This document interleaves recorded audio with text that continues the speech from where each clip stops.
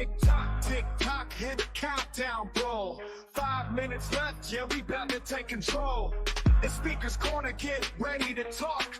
Step up to the mic, time to walk the walk. Got a theory of truth, a claim of complaint. Wanna bring that fire, or you just gonna faint? Love Jeran a lot, or hate him with passion. Either way, get ready, time for some action. Waiting for Jeran, it's almost time. Mic gets hot, let the people shine. 4 more minutes till the show goes live. It's Speaker's Corner, and it's 2025. No filters, ain't no script, say what you want, don't bite your lip. Truth gets messy, lies get wrecked, but only the real ones get respect. Countdown ticking, energy's rising, voices loud, no compromising. One mic, one chance, spin it raw, get it off your chest, win or fall. You have only 4 minutes, so don't delay. Grab the mic and get your say. Say what you want, you got 4 minutes, dog, just hoping it's not a vagina monologue. For Jeran, it's almost time. Mic gets hot, let the people shine. 3 more minutes till the show goes live. It's Speaker's Corner, and it's 2025.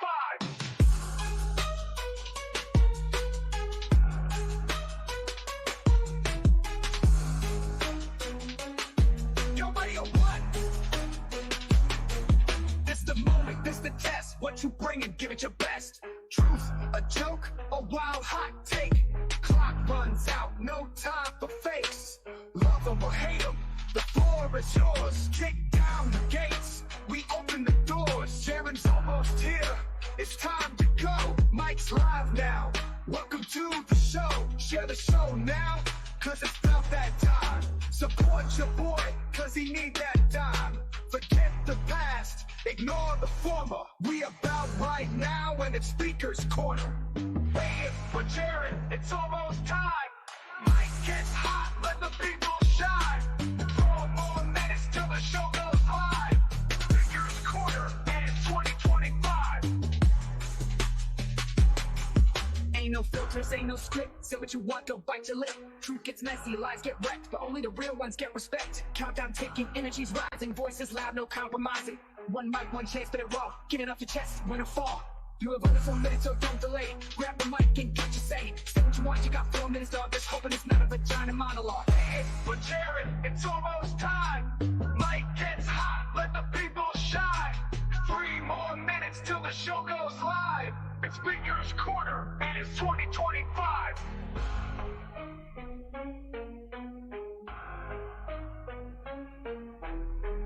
4 minutes left, can you feel the vibe? 3 minutes now, and it's coming alive. 2 minutes in, damn it's heating up. 1 minute left, yo, ready or what? It's almost time for Speaker's Corner to fly. It's Thursday night, y'all, get chance to grab the mic.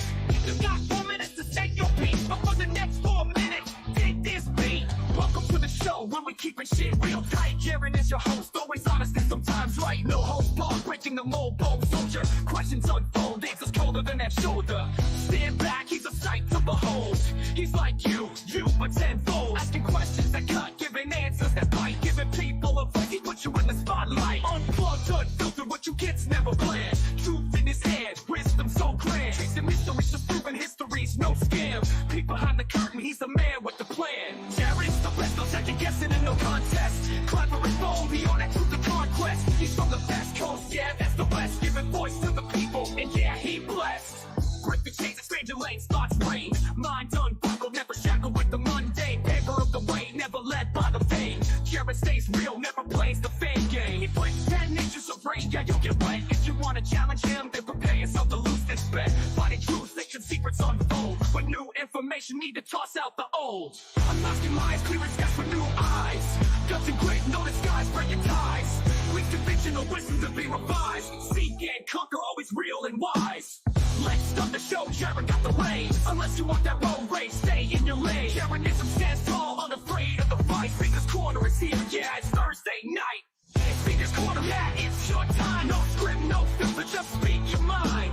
It's Speaker's Corner, speak truth, fuck lies. Stand up tall, take the world by surprise. It's Speaker's Corner, yeah, it's your time. Say it loud, make the haters cry. It's Speaker's Corner, who's next in line? The crowd's all waiting, so don't be shy. It's Speaker's Corner 25, and we're live.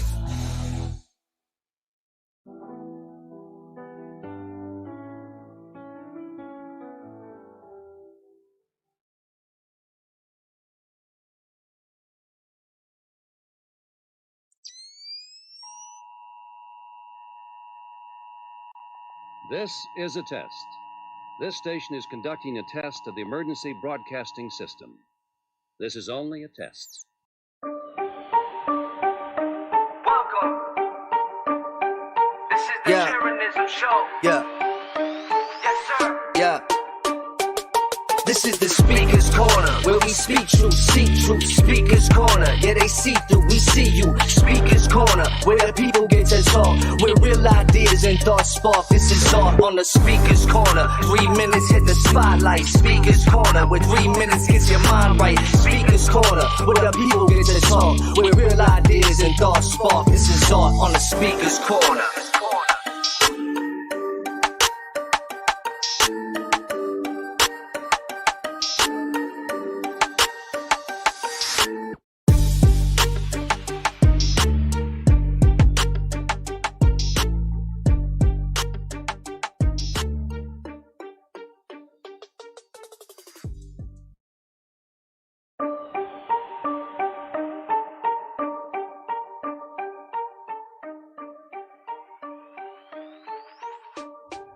Are you ready? Are you ready for Speaker's Corner? Welcome one, welcome all. It is Speaker's Corner. It is the March edition, I believe. Yes, it is. Where the people get to talk. Your chance to step up, say your piece, say whatever you want, say what you might feel. Do that. I do direct your attention somewhere. 1 second, let me get this up. And we will make sure you know how to get on the show if you want to. After we kill this music, there we go. Killed. We've got the main screen. There we go. It's a little noisy, but it's all right. It'll do. It will do. Oh, I forgot about the rain from last time. Should probably take that off. All right, so we've got up in the upper left-hand corner, you see to join the show. Go to tinyurl.com/cornerism to submit a anonymous pussy report. You can do that as well at tinyurl.com/marchcorner if you wish to do that. So that's about it. I think I would like to change this screen. I don't like that rain. It's a little bit dreary, but I guess it'll take me a second to do that. So in the meantime, I will give you a little intro. Welcome everybody. I'll let everybody gather in. Hello to Rockfin. Hello to YouTube. Hello to Rumble and to Facebook. So yeah, step right up to the plate tonight, guys. This is Speaker's Corner. It is the March 2025 edition, and the mic is going to be hot, and this is where the truth doesn't run. All right, so you got something to say, I don't know, whatever it might be, a theory, a rant, a revelation, want to call me names? Hey, now's the time. But to those of you two-dimensional dipshits out there, the ones who have sent some fantastic, very Jesus-like messages my way, like hope your son gets cancer, that was nice of you. Hope you die in a fire was another good one this week. But before you grab that mic, please remember that you need to remember something. And that is, don't be a little globe-triggered toddler. Please. Okay? Speak like an adult. You'll get 4 minutes, and I will try not to interrupt you. But I can respond at the end. So that's probably the way I'll do it. But I expect a lot of people tonight, so we're going to keep the time very close. I'm going to be a time Nazi. When the clock hits 0, you'll hear some music first. It'll start, and then at the end of that, which will be 30 seconds, I will drop you, which for some of you will not be the first time. So anyway, for years, your so-called flat earth leaders, they lied to you, okay? They sold you lies. They sold you fantasies. And when the evidence hit, what did they do? They moved the goalposts, as we know that they do. They twisted facts. They ignored contradictions. And when people started asking real questions, they turned on their own, like myself, if you didn't notice that already. And I can tell you the Mark Sargents of the world, the David Weisses of the world have been lying, and I have not. So try a bit of respect, and you don't need to show off your Dunning-Kruger dumbed-down discipleship, or it will get called out. So, but this ain't about those leaders. This ain't about the Weiss and the Mark Sargents. It's about you. Okay, so you got a voice, use it, step on up. You got an idea, drop it.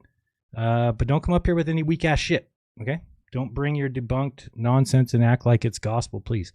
Bring your A game, bring evidence, bring logic. You need to be able to think. If you are going to refuse to listen, that's on you. Okay, because here's the deal: truth fears nothing. and lies. Well, lies run when the heat gets real. So if you want to rip flat earth, that's fine. If you want to trash flat earth, that's fine. But you better come with facts and conviction. So step up, speak up, and don't expect a free pass. The mic don't lie. People do. And let's see who's going to be first today. We've already got somebody, I think, in the back room I saw. We've got Patrick possibly added to the stage. Let me see if we can get Patrick on here. Patrick, welcome to the show. You are number one in somebody's world. Yeah. Go ahead. Say hello. As I'm trying to... You're not on camera, I guess. Is that what's going on? Patrick, are you there? Hold on, let me make sure I have everybody's audio added. Mute mic. I hear you now. We've got Patrick. Patrick, do me a favor. Turn off the YouTube link and just... Yeah, it's off. Yeah. Okay. You can hear me? I hear you great. Go ahead. Okay. So I have a question for you. Do you think that you actually have to research the source to actually talk about the source, to get the understanding of the truth? Can you reword it a little bit? Yeah. If you do you think that you actually have to read a source and understand it before proclaiming it, before talking about it, before taking the word for it? Sometimes yes. I guess it depends on the particular instance, but yeah, sometimes yes. It would be better if you did. Yeah. Okay. So let me try your love of the truth, and this is just a test. Sure. So my question is this: have you read the Bible? I have read the Bible. Yes. Yeah. Can I ask you one question, which everyone who read the Bible should be able to answer? Sure. And that will show you if you read it or not. If you actually cannot answer this question, you cannot have read it. Okay. Not understood it. I want to know, what is the day of the Pentecost according to the Bible? Oh, I don't know. I don't know that. I mean, I have to memorize all these things. Pentecost is when the Holy Spirit came down or something? I don't even know what Pentecost is. What is the purpose of that? I don't know. I don't know what the purpose is. You don't know what the purpose of the day of the Pentecost is? And Nope. you read the Bible? Yep. Okay. Can you actually say that you stand for the truth when you say something about the Bible? You say that Jesus is the Son. You say that he is the Son, not the Son of God, but you say he's the Son. The Bible do not teach No. that. I said that's a metaphorical thing that they're using. Right? Yeah, So but who taught you the metaphor? nobody. It's a metaphor. I mean, it's just It's a mystery. It's a mystery it's called astrotheology, as you know. True, right. And it's nothing about the Bible. So that's why I want to test your love of the truth, because if you say something like that and it's not true, then you're actually spreading lies. Is that correct? No, because I said that is like a metaphor. So a metaphor is not a lie. If something's like something else, that's not a lie. But you say that Jesus is not Jesus in the Bible. That's what you say. I don't know when you mean I've said that. You mean I've said Jesus doesn't say the things that they say he said in the Bible? No, you're saying that he is the Son. That's what I'm saying. You misheard me when you heard that. Okay, so you're actually saying that he's not the Son. Okay. The physical sun, the physical sun in the sky? Jesus is not the physical sun of the sky. No. Because that is what astrotheology is about, because they say astrotheology is about the 12 disciples, actually 12 months and things like that. So I know that you said it. I have it recorded, so things like that. Yes. And you said it in the last episode. But okay, disregard from that. Do you think that God is actually Satan? It depends what you mean by God. No, not God is not Satan. If you're talking about the Old Testament God. Yeah. God is, exactly, in the Old Testament. The Old Testament God is not the creator of the world. No. Is he Satan according to you? No. So he is not Satan according to you? Satan, no. But you have it written in a comment actually on one of your videos that you say that God of the Old in the Old Testament is actually Satan. Well, he acts like Satan. I don't know if it's necessarily the character Satan that you're talking about. So why would God forbid murder and stealing and illoyalty and things like that if he was... Well, why would God promote slavery and tell slaves to treat their slave owners like they're Jesus Christ? But you haven't read the Bible, so you cannot actually say that. Oh, I can't say words. I can't say words because I didn't read the Bible. No, you dictate when I read the Bible and when I didn't?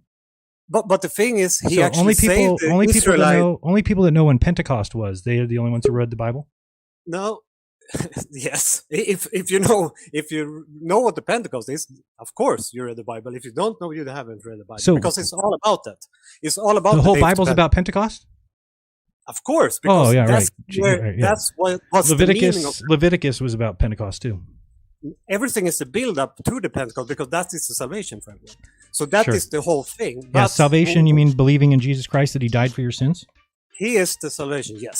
Oh, And the that's thing is this, Jeran. You have about 15 when seconds. When you say the Old Testament, can you actually say something about the Bible if you haven't read it? Yes. Okay, are you then telling the truth?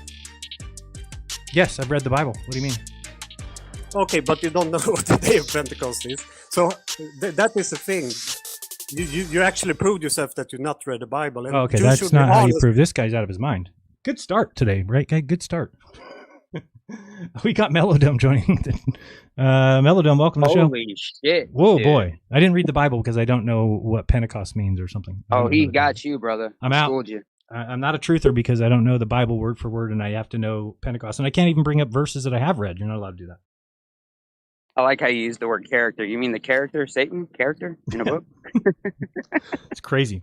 Crazy these All people. right, man. Yeah. So, last time when I had you on my stream, and I've said this to my audience before, that I think it's time for, like for myself, I've been reevaluating a lot of things in Flat Earth that I thought were true. And I've been looking at all those observations over water that I was so confident about in the past.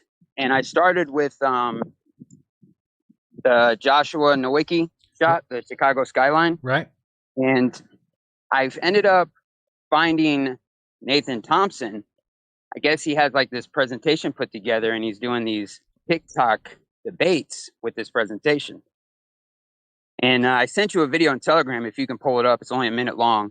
Okay. We can play it and then I'll talk on the second half of the video because I found something like his math isn't mathing right. I don't know if he's being honestly deceptive or he just forgot something, but This is a famous picture from Joshua here it comes. Nowicki from 57.25 miles. Should be about 2,000 feet of drop. Now, the tallest building in this picture is 1,350 feet. I actually took this picture from Kenosha in a helicopter with the infrared P900 from 51 miles away, just when we got above the tree line. And the entire skyline was visible. None of it should have been visible. all right. So right there, he's talking about the Joshua Nowicki shot. I don't know about that helicopter shit he's talking about. Yeah, I don't know but what he's talking about either. so Joshua Nowicki got that shot at Grand Mere State Park, right? Now, the elevation of that state park, it varies between 500 to 700 feet.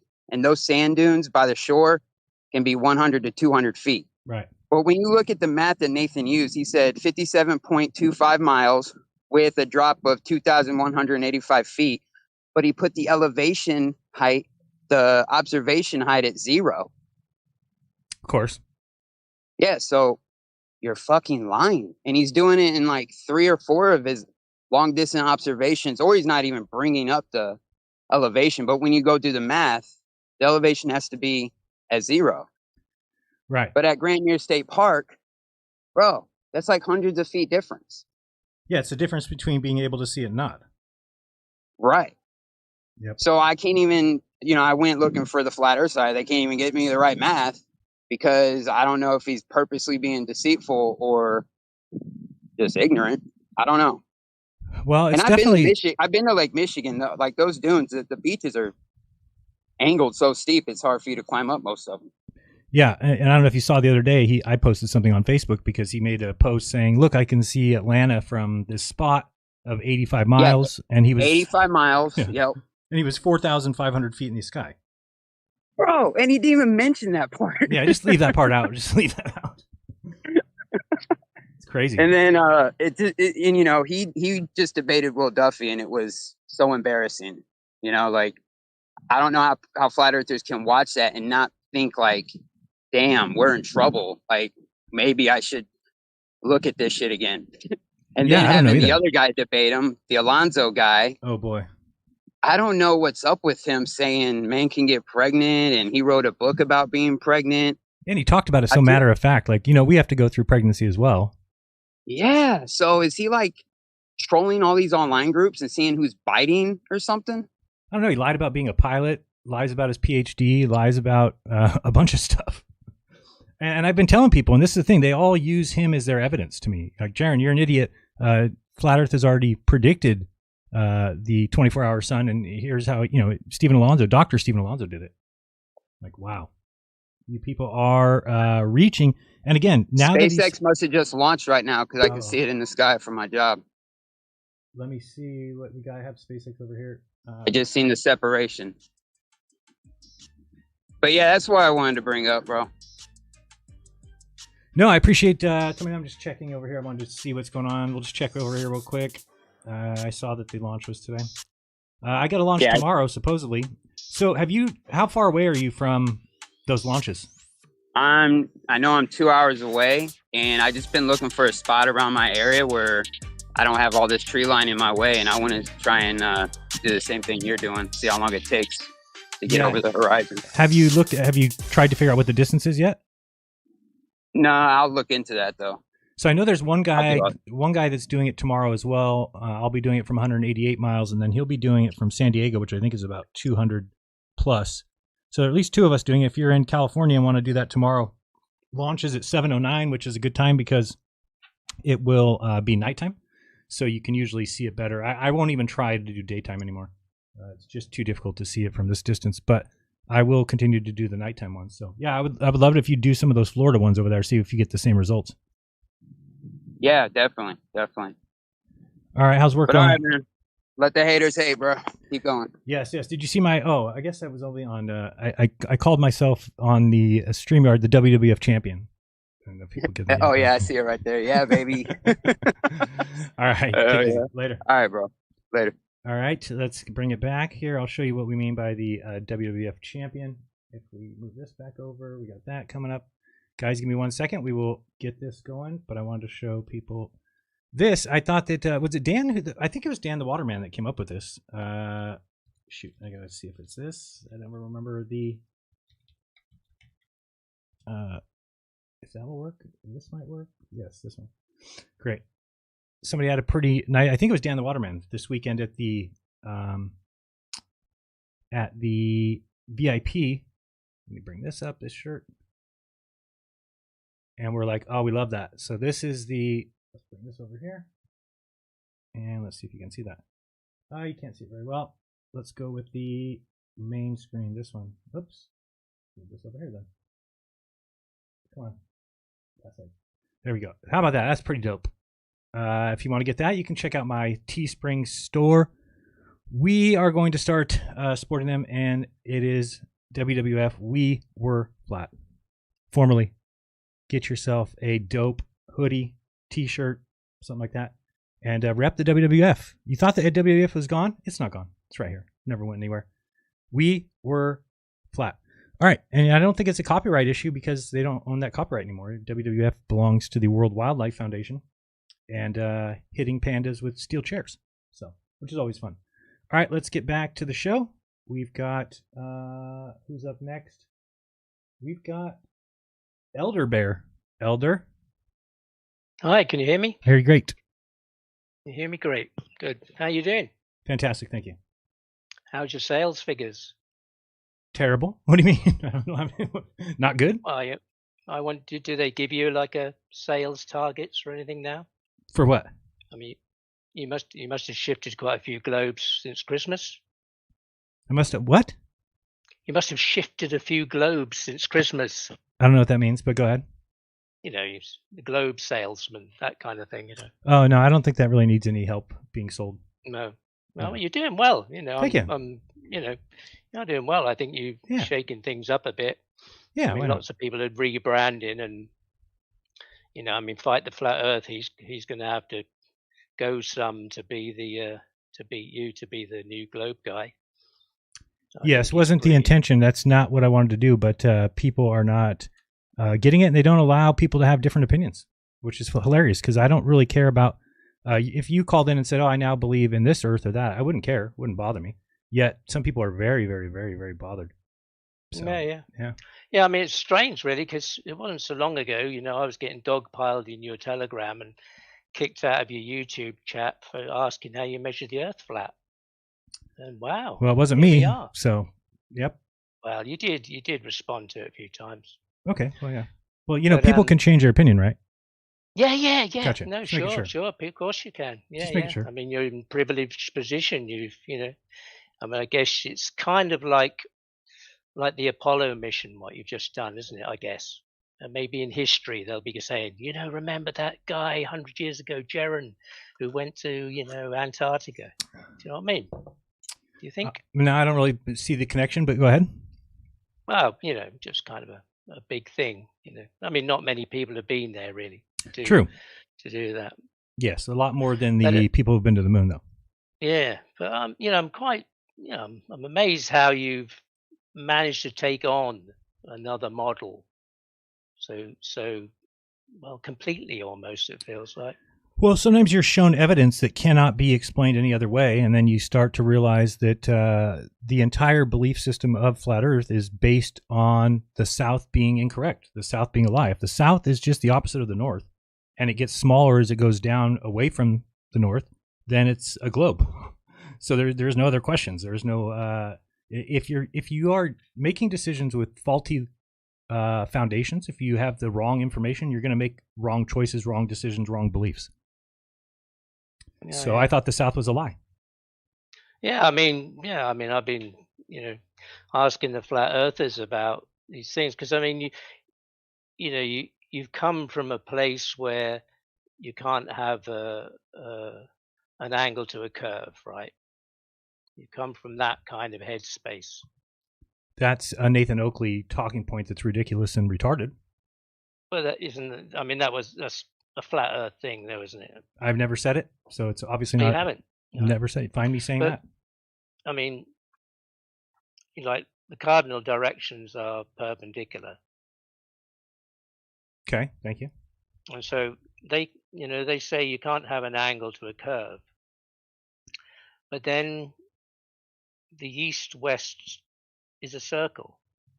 Correct. So where longitude meets latitude, there's a curve there.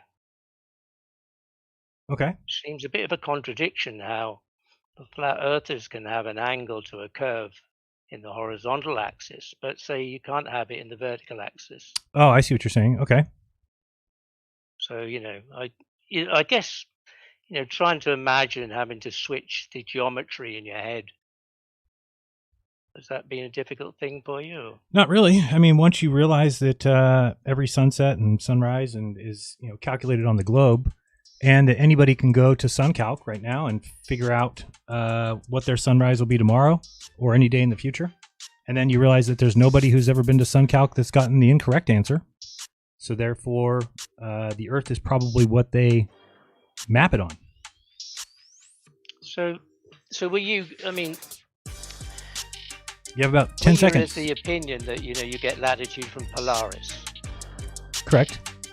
Okay, so I've been kind of wondering, when you can't see Polaris, where you derive your latitude from? From the South Celestial Pole. Polaris, right? From the South Celestial Pole. Well, for the flat earthers, I mean, I don't know. You have to have two points of rotation. Because, once you can't see Polaris, you need another star. Correct. So, all right. Last words before I dump you. Huh? Said last words before I dump you. Oh, okay. So, it just seems there's a lot of contradictions within it. It just seems it's a difficult thing. I would imagine it was a difficult thing for you to shift to a place where, your geometry is. I would have thought had to change quite drastically in your head to move from one model to another. Well, if there's anything that happened in the 10 years of being a flat earther is you learn a lot about the globe model. It's kind of required. It's kind of a requirement of being a flat earther. Now, some people might just ignore it completely, but I was always trying to answer globe questions or to figure out ways that it would work on a flat earth. And in doing so, you really learn a lot about the globe model.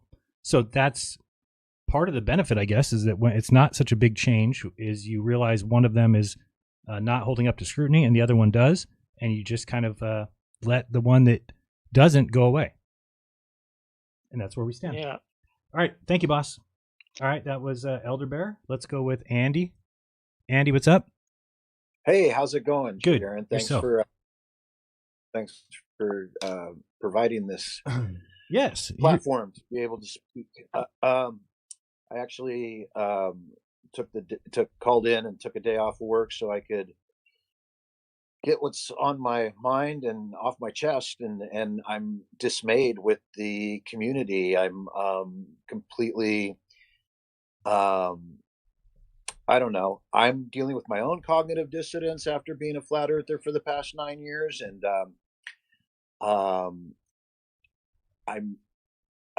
I'm really, I've got one side on.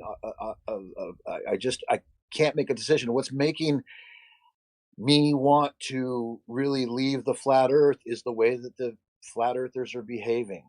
That's what's so appalling is that we've had this division. I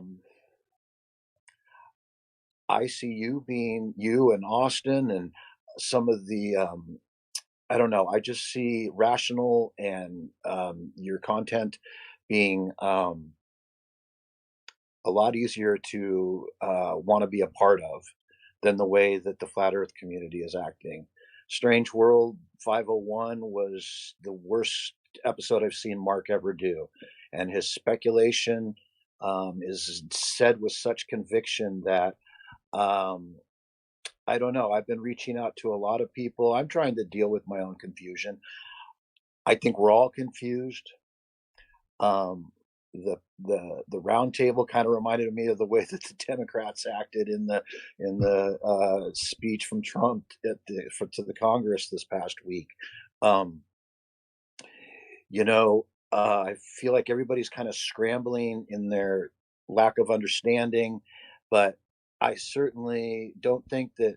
I feel like you were pushed into a corner and had to defend your way out of it, where you might have taken a more subtle approach to flipping to believing that the earth is not flat any longer. I still am trying to comprehend how, if the sun's going around Capricorn, that it would be in a reverse direction where you guys saw it. But just all of the accusations and the scrutiny and the way that everyone chastised you and put you on a hot seat, I see you as kind of mirroring and reflecting the way that people are coming after you. I was so shocked when Marty Leeds got on Dave Weiss's bandwagon for it being some sort of falsification or, that they have the technology to fake the sun. Anyway, your opinions seem to be, I don't know, you've had respect, you've been honest, and I want to give you the credibility of being truthful, I'm kind of on a rant here and lost, but am I coming No, it's good. You're definitely, these are things that a lot of us haven't heard people say yet. There's not a lot of people who are willing to stand up and admit that they are at least questioning what they formerly believed. So thank you for doing that, whatever decision you make. And thank you for pointing out things that we've noticed. And when I say we, people that have left, people in the WWF are noticing the same thing from Mark. Really disappointing to see it go from somebody that was a friend to immediately now, we're paid off. We're all compromised and everything else. And it's the only way it would work. It's the only way you could go back. So yeah, it's disappointing, but I appreciate you bringing that up. Well, he's like, oh, well, so, Patricia's in Jeran's chat. And if he can't understand that there's, I don't know, just to, I really felt like 501, he was heartbroken that Patricia left his show. And, the way he talked over Lisbeth,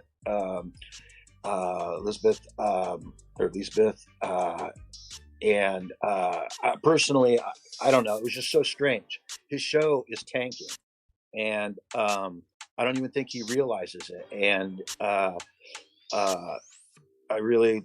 mean, I don't know. I hate to speak poorly about anybody, And perhaps we can all come to a point where we can consider forgiveness and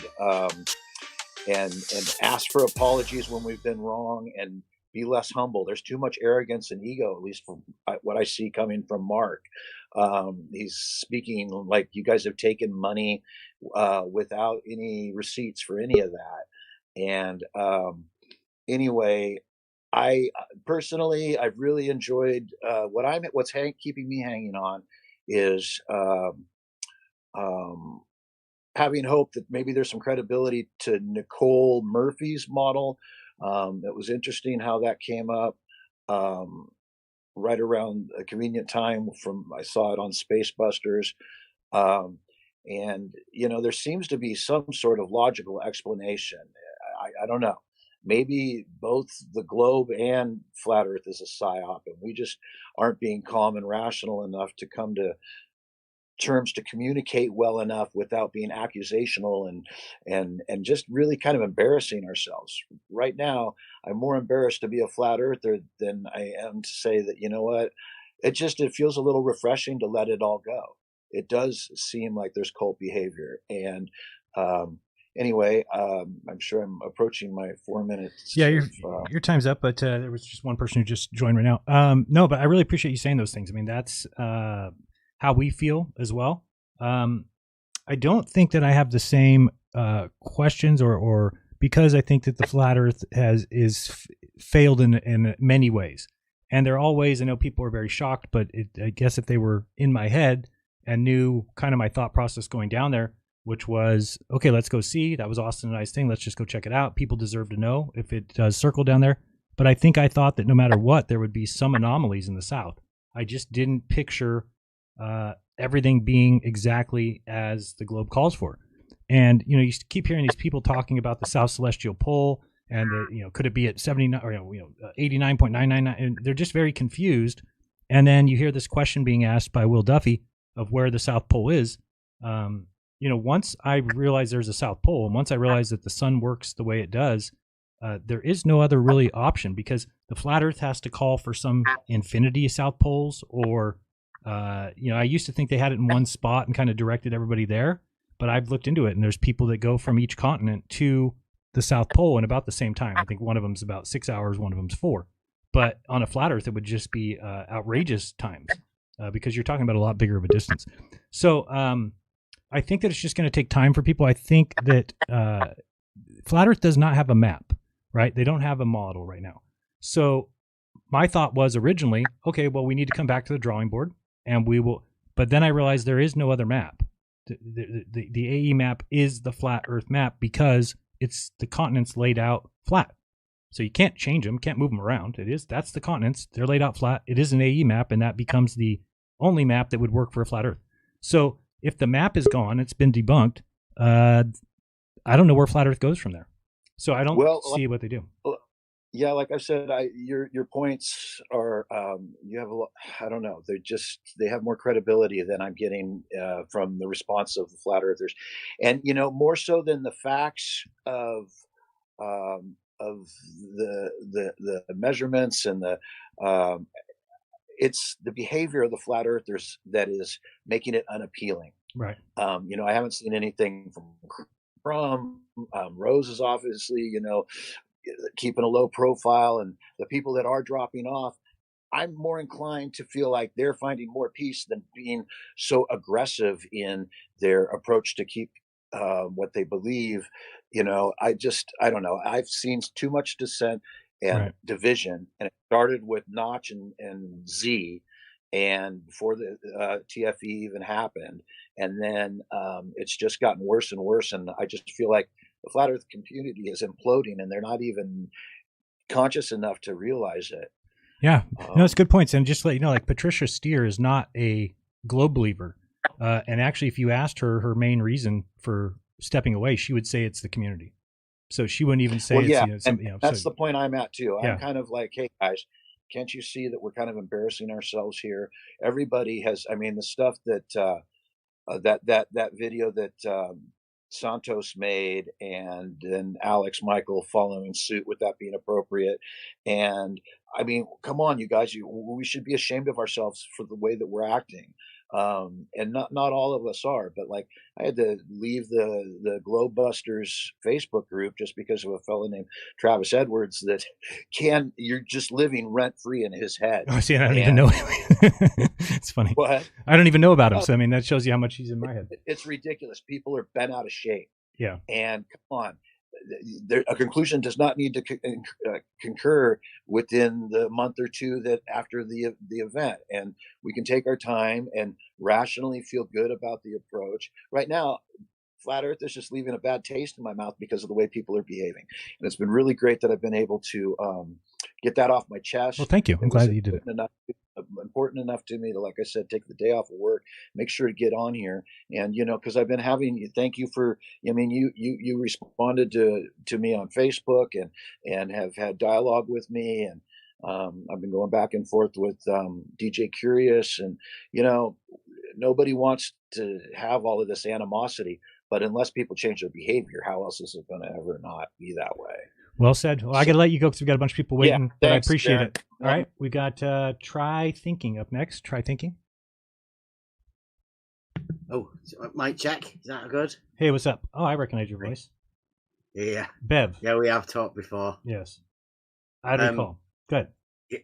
Can you remember that conversation? I do remember that. I don't remember much about it other than, you're just a different kind of flat earther, I guess, in a way. I don't remember. I'm not a flat earther, Jeran. Oh, you're not? Okay. Please don't do that, right? I mean, that may have been the assumption that you had last time as well, but no. Okay. I've been saying that the Earth's not flat for, well, forever, really. Okay. Most of the flat earthers have shunned me for obvious reasons. Yes, I remember. Right, so when we talked a bit ago, right, it was obviously because of Nathan Oakley and the division that was being put within the community, but it was also about like a geometric understanding of what was going on. And I think Elder Bear touched on it a bit earlier about the angle to a curve. And in the conversation that we did have back then, it was about a latitude circle, but latitude and longitude are same as north, south, east, and west, which would be perpendicular in the understanding of most people. Okay, because that's what you see on a compass. Whereas the model that you did have had the east-west circles. Right, but which the globe has now, as well. Right now, I guess you can see that they are actually perpendicular to each other, aren't they? You talking about on a flat Earth or a globe Earth? Well, in reality. But the globe does have latitude and longitude as being perpendicular. Correct, but as we do in reality, right? Yes, but the latitude lines are not great circles. No, but their relationship is perpendicular. Whenever they meet each other, they meet perpendicularly. Right? Correct. Yes. Whereas with the flat Earth model, they don't meet perpendicularly, do they? Because the flat Earth model has north-south radiating outwards, and the east-west circle is being a circle. So where they meet, that's it. Wait. But the same thing is true. There are also circles on the globe. Yeah, but the parallels of the latitude, right, are always perpendicular to the plane of the great circle. Wow. Okay. Your geometric understanding of latitude and longitude is perpendicular. There's nothing wrong with thinking. Right? In reality, but it causes problems to the flat earthers, right? For more ways than one, right? Because, like you've said, once you see the sun circles in the sky, but I take it it's the say it's the counter rotation, is it? Like from left to right and right to left. That must do strange things to your mind when you actually get to see that. Yeah, the sunset was completely, I mean, I don't know how anybody in the South ever would believe in a flat Earth. Yeah, let's see, because, well, if you live in the South and you get taught that the sun goes from east to west, then it going from right to left is just from east to west, right? There's no difference. But no, I'm to more be in a talking. I'm talking position about of seeing both. Yeah, but I'm talking about sunsets. So it's not a matter of right to left is east to west. No, if you're looking west, the sun sets right to left for every single person in the South every sunset. Yeah, that's what I was thinking, right? That you being in the privileged position of seeing that, right, affects your understanding of that model that you did have. Correct. Right? And that upsets the geometric understanding. Correct. Yes. And which is obviously his globe, right? There's only one answer if you have because you don't also believe in the false dichotomy, do you? So if you can falsify the flat model that you did have, it's easy for you to jump onto the yeah, because I haven't seen another version of flat Earth presented. Yeah. Yep. Anything else for me? Well, I mean, I could go on forever, right? But I mean, 4 minutes isn't really a lot. But I would really enjoy another conversation if you would be willing. You know, the Discord's still open. You're still a member of it. So. I don't go to Discord often, but do you have Telegram or no? No, I don't know. I think I might have it, but I don't know how to use it. Do you have Facebook? No. Okay. I'll try and get to the Discord. I think I am still a member there. Okay. I'll come talk to you guys. Thank you very much. That would be great. All right. Appreciate it. Later. Thank you. We got Robert Greenley. Robert, how's it going?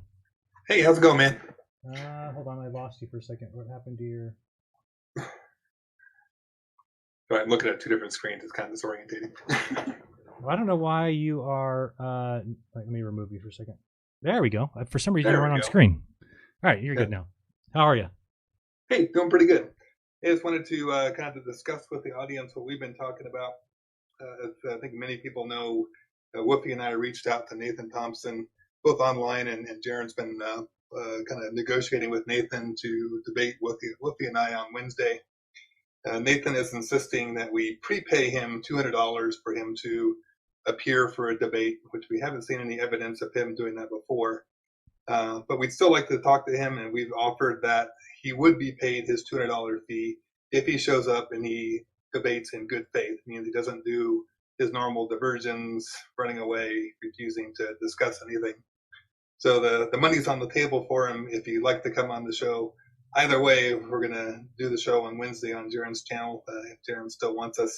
Yes. We'd love Nathan to show up and discuss his views on aviation that he's often stated incorrectly. It's not going to be a hit piece. In fact, we're kind of talking with Whoopi, we'd really much like it to be an educational session where we kind of help him. Whoopi's been a pilot for over 40 years. I've been flying for about 20 years. Nathan Thompson, somebody asked in the chat. So I hope Nathan would take the opportunity to come talk to us. It's, like I mentioned, it's not going to be a hit piece. We just want to have a polite conversation. I know that can be difficult at times. And maybe him and the audience can learn something. Yeah, I think so. That's supposed to be Wednesday at 5 p.m. So it is still open to Nathan if he wants to join that. But like they said, Nathan asked for $200, and then they just simply said, well, we'll give him $50 up front, but we would rather pay the $150 after he is there for the whole thing and doesn't not show up or doesn't not answer questions. And when he was approached with that, he just basically said, nope, but I need the $200 in my account or else I won't be there.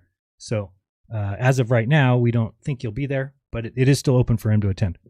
Yeah, but I would ask everybody in the audience to politely reach out to Nathan. Don't go with any animosity. Just politely go to his Facebook page, his TikTok, and say, hey, we'd like to see this. But again, be very polite. There's no need to be vicious or anything. And let's see if we can convince him to come online. Yeah, so it's Wolfie 6020 and Robert are both pilots, and so they have issues with things being said by the Flat Earth in regards to flights. And so they want to use it as an educational moment and at the same time to ask some questions of Nathan. Is that correct? I do appreciate Wolfie put out a video yesterday, I think, that was basically just an apology to me, which is weird. You wouldn't think that was expected. But he had said at a point that I would never change my mind and that I was lost in the sauce. And then basically he was apologizing for that. So that was nice of him. You could tell him thank you. I did put a little comment, I think, underneath. Yeah, Whoopi's a great guy. I actually had the opportunity to have dinner with him about 2 weeks ago now, as he was in town, and absolutely great guy. So yeah, so that's nice of him to do that. And yeah, look forward to having him on. That'll be Wednesday, 5 p.m. Pacific. And it'll either be a debate or they'll just kind of talk us through some flight stuff. Because I've also come to some realizations that I think are new to me. So be interesting to see what he's got to say about those. Yeah, sounds great. That's all I got. All right, thank you so much. That was Robert Greenley. We'll let you go later. We've got Mr. Oops, hold on. Sorry, Misinformation Agent. Hey, you hearing me okay? I hear you just fine. Thank you. Okay, great. So I'm a small debunking channel. You don't know me, but nice to know you. Wait a second. Following you. Oh no, I'm thinking of somebody else. No, I was thinking somebody else. There was somebody who's doing a wiki page, but it's I thought the name was familiar, but it's not. It's a different name. Sorry. Go ahead. No, I branched to different conspiracies. Also fog and other stuff besides flat Earth. If you want, check. I just first I want to welcome you back to reasoning and logic. Hey, thank you. Appreciate that. And thank you for reconsidering your path in the information world, because we have lots of misinformation, as you know. I would assume. Oh yeah, for sure. Do you mind if I ask you some kind of personal stuff about your past? You can ask me anything you want.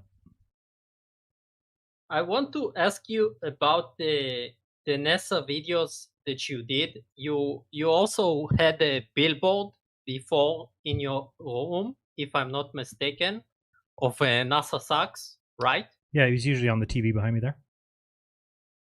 So first of all, good for you for removing it. When did you remove it? Well, I just haven't put it up there just because I haven't done it. But I still have issues with NASA as a overall organization. But I'm going to work through some of those. We're going to have a series with Dave McKeegan and myself where he's going to try and prove that they went to the moon. And of course, I will bring the debunking information. We also have a few of us that are going to get together before that and get kind of everyone's input into the parts of the moon landing that we all find to be false, and then kind of come up with a set number, whatever that is, 5 or 10 things that we think prove the moon landing didn't take place, and then we will have that series with David. Oh, that's cool. I recommend you, if you know, there is a guy that is called Everyday Astronaut. Yeah, I watched about half of what he did this week. He came out with a video about the moon landing. I only watched about half, but it was pretty good. Yeah, very interesting, very covering. So what I wanted to ask about NASA, did you remove any videos of the NASA comedy time?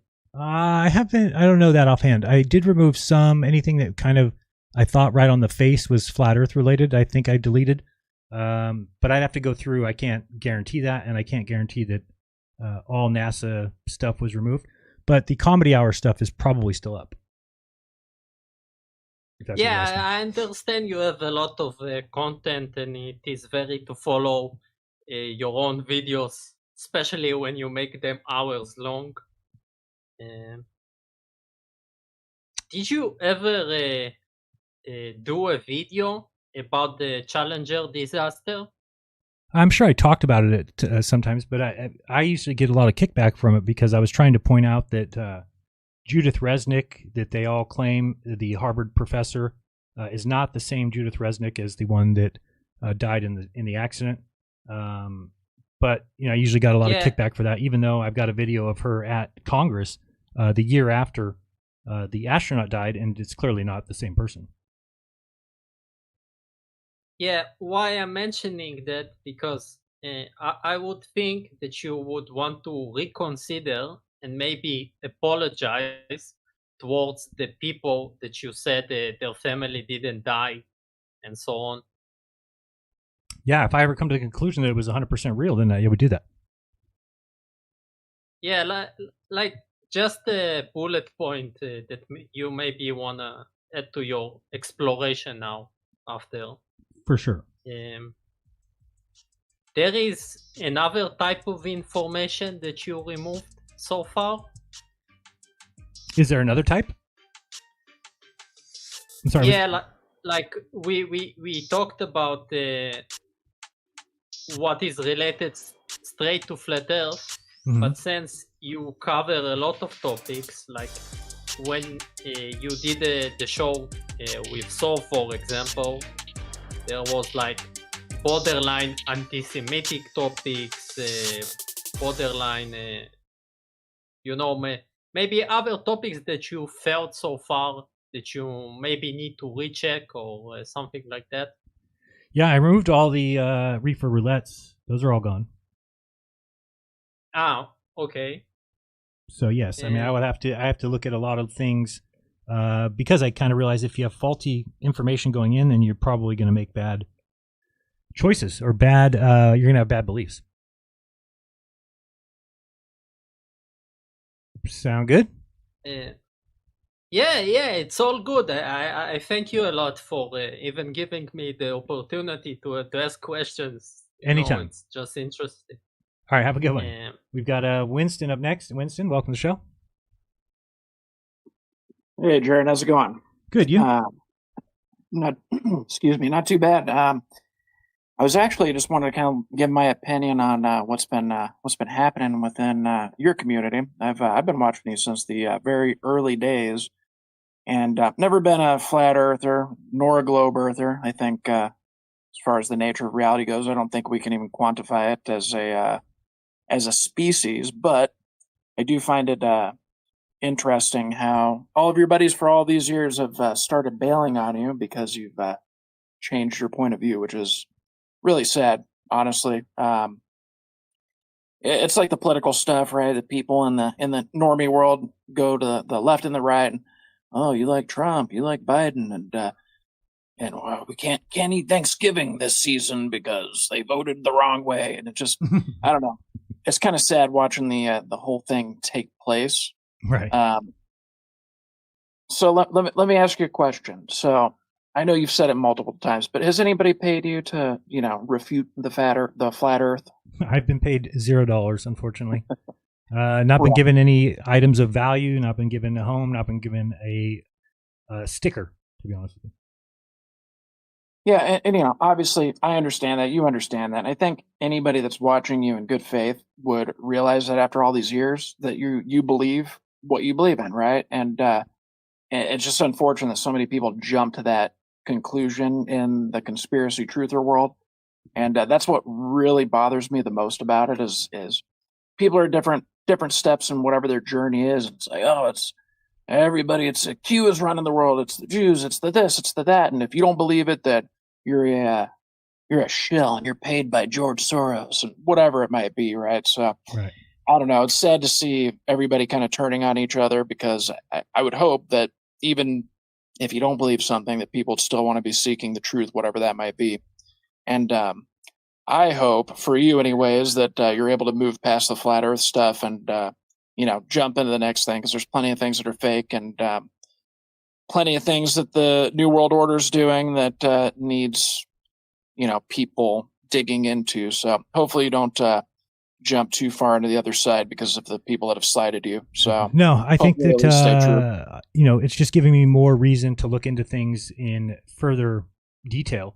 So yeah, but I think that to just because what a lot of the Globers want is that, oh, you were wrong about this, so therefore every conspiracy that you've ever believed in is false, and that what everything we're told and taught is true. And I don't think that's the case either. So it's somewhere in the middle, and it just depends on looking back at those things. How much is it in the middle, or is it heavily weighted to one side or the other? Yeah, hopefully Anyways, appreciate the time. Let me let you go, and we'll keep watching and see where the road leads you. Thanks. I appreciate the call. All right. All right. We got openings here at the tinyurl.com/cornerism. Let me check. I did have a page open for submission, so we're going to go there and see if there's any that we need to look at. Where's that at? It's under my Excel spreads. So, good calls so far. Some good, some kind of a little bit out there, but let's see if we can find this one. Give me 1 second to find this. And this one is Speaker's Corner. Last up in March. Yeah, this one. All right, I'm going to check out some of these. All right, we got a few of them. We got a few submissions. Let's go through them, see what we got here. Let me get this one over here. Form responses. All right, so we got the first person is, why don't this close? Hold on 1 second. Let me try and get this Excel sheet to be readable. All right, there we go. We've got OZ Flurf says, show everyone how the 24-hour sun could work using Shane's model, the good ADL, so that seeing it move as globe-tards expect negates it as definitive proof of the globe. Equate it to Aristophanes and his stick experiment, showing how you can work on both models, making it proof of neither. But if the sun sets... I never understand why this gets so hard to read. Hold on, let me see if I can press down on this. There we go. If the sun sets... stick experiment to show how it can work on both models, making it proof of neither. But if the sun sets, it destroys the globe model entirely. As for the cold, expect to be infinitely colder. Hold on 1 second.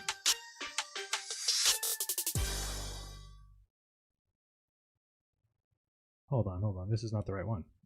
This is from December 6th, 2024. Not the right form. Let me go figure out where I'm at the wrong form. Form response is 1. Form response is 2. That's 8/1/2024. This is with 3/5/2025. Okay, here they are. Don't know why those ones are weird. All right, so this is the first one. We've got Anonymous says, hey, Jeran, I was never a flat earther, but I've followed the corner of the net for several years. The whole aftermath of the TFE, including your exit from flat earth, has been profoundly interesting to watch. It's made me think about why stuff like this even starts. I'd blame the idea that knowledge is derived from authority. Knowledge can come from many places, but ignoring that is key to flat earth. This is why in that world, Neil deGrasse Tyson saying some dumb words changes the accepted shape of the earth. Figures like Weiss, Dubé, etc. will say whatever it means, displacing NASA government science communicators as someone's authority so they can take their place. In doing so, they will tell a great many lies, which is why they worship the P1000, when telescopes exist, or claim that the moon is see-through when a good enough night you can literally see its outline. Every flat earther globing back is someone who broke through their mental blockers and realized they can derive knowledge themselves. Study things independently without relying on authority. If I have any advice, it's to keep going on that path and see where the truth takes you. Well said. I mean, that's what I am basically doing, and you're right. I think that we all think that truth has to come from authority, because how would we know? How could I figure it out? There's too many things. I don't have money to go here. I don't have money to go there. But like I told people, as far as the shape of the earth, you simply need to get down to Punta Arenas in December. If you could do that, you will quickly see that the flat earth cannot work. You'll look in the sky at night. You'll see the South Celestial Pole. You'll know that that means that the South Pole is underneath it. You'll look at how the sun acts and look at the globe model and realize it acts exactly as the globe model calls for. Then you'll see it sets going right to left, and that means that the Tropic of Capricorn goes in that direction. So all of a sudden, your entire flat earth belief will be crumbled, because obviously the Tropic of Capricorn must go to the right on any flat map that there'll ever be. So the fact that it goes left tells you that the only place it could go left is underneath the earth. That's why the sun goes that direction, and that's why Australia will have the sun shortly after that. It's because Australia is underneath the earth on the other side. And you could just tell that by going to Antarctica. You don't have to go that far. But when we were there, the sun was seen south at midnight. Guess where it was for Australia? It was above their heads. So that's all you need to think about. You're in you're in Antarctica. You're looking south. Okay, so you're not quite at the South Pole, in which point there wouldn't be a south, but you are at Union Glacier looking south, and you see the sun. Clearly it's the sun. And then you call somebody in Australia, and they say, yeah, the sun's right above my head. there, unless you want to believe in mystical, fantastical, mystery, disappearing, manifesting suns, if you believe that the sun is an item and that we can zoom in on it and see sunspots, then you know that the reason you see the sun over there is because it is still shining on Australia. It's just Australia's on the other side of the earth. So I see your point there. But let me read one more of these and we'll go over there. We got Rusted Soul. Says, I have a 2-minute video with some questions in it. Okay, Rusted Soul. Way to go. Way to present how you're supposed to. That's nice. Usually people don't do that. Let's, nice title for your stupid video, though. Let's put it that way. All right, let's bring this up. Rusted Soul thinks she's so smart for saying some of the dumbest shit I ever heard. She thinks things are fake for some of the dumber reasons I've ever. She put videos and stuff into a AI or an AI detector, and then said because the AI detector says that it's fake, that it means it's fake. But she got the videos off YouTube. Like people, like this is how dumb people are. They don't realize that you can't download something from YouTube because it will be compressed, and so of course it'll go through a finder and say it's not real, just because you've actually you're not grabbing the original documents. All right, let's listen to what she's got to say here for 2 minutes. Okay, I have some questions. Oops, let me rewind this. Okay, I have some questions. I'm just going to read them off because it's easier that way, and then you can use my last couple minutes to respond. Why was there perpendicular shadows in a stationary camera? And you weren't moving, so there should be no parallax. Right here when you're burning your ticket, you can see the shadows going perpendicular. Just curious what your excuse is. Was it windy at both camps or just at the main camp? When you arrived, was it empty or were there runners present? Did you meet any runners yourself? How many hours till you got the Wi-Fi access at the second camp? Can we see your passport? Oh, I'm supposed to answer all these things? Okay, hold on. I didn't know you were going to ask 25 questions. Okay, I have some questions. Sure. I'm just going to read them off because it's easier. Okay, just showing you right here that these are all shadows that are going the same direction. Okay, so just because of the angles that you're at, and you can actually, Rusted Soul, why don't you go outside your fucking house and take a camera and film some stuff with a camera? Okay, preferably a GoPro, since that's what I used. And then see, when you see these things in real life, you'll go, oh shit, I am a dumbass. Okay, I have some questions. I'm just going to read them off because it's easier that way, and then you can use my... Look at the drawing of this shadow here. It's actually going this way, right? And she's like, oh, this shadow. I mean, they're just liars. My last couple minutes to respond. Why was there perpendicular shadows in a station? So what is your idea of why there's perpendicular shadows? You think that there's a spotlight lighting up the clouds in the sky? What do you think is going on? Stationary camera, and you weren't moving, so there should be no parallax. Right here when you're burning your ticket, you can see the shadows going perpendicular. Just curious what your excuse is. It's no excuse, it's just was reality. It windy at both camps? Or? Was it windy at both camps? It was windy when it was in the evening, and it was usually pretty nice during what you would call the day. So from, say, 10 a.m. till 6 p.m. or something. It was nice, pleasant. I don't remember it being terribly windy. As far as in the evenings, it was windy, I remember the whole time. So when it was evening here, it was windy. When this is evening, by the way. When the sun is in the south, it's evening. Or just at the main camp? When you arrived, was it empty or were there runners present? So I believe that all the runners were leaving on the plane that we arrived on. So when we got to the airport, or whatever you want to call that, the landing strip, and we got off the plane, there was people there. You can probably watch in some of the videos. I believe that they were just going to load the plane with those people. And then when we got to the main camp, there wasn't that many people there. It seemed like there was some employees. I saw a couple people straggling around, but I didn't think there was very many. But then over the course of, I went live, and some other people showed up. As far as, I don't know where they showed up from. I mean, they were in their tents or something. And then it was, not very many. And then throughout that next couple of days, more people showed up, and it ended up being really busy towards the end because there was a whole Japanese crew of maybe 40 guys that showed up. So that was pretty busy when they got there. Did you meet any runners yourself?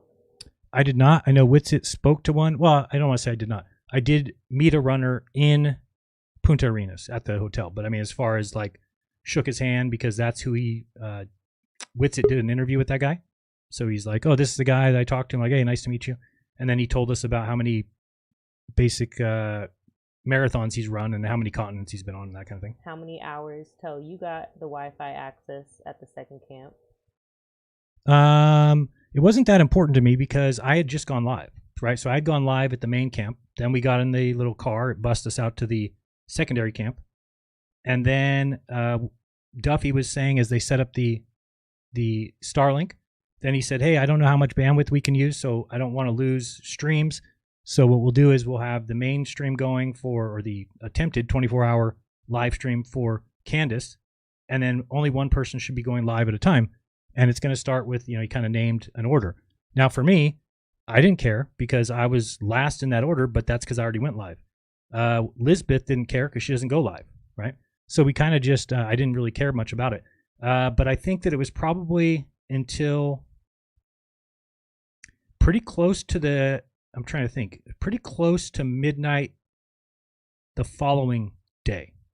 So whatever, how many, I guess we got there 4, 5, 6, 7, 8. Maybe we got to secondary camp at 8 and midnight. So that would be like 14 hours for me.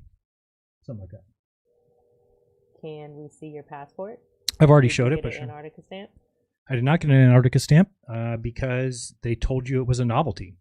So I remember being in the gift shop and they said, oh, there is no such thing as an Antarctica stamp because Antarctica is part of Chile, or at least when you go down there, you are part of the country that you came from. So if you're from Australia, you would go down there and I guess you would have Australia would be the country you're from. For me, it was Punta Arenas or Chile.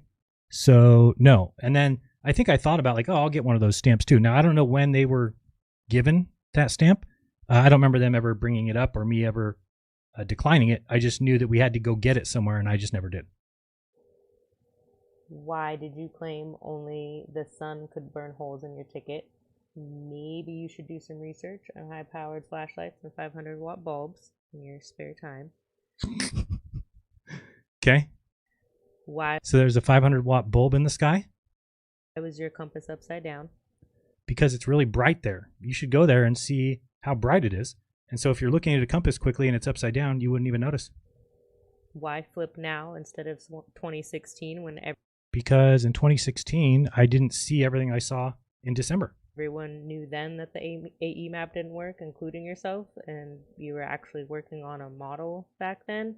I'm curious whatever happened to that model. If you ever did release that, all of your videos were deleted, so I don't know, and I don't remember it ever getting released. But I don't remember working on a model. I don't know what you're talking about. You mean what Bob and Cammie were working on a map that had like a Antarctica split or something? I don't know if that's what you're talking about. The AE map was questioned, yes, but when you think that the Earth is flat and you realize that that's the only map it can be, you hold on to it because you haven't been shown things that debunk it completely. Is that something you're still working on, or what's going on with that? There is no other map. There'll never be another map. There is no way to explain what happens on Earth in reality on a flat Earth map, and there never will be.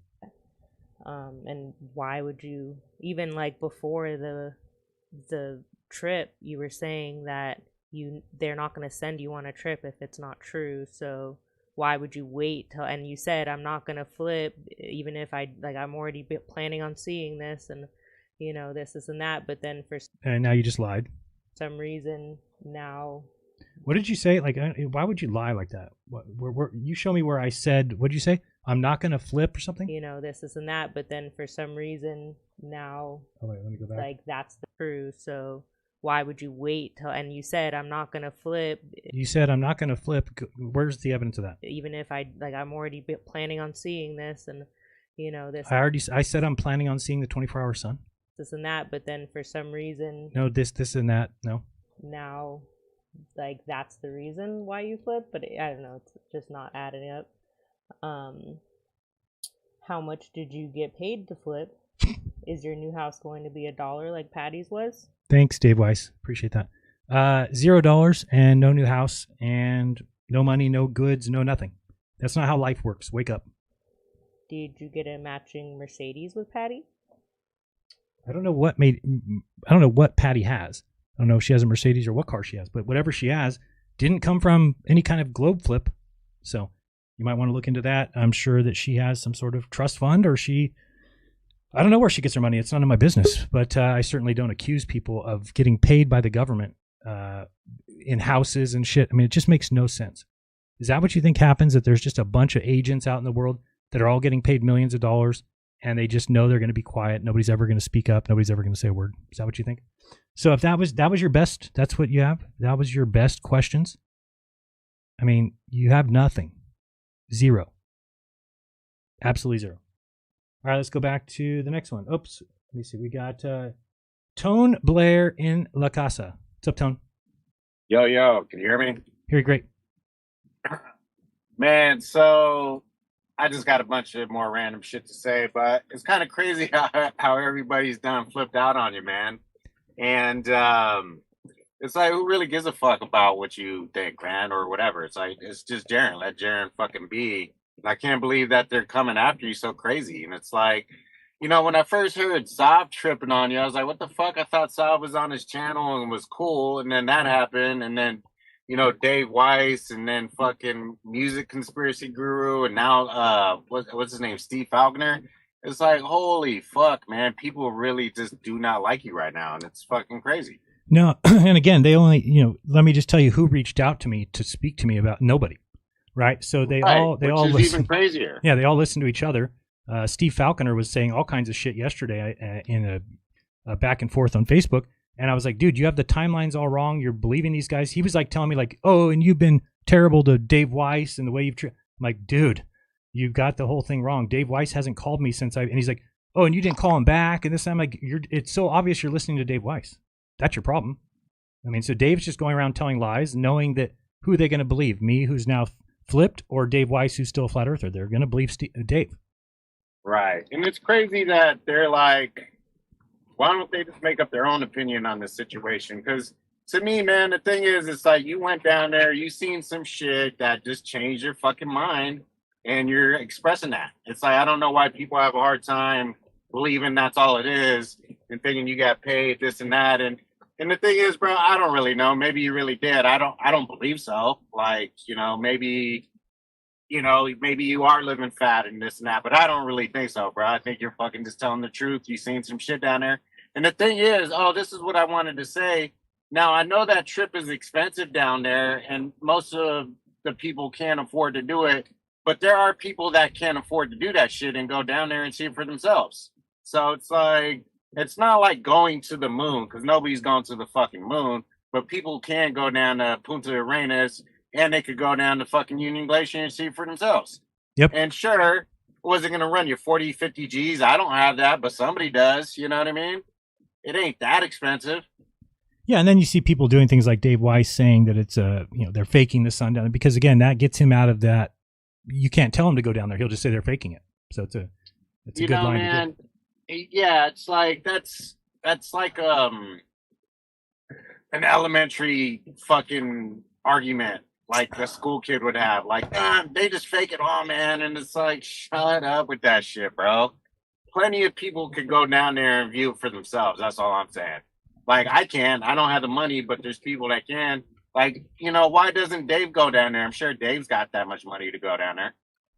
I would think so too. But there's like 40 bases or something too in Antarctica. So there's people at all those bases. You're talking about a lot of people paid off and a lot of lies, and it doesn't even make sense what they're lying about. The sun's setting, and then somehow magically they put up a fake sun and tell people just to pretend it's real. Oh, man, I wanted to ask you. So you mentioned this before, and then I thought about it too. But like with Iru being down there, how come fucking Iru didn't see the goddamn sun going the opposite way? I'm not sure. Have you even talked to Iru? I have not. That's kind of weird too, because I'm like, wait a minute, like if it's been that way all this time, wouldn't he have seen that shit? It's kind of weird to me. Yeah, I mean, it's for everybody in the South. The sun sets right to left, so it just shows that the AE map is false. Yeah, I don't know, man. It's kind of crazy, and you know, man, I still don't even know what to think, but I believe that you've seen the shit and there's kind of no explanation on the flat earth for it. So I don't really know what people can say about that, really. I will say this, though, man, and it's speculation station, but I don't even give a shit. But I've been watching this new TV show called Paradise, and it's where there was a big ass disaster. People got to move in the cave, and the cave is like the Truman Show. So where, sure, they could broadcast the sun here, and then they could fucking make their own clouds and all this shit. And you can't even tell. You think you're outdoors, right? But you're in a cave. And then so it did get me fucking thinking, like, sure, maybe the earth is just a big ass fucking like Truman Show. And they really can project suns here. They can project stars there. And we wouldn't even fucking know, man. So I'm not saying that's the case, but I'm just saying, like, who the fuck knows what's going on anymore? Yeah, it's definitely a question. I mean, I don't think that there's any chance of that. I mean, the Earth is huge. I mean, just think of how... Well, it would be like this huge ass fucking, like the whole entire Earth would be a fucking stage, man. And we think we're outside. We're not really outside. We're just in this fucking box, like in this studio, like this huge fucking thing. And it's so ultra realistic that we couldn't tell at all. And again, it's all speculation, bro. I don't know. And I'll never fucking know. You know what I mean? Unless I take my ass to outer space and see the fucking globe or see whatever else it is, I don't know what it is. But I believe that you went down there and you seen what you seen. And how do you explain that on the flat earth? I don't think you can. You can't. All right. Thanks, bro. That's all I got, bro. Peace. Thanks. Right, later. All right. David Sanchez in the house. Former friend. I think he blocked me. I'm not really sure. Haven't heard from him in a while. What's up? How you doing, man? What's up, David? So when you were a flat earther, did you ever think that the sphere or the globe was impossible? Yes. What were the reasons that you thought it was impossible? I didn't think there was good evidence of it. I didn't think that it was taught well, so I guess I didn't completely understand how it works. I think that the idea of building flat things on curved surfaces didn't seem to be jive with my reality. Water lying flat and level, I thought, well, you can't have water that's curved, so the water must be flat and level. So there was plenty of reasons. What about the atmosphere being adjacent to a vacuum? That's another thing, yes. Without a barrier. Yep, I thought that was... So now that you saw the 24-hour sun, what made that impossibility become a possibility now? I think because if you understand how big the Earth is, I think it's something that we can't even fathom. We think of balls as being of basketball size, volleyball. We never can imagine a sphere that's so big that the curvature is so slight that you don't notice it. And so that changed that whole thing. As far as the atmosphere, realizing how much atmosphere is attached to the Earth, it's very, very, very thin, right? Compared to what we might be thinking. Even in a flat Earth, you think about the flat Earth dome that they put over it. That's why I said before that it actually should be drawn like a dime, because that's how high the atmosphere is off the flat Earth, would be just a dime. Barely. Think of how far, what do they say, air runs out about 100,000 feet, even less than that. But at 100,000 feet, that's only how many miles? So it'd be 5 miles is 25,000. So it's like 20 miles. So think of how far 20 miles is on an AE map, and now tilt it up so that that's the roof, and you're talking about a little flat circle like a dime. Okay, yeah, but still the atmosphere is still adjacent to that vacuum, so it'll leave it and fill the space.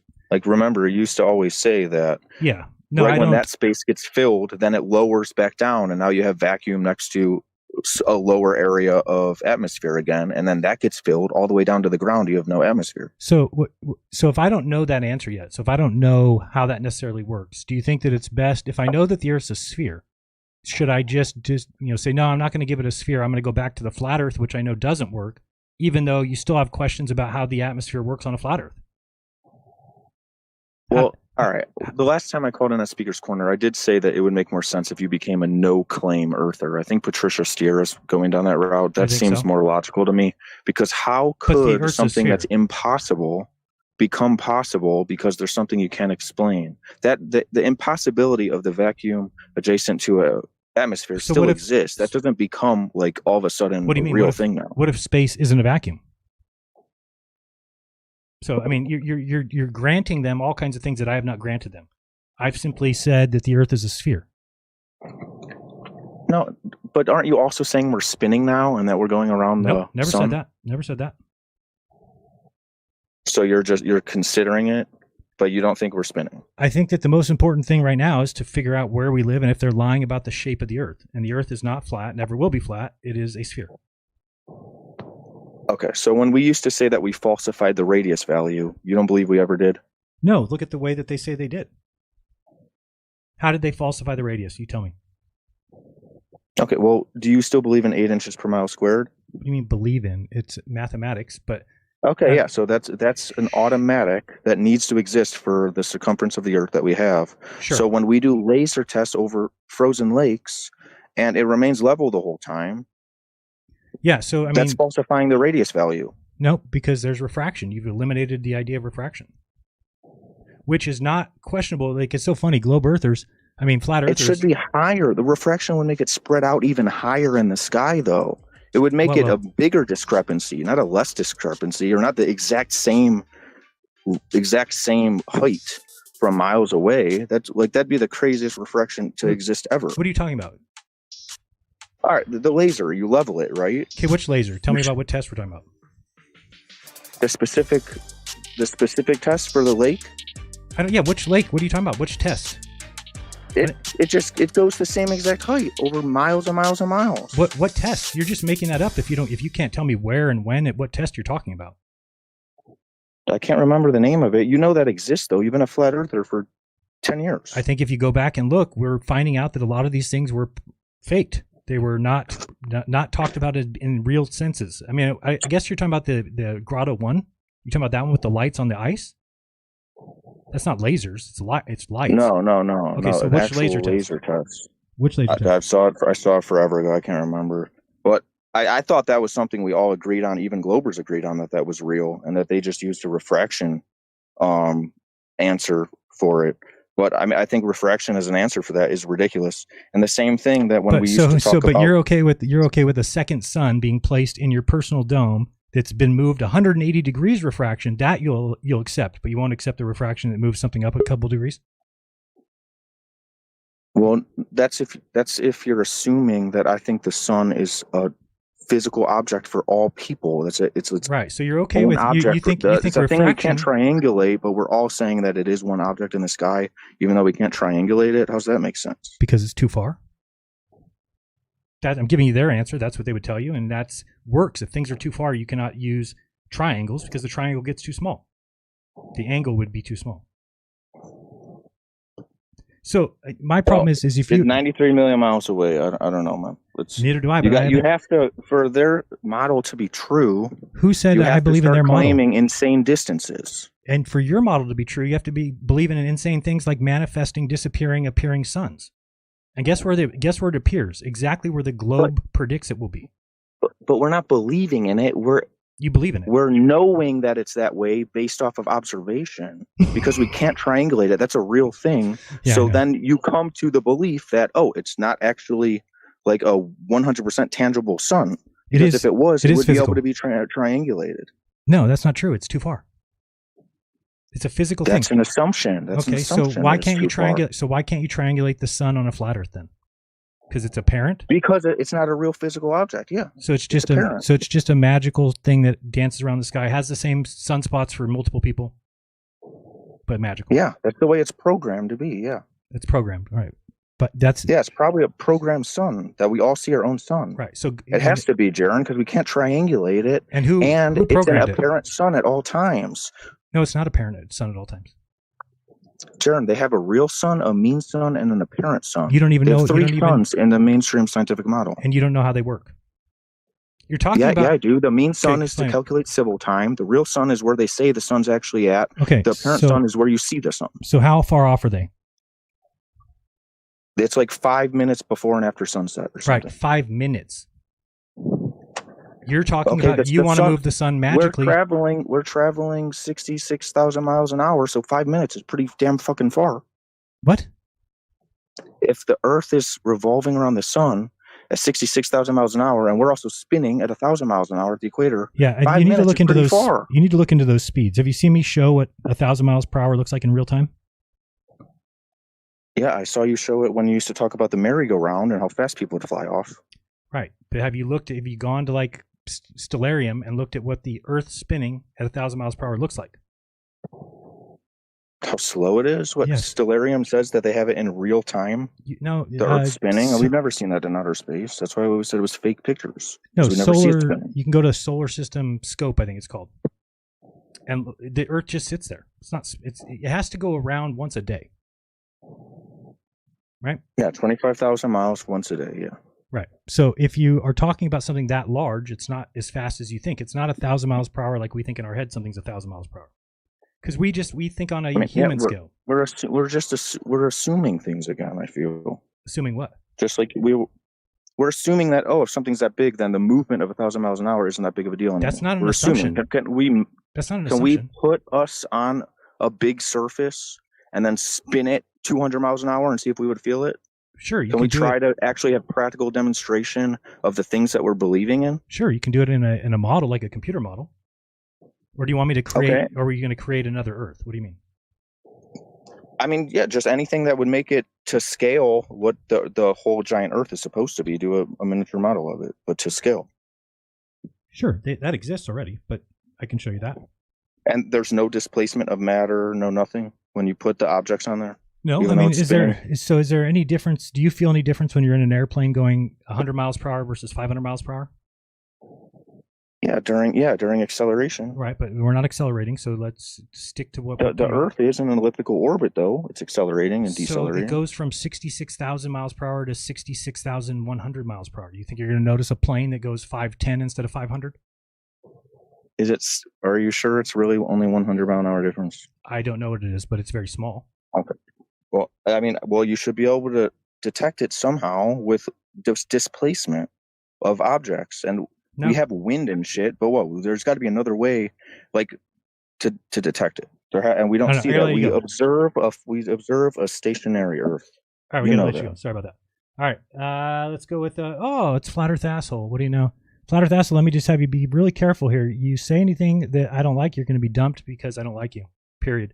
But I will start out before your time starts by telling you that I do apologize. You did tell me that the Earth was, or that the sun set right to left. And because you included other things like the sun doesn't circle and some other things, I just dismissed you completely because you showed cool hard logic, which I hated that guy. And you were using that as evidence. It just made me dismiss you completely. Looking back now, you could have saved me many, many years. But go ahead. Your time has begun. Well, yet again, another fucking lie, but that's what you are. You are a lying. How did I lie? Fucking scammer and a fucking shill. How did I lie? I showed an actual guy pointing a compass at the sun in Tasmania, motherfucker. I didn't show you cool hard logic. I was referencing his video and showing how, this argument.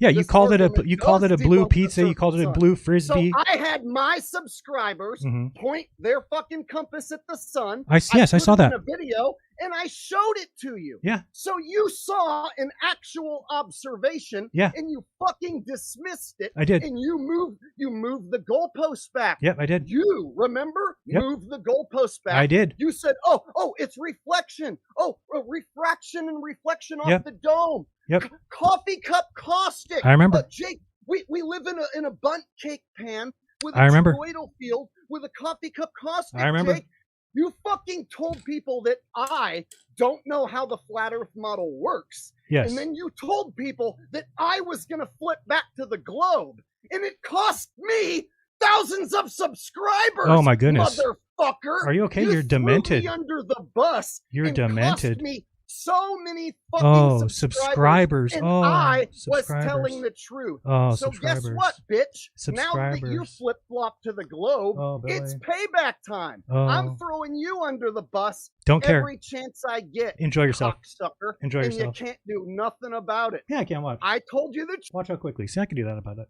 That was easy. Tony Drake, what's up? Yeah, hi, Jeranism. Hey, I know you're telling the truth, and you did see a 24-hour sun. Thank you. But there is I'd like you to bring up, if you can, there's a photograph called The Black Swan with two oil rigs. Now, if you can bring that photograph up, if there's people out there that have got a good imagination and a bit of bloody intelligence, and you look at that photograph, and apparently they told us the camera was only a few inches above the water level, didn't they? I don't remember the exact. I think it was just, they said it was just a few. Yeah. Can you bring that photograph up on the screen or not? I don't know if I have the right one. I think this is it here, but I'm not really sure. This one here, does it look like this? Which one of those you want? I can't see it. I can't see it. I'm sorry. I think it's this one.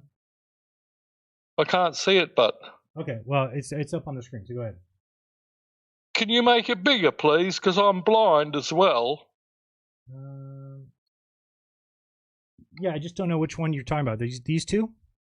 Oh, there's two oil rigs, and then there's a boat on the further out.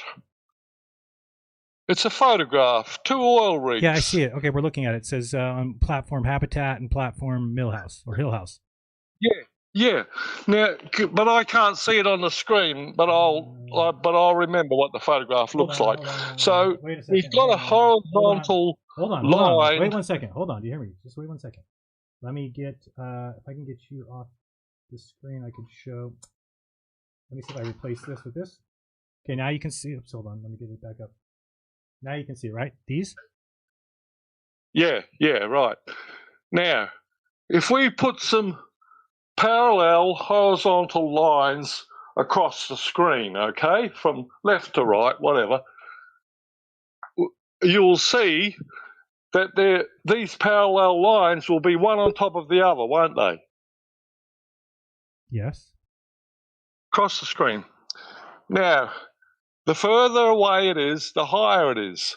What the hell does that indicate to you? What do you mean? Come on, put these horizontal lines across the screen, left to right. Okay. The boat on the right is closer to you and it's bigger, right? Which is a boat? This is a boat? Oil rig, sorry, oil rig. Okay. This one's closer, yes. Yeah, and the horizontal line at the bottom of that boat will be lower than the horizontal line with the other oil rig, and the horizon will be even higher. Okay, got you. What does that indicate to you? Refraction, I guess. Instead of the curvature going away from you, it's going up. We are on the inside of the globe. That's why your observation works. Got you. So you think that we're on the inside like a concave Earth? Absolutely. Look at that photograph. That proves it by itself. So you think that things go up away from us like that? Yes, absolutely. Have you ever looked at any pictures from so-called space from balloons? Not a lot. Listen, I've been listening to you for a long time, and I've been a flat earther since I was a bloody kid, right? Mm-hmm. I've been to the top of mountains and taken photographs. Where I am here, I've took a photograph of 170 miles. There's no way we're on a flat earth. The earth, we are on the inside. It's the same if you believe in the creator, right? He creates something and he says, as above, so below. The smallest thing he creates maybe is an atom. And inside that atom, there are things rotating. Can you not see what I'm saying? I see what you're saying. I don't think that that's necessarily true. I don't think you know what's inside of an atom. We don't know. But the next thing God made is a cell. And we do know what is inside of a cell. There is no life on the outside of the spherical cell. All of the life is within. It's a good point. I think that's good. Come on, you're an intelligent man, aren't you? Yeah, I think that I need to look into it a little bit more. I mean, what's his name? Pastor Ernie has sent me a lot of videos to watch that I just haven't got to yet. I'm not discounting it. I'll look into it for sure. Can you give me any evidence of how you could see what you saw at Antarctica unless we're on the inside of a globe? Well, the outside of a globe works fine with it. So what do you mean? Huh? But there's no such thing as an outside of a globe. The Creator put all life within containment. You cannot have an outside. What about the gas? What about the rain? What about the waters above? You can't have it. Yeah, I don't know. You got to look into this thing. I mean, water's above. Where are you getting that from? You mean the Bible? Yeah. Oh, okay. But also, when I take photographs of the sky at night, the stars, they appear to be electromagnetic movements underwater, like a jellyfish. You mean because they flicker? Yeah. So why don't the planets flicker? Hey, I'm not God, but I can see what I observe. All right, well, and thank I you. observe the sun. I observe the sun and the moon to be the same size. I can phone somebody when the sun in the morning is 45 degrees above the horizon to the east. I can phone my friend 3,000 miles away, and they'll tell me it's 45 degrees above the horizon to the west. We can triangulate that. The triangulation comes out roughly 3,000 miles. We can do the same triangulation for the moon and for the stars. And guess what? They're all the same. Okay, thank you very much. Appreciate that. I will look into that. We've got up next Tony Coriolis. Tony. How are you, my friend? Get out of the closet, please. Shouldn't be there. No, dude, this is just the size of my room. So. You're trapped. Yeah. Okay, so I got a couple things. Okay, I'm ready. Did you, just right off the bat, going for that Tony Drake guy, did you remember that he called in talking concave before? Yep. I remember him. Okay. Yeah, I was just wondering. And honestly, I haven't heard much on that stuff, but your last debate that you had on your show was concave guy, right? Yeah, I don't know if that was the last one, but it was pretty close to the last one. But I didn't think it wasn't a good showing. I don't think that guy was like good enough to make me like, I don't know. I didn't think about it much after that. But just being at the stance that you're in now, do you think like that the one guy who would take the photos from the airplane that would be super far with the very expensive camera? I mean, Jay Tolan? The concave stuff would be a quick explanation for that mentally, but I don't know. I haven't looked into this stuff at all. I'll reach out to Jay Tolan because I've got his number. He talked to me in Vegas and he ate dinner with us, and that was before a lot of his beliefs changed. So I will ask him if he's looked into that at all. Okay. Cool. And I just wanted to say, just a couple things. So you said one thing on how, like Robbie said that when he like kind of stepped out of the community or something, like no one hit him up type of thing. You did say that, right? Yeah, including me. Yeah. And like, I guess you've been asked a couple times on, hey, have you talked to so-and-so or whatever? I mean, I think that's just kind of a natural thing. Like everyone kind of forgets to hit everyone up, and all you can do is just be better at like yourself hitting people up, True. Yeah. So that to me isn't really anything. Like everyone forgets to hit people up. So just everyone out there, just, I don't know, think of who you might need to hit up. And it's not like you need to hit them up, but just, it's a nice gesture. That's all I'm kind of saying. Sure. If you're friends with somebody, that's a good idea to do that. Totally. And you lied. Your room is way bigger. You are a little crazy, in my opinion, because Maybe. dude, you got rid of these coins, and they are the coolest things ever, dude. They arrived. Yeah, they did, and Very dude, nice. They're so cool. Like honestly, dude, not a smart move getting rid of them because. Well, you need to thank Duffy Nick, said by in the a way. Debate thing. What's up? So you need to thank Nick, by the way. Yeah, thank you, Nick. I appreciate you. So Duffy said in the thing, he said he's very happy that you are not going to teach your Maverick about, the flat earth. Correct. He said that. Did you hear him say that?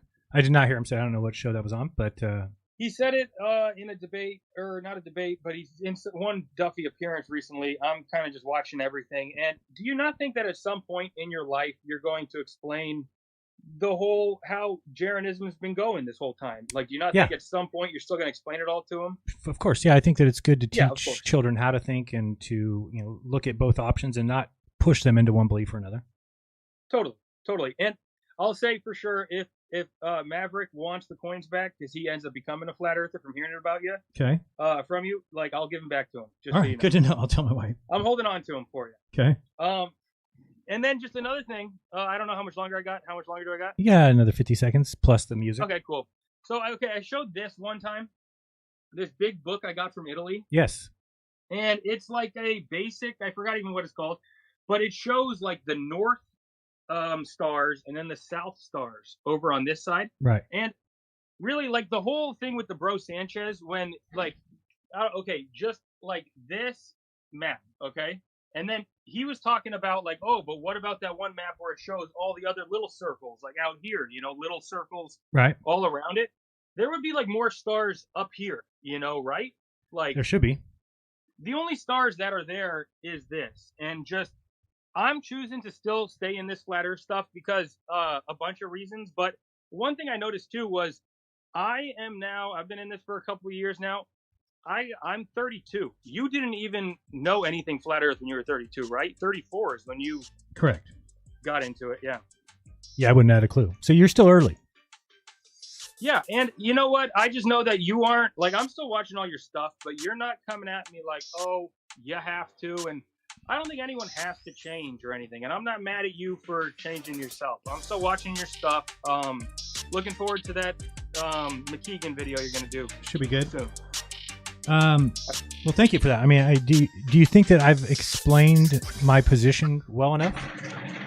Yeah, and it's not like, I mean, there are some things that you explained that I've heard you say where I just know I don't want to contest you on it because you know what, you are making an okay logical point on some stuff, but I don't know. I think everyone's content could be a little better if I could give you a couple of pointers just as a friend to you. But if there's something that's not explained well or something that is, that would be helpful if you just wrote me and said, hey, you're explaining this well, but I don't really get the whole this explanation or something, just so I know that, because it's hard to know, because when you're talking to flat earthers, and I've just now realized this, that they didn't really ever contest much, right? So I could literally say anything and they just believe you and they just go along with it. But once you start talking the way I'm talking, they just come back and fire at you with saying drink bleach and all these things. So you're not really getting from them what is working well, what's not, what they don't understand. They just lash out. So it'd be helpful.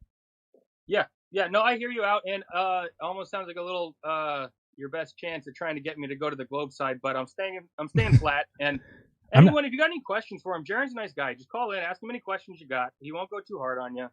Thanks for doing the show, Jeran. Hey, anytime. Thank you very much. That Gotcha. is Tony Peace out. Coriolis, everybody later.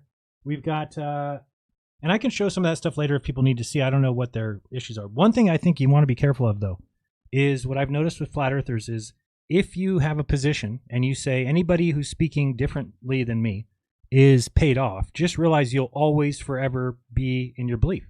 Now, you might be okay with that, but if someone were to tell you, oh, they knew the secrets and they said, oh, actually your belief is wrong, one way you'll look back and think to yourself, oh, I should have known that if I wouldn't have, and the answer to that is going to be assume that people with other information are all paid off or actors or an agent, because there's a lot of people out there, psychopaths, who definitely think that, if you don't believe exactly what they do, you're an agent. Well, I'm not one of those people. So just because people believe something differently than me, it might mean I think they're stupid. It might mean I think that they're just wrong, that they're misinformed. But to jump to the conclusion that everybody who thinks differently than me is being paid off, well, then that is your excuse anytime you get new information, right? And your brain, obviously, because I've seen it happen to me, Melod has explained it, many people have, that there is some sort of block that gets put there. It's your brain doesn't want new information. It doesn't want to relearn something that it thinks it already knows. So it protects you from that. And so one of the ways it can protect you from that is if all of a sudden, let's say, you're a flat earther and then you hear, Robbie's flipped or I flipped. Well, then your brain's going to have to come up with a reason, and it can't think of one. It's like, why would Jeran flip? Oh, he must be paid off. He must have taken the buyout. He must have been a sellout. So what you've done there is that it will always be the answer. Never will something come to light, and then you'll be like, oh, well, that person didn't get paid off, because it's an easy way to write off anything being said. So I've just noticed that is the way everybody's going. Shelley Lewis put up a post yesterday asking, oh, all these people flipped, and now we have the question of, were they always disinfo agents? Like, I drove to Shelley's experiments and then was in her movie. Like, it's just so ludicrous to think that she's going to go back that far and think, okay, well, Jeran was paid. I mean, there's just nothing like that. There's nobody who's going around the flat earth circles that's been paid to do so. It's just, I don't think that takes place. I don't think that it happens. So let's move on to the next person. We've got the XO. The XO. Hey, what's going on, Jeran? Yeah, it's been a couple weeks. How you been? Good, you? Yeah, chilling, man. I just, I'm looking at this from a different point of view. I didn't, last time I didn't get enough to explain it. I like how the lady called in after me, and her, the nice lady with the beautiful accent. She says, "It doesn't matter what you saw in the North Pole and where you went to the Antarctica." And then her next line is, "But you really didn't do that, and it was fake." Yeah, it doesn't matter. How does it not? Right? How does it not matter right. when now you're freaking out about it? Like, you got to pick one. Bro, the flat earth was never part of the truth. The flat earth was always part of the same secular deception. And this might be new to your ears because no one wants to pass this information on. But it's never been about the truth, or else people would have confidence. If they had confidence, not saying that you're not a credible guy, Jeran, but why would they put their entire life investment in you? They were practically worshiping you, and apparently they lost the God. Because if you think that 2 or 3 people can go out to a distant land and ruin your life, then you're doing something wrong, people. You've wasted your life already believing in people on the internet. If you want to interrupt, go ahead. No, I just said good point. Go ahead. Yeah, I mean, bro, let's be honest. There's no flat earthers out there advocating for the truth. They sit at home hating on people on the internet, literally using supposedly a newfound piece of information to troll people. They'll sit in a Discord waiting for people to walk in so they can go, "Hey, well, how do you feel about the shape of the earth?" Mm-hmm. Bro, you've literally spent 8 or 9 or 10 years trolling people, and now you've got your asses handed to you because actually it was always an anti-Bible movement. I know you're not a big Bible guy, but I could have never, if I were to talk to you about this kind of thing a year ago, you obviously would have butted heads with me and said, "Oh, you're full of shit, XO, and I'm not talking to this guy." But right now, you see what we're talking about. Listen, I'm not a Will Duffy fan. But what he said the other day about, people leaving the cult, I didn't realize that I was in a cult. These are things that are fresh in your mind, are fresh in other people's minds right now that you would have never thought of, right, just 6 months ago. And now you've gotten a wake-up call. This is a spiritual awakening. I'm not saying I'm a Glover. I'm saying that there's a whole different side of this reality. And I'm sorry, you don't live in a concave earth either. I'm sorry that people fall for these internet deceptions. And I got something for people. It's not about Earth. Earth is not a closed system. You know that, Jeran? You mean that it's open as in it's malleable? I mean, we receive energy from the sun. Oh, got you. Okay, that kind and of system. That right away, that first of all, Earth is not a system, so everybody's on the wrong premise. Earth is part of creation. Everybody is trying to objectify Earth as an object. You may have heard the term recently that Earth is not an object. We've been telling people this for about 5 years, and we get banned because, like you said earlier, when you show people new information, especially when they think they found the truth, they get pissed off. Yes. Especially if it challenges their belief system. They actually see flat earthers are harder to talk to than the mainstream believers. Yeah. The flat earthers think they figured it all out. So when you approach a flat earther with new information, it's like they are so ready to get their pitchforks out and say, "Oh, no, that's not what we mean." They want to defend, and they absolutely need to defend this term, flat earth. Yeah. I'm sorry, the earth is not flat. Listen, Jeran, I'm going to tell you this. You're never going to be a flat earther because even if the earth is not a globe, it's not flat, period, end of story. The earth is the dry land coming out of the waters, the mayim of this creation. Mm-hmm. My ministry is called Waterworld. My channel is Blood Always Finds Its Level. I've been in these, deception conversations for 10 years. The flat earthers are the least interested in the truth, and they're the number one group that's interested in being high and playing Sodom and Gomorrah and talking about how much smarter they are than everybody else. And now you can look back for the last 9, 10 years and go, wait a minute, this wasn't what I thought it was. Oh, totally. And anyway, it's just crazy because I couldn't have talked to you like this about 6 months ago. Am I short on time? You got about 20 seconds. Okay, well, I'll just end up with this. I left you my email, man. I'd like to talk to you in the future. I am a Bible guy, and I don't think you got the Bible understood correctly because I don't think anybody around you has shown you the truth of the Bible, Jeran. That's my number one claim here, is that flat earthers do not promote the Bible. They don't believe in it. And by the way, the flat earth has nothing to do with the Bible. The Bible's not a flat earth book, period. Thanks for letting me on, Jeran. I'll speak. And shout out to California Nightmare. God bless. Thanks. Later. We've got, I can't read that. Heyoka?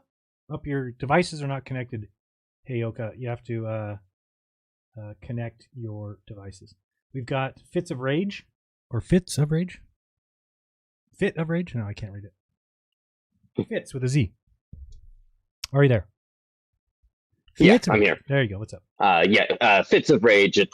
Fits is my nickname, and it's a play on the having a fit of rage. Nice. So anyways, just curious, and I sent this in a submission, so you can ignore that one when it comes up. Okay. I'll go erase it. I'm curious, how would you say your level of confidence in the flat Earth was when you accepted the invitation to the final experiment? Like, how confident was I that the flat Earth was true? Yeah. I don't know, 95. Okay. And when you stayed the night in Punta Arenas, how much would you say that changed? I'd say quite a bit, but I still was pretty confident. I think the weird thing is I'm trying to remember, it was the feeling of whether or not we'd see the sun, and that kind of thing was changing a lot. But I would say maybe it went down to like 75%. Okay. Did it change when you arrived in Antarctica, or about how did that process go? Yeah, I mean, I guess arriving there, I still thought there was a chance that it would set, right? Because it was only like, I don't remember the time, maybe 3 or 4. And then, I was kind of pointing out everybody when I went live, the sun, but I just thought that it still looked like it was on a trajectory that it could set. But then as we started to talk to the employees, that's when things started to change. So during that orientation, I just thought that the people talking to us, like I expected like we were going to show up to some sort of fanfare, like they knew we were coming, and it was this whole, but they didn't even know. They didn't even care. Like they didn't know that we were part of a group that didn't believe in the sphere Earth. They just they do this every day, right? They just run orientations, and they just walk you around, show you where everything is. And you just saw that a lot of people... They weren't scurrying to hide the hide the evidence or anything. No, it's the least of their worries. And so they also just treated us as when we said, when does the sun set? They're like, what do you mean? It doesn't. It just goes around. So then from there, it was like, well, when does it actually set? And they're like, I don't know what you mean. February? So it was just kind of like a matter of fact to everybody down there. And then you started talking to people that hey, I've been doing this for 9 years. I've been doing this for 7 years. This is my first year. And it was just kind of hitting home to where you just kind of realize, like, man, the chances that they are faking this is impossible. That's the sun, the sun's in the sky. Yeah. So, cool. Thank you for that. Yep. I'm also curious. I believe you were the one who kind of pushed for Witsit going. Yep. Well, yeah. I mean, I had said to Duffy that I wasn't going to go alone, and then he said, "Okay, well, what if I paid for another flat earther?" I'm like, "Well, yeah, depending on who that was." And then he brought up Witsit because Witsit came in 3rd place in the contest. Okay. So then that was just kind of like, well, yeah, that's one of the better picks. I mean, that's he's a friend, a business partner. So yeah, I think that if Witsit went, I would definitely go. So that's how that began. Do you wish you had not done that? No, now with hindsight being 2020. Yeah, I mean, I don't like to look at that too much, but I think that believing that something was gonna happen to me, or they were gonna heart attack me, or that kind of doubt, I regret having that. No, fair enough. I mean, I guess it has been fun watching Witsit just fall apart. Well, he's got his reasons. I mean, whether or not we agree with each other on that, we're still friends. But yeah, I mean, at least we're existing with different beliefs as it is right now. Okay. I wasn't sure if he had been one of the ones attacking you or not. So not that I've seen. I mean, I don't mind if he, were to say things like, "Well, I totally disagree with him," or I mean, yeah, you can disagree with me. But the ones, he's paid off, he's compromised. I mean, if Witsit said anything like that, that would be kind of the end of a friendship. But he hasn't said anything like that I know of. All right, cool. Yeah, I think that was the gist of what I wanted to do. By the way, I'm the San Diego guy who's going to try my best to get a good video tomorrow. Did you figure out your distance? I was just wondering how far you grow away. Yeah, it's like, I think it was just under 400. Are you going to the beach there, or where are you going to be doing it from? Oop, I might have lost you. Still there? Oh, okay. Can you hear me? Yeah, now I can. Go ahead. Okay. I'm probably going to be limited to just being able to do it from my backyard, but it's got a mostly clear creek bed behind me. So. And which direction will you be looking from? I mean, it must be like northwest. Yeah. So I'm in like the mountains, a bit inland in San Diego County. So, I think when I looked on Google Earth, it's going to be about 300 degrees. Okay. So sounds about right. It's about like north by northwest. All right. And you saw I invited you to that group on Telegram, yeah? Yeah, I think I joined it. Okay. I can't remember the name, or I'd tell people they could join if they're interested in filming. I think it's t.me/Vandenberg launch. I should probably type sounds right. I think I joined it. Okay, yeah. So if anybody wants to join that, we're just looking for people that are going to be filming these launches when they launch from Vandenberg. I think if we could ever get 4 or 5 people from varying distances and show that, you know, the idea of Dave Weiss, that it's the mystery 20,000-foot clouds that gather up at the horizon, we can show that to be untrue. So let me make sure that we're not. Sounds good. Because it's been this whole week. We're supposed to have launches. I was supposed to have a launch Tuesday, Wednesday, Friday, and obviously that didn't happen. They kept moving them, and then now the last one was moved from from today to tomorrow, Thursday to Friday. Yeah. Let me make sure it's still. Yeah, at least out of San Diego, we've been getting some good rain yesterday and today. So they moved hopefully it again. That clears up. They moved it again. It's not tomorrow. It's not tomorrow. Unbelievable. Nope, they moved it to dang. Looks like Saturday, and I won't be here. Damn it. All right. Well, yeah, Saturday. It got moved to Saturday, 7:09. So that ruins my plans for tomorrow. But also, there will be a crypto class now that there wasn't going to be. So there you go. Yeah, it looks like it's Saturday, March 8th. What's weird is that now it says date and time may change. Earlier today, it said go for launch, and I thought that when it said that, it meant it was for sure, but I guess not. So they might have thought the weather was going to clear. They probably thought the weather was going to clear up sooner than it's looking like it's going to, or something. So it looks like Saturday, and then Sunday there's one near midnight, 11:50 or 11:40 p.m. I will be home Sunday night, so if that one goes off, I will film it. But I can't film the Saturday one. I'm going to be down in. Oh, you know what? I can maybe film it from L.A. I'll be in L.A. So yeah, maybe I'll bring my equipment. Didn't even think about it. I don't know how far that way that is, but I'll just do it from closer. So yeah. I mean, LA, you're pretty close in LA to. It's like Santa Barbara area, a little off Santa Barbara. So yeah, you're definitely closer than me. All right, sounds good. We will talk to you in that group then. All right. Anything else? Sounds good. All right, bye. No, I think I'm good. Thank you. Okay, let's try Heyoka again. Hi, can you hear me? I hear you great. Oh, good. I heard you've been a flat earther for a long time now, huh? Yes. Okay. So you know level is horizontal, right? Level is horizontal?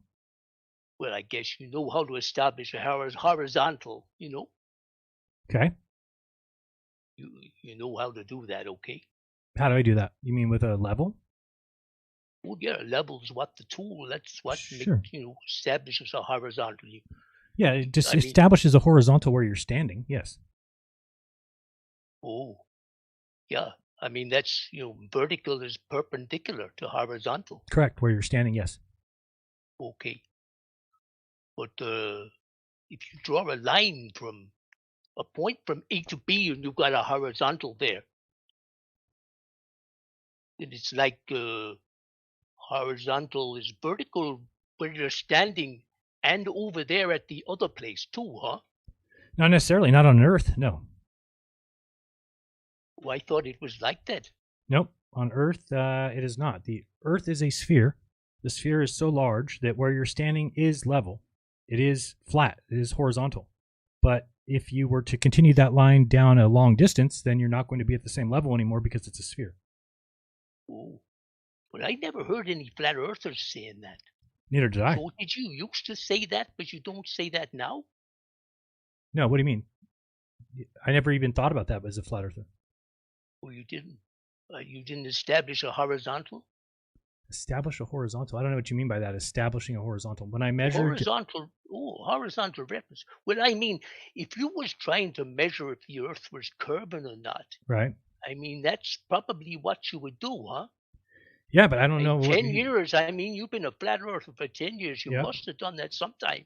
Well, we just shot lasers and pretty much did mirror flash tests. That's it. But, you know, we've now seen... Is that all? For measuring the ground?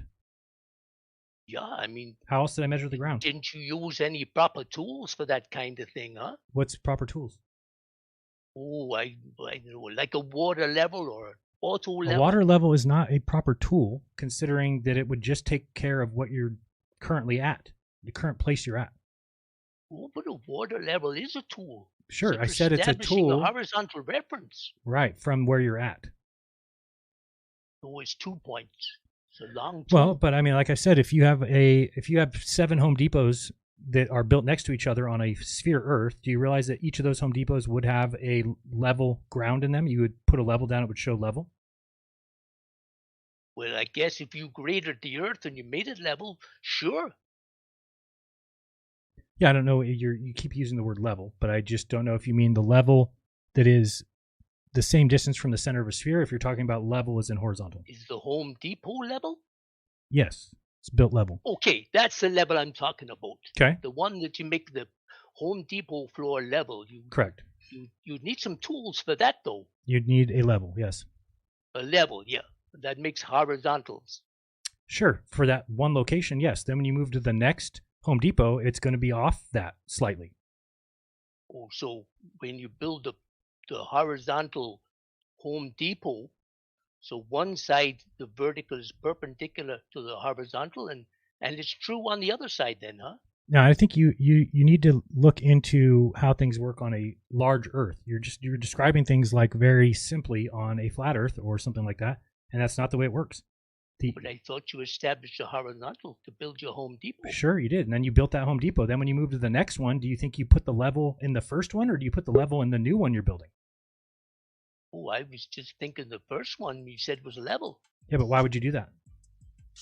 Well, that's how you build buildings, isn't You do it? not build buildings by putting a level in the building next to you. That's not. Nobody's ever done that in the history of the world. Yet you claimed it. That's what they do. No, but to establish a horizontal. You already did. You built that Home Depot. You're done. Move to the next one. Oh, but I thought you knew how to, make a horizontal. You said you did. Yeah, you use a level. Yeah, level. It's water level's a good one. Sure. Yeah. So each end of the water is at the same place, elevation, and that makes a horizontal, huh?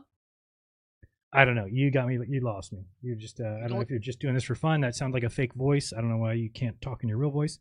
If that is your real voice, well then that's weird. Let me show this one time real quick because we've got a chance. What's that? Don't want to do it over there, but we will. No. Sorry, hold on. Let's move that around. I gotta move this one over here. Move this over here. Let's see if you can see that now. So this is what I'm trying to show you, and pay close attention here because this is the big thing that flat earthers will never get, and if they did, they would realize. Why is that over there? Okay. So, sorry, I have to look on this screen, but zoom in here.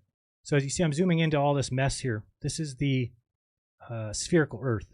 Now, as we zoom in here, we're going to notice something as, oops, that's not where I want to go. Sorry, I meant to go to the axis. Where's the axis? Over here.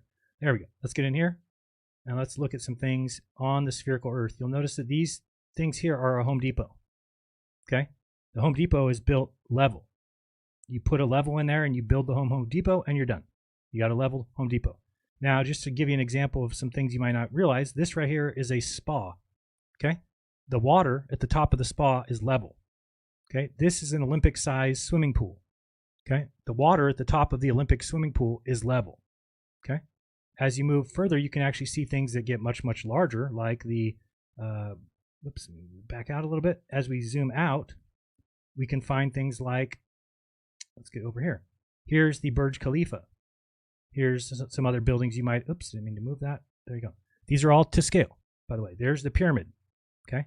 So when you're talking about things level, you just build these buildings level. You never need to look at, oh, I built this building, now the next building needs to be exactly in line. No, you're just going to do a level here and build it.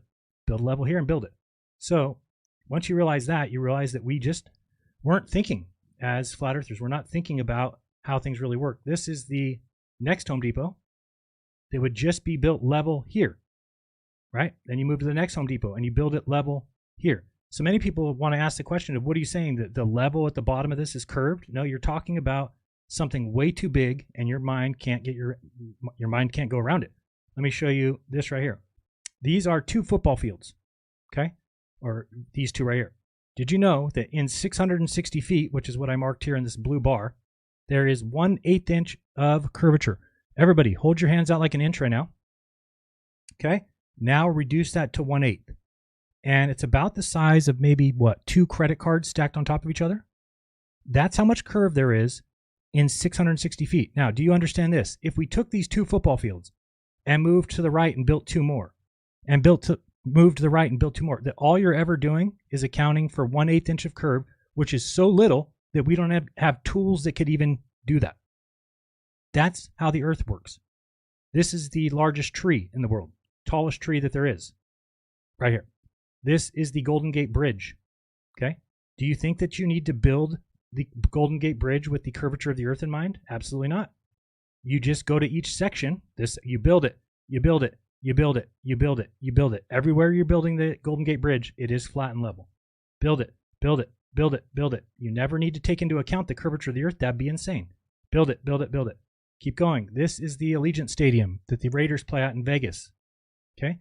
Again, there's not curvature here that you need to take into account when you're building anything. We don't build anything that is of such size that you ever need to worry about the curve. This right here is the Marianas Trench. The deepest part of the ocean is only that deep from these places here. This is Mount Everest. This is how tall Mount Everest is at its tallest. Okay? What is this? 31. This is how high planes fly. Get in here. There's your little plane. It's flying at 35,000 feet or about there. Okay? So once you start comprehending that a plane doesn't nose down, if the plane nosed down, what would happen to this plane? If it nosed down, it would start to descend. We don't want to descend. The plane is flying above the plane of the earth. The earth is flat. Oh, shoot. I don't know if sorry if this has been a disaster because I didn't realize I was on the wrong page. Man alive. Has that been this way the whole time? I don't know what you guys saw the whole time if you weren't seeing what I'm showing you, but that sucks if that's the case. Oh, man. Let me move this up a little bit. All right. Let's just go back in here one more time in case you didn't see it. We're just talking about Home Depots here. This line right here, what did I put here? I think that's the, what is that? International Space Station? What did I put up here? I don't know what this dot is. How high is up that? Let me just check what that is. I don't remember what I was putting there. It's not labeled. Let me grab a measuring tool and see what this is. Here, tools. What?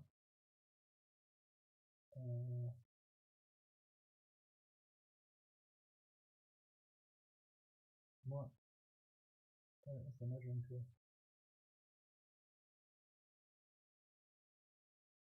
Show height variable. Where is the measuring tool? Measure sex, segment.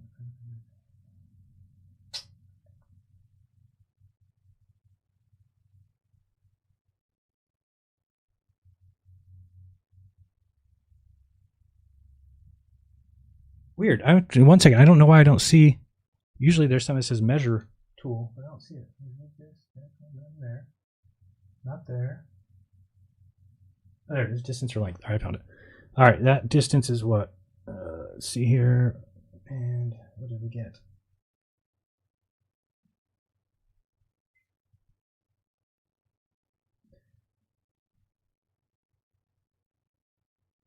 $26.41. I don't know what that line is anyway. It's not important.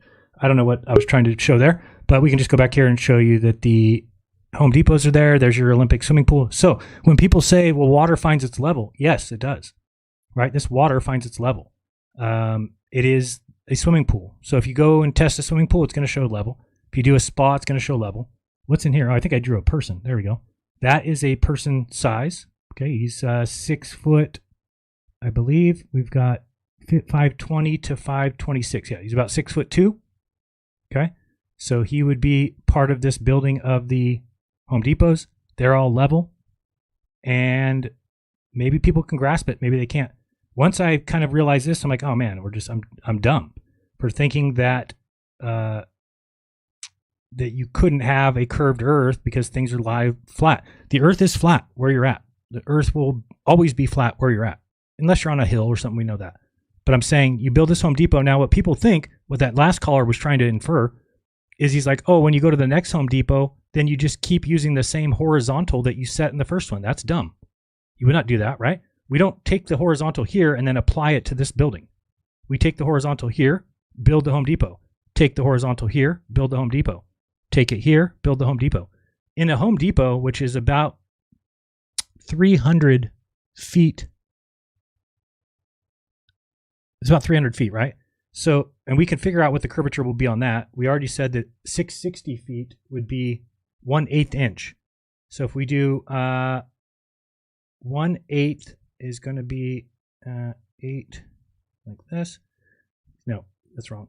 1/8 inch is what? Trying to think. 1/8 inch is 0.125. Yeah, I think. Hopefully that's right. 0.125. Yeah, that's right. All right, so 0.125 is the curvature of 660.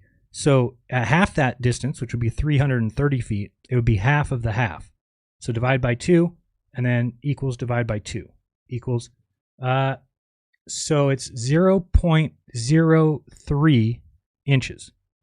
Okay, so now you're talking about, think of what a tenth of an inch is. Hold out an inch with your fingers.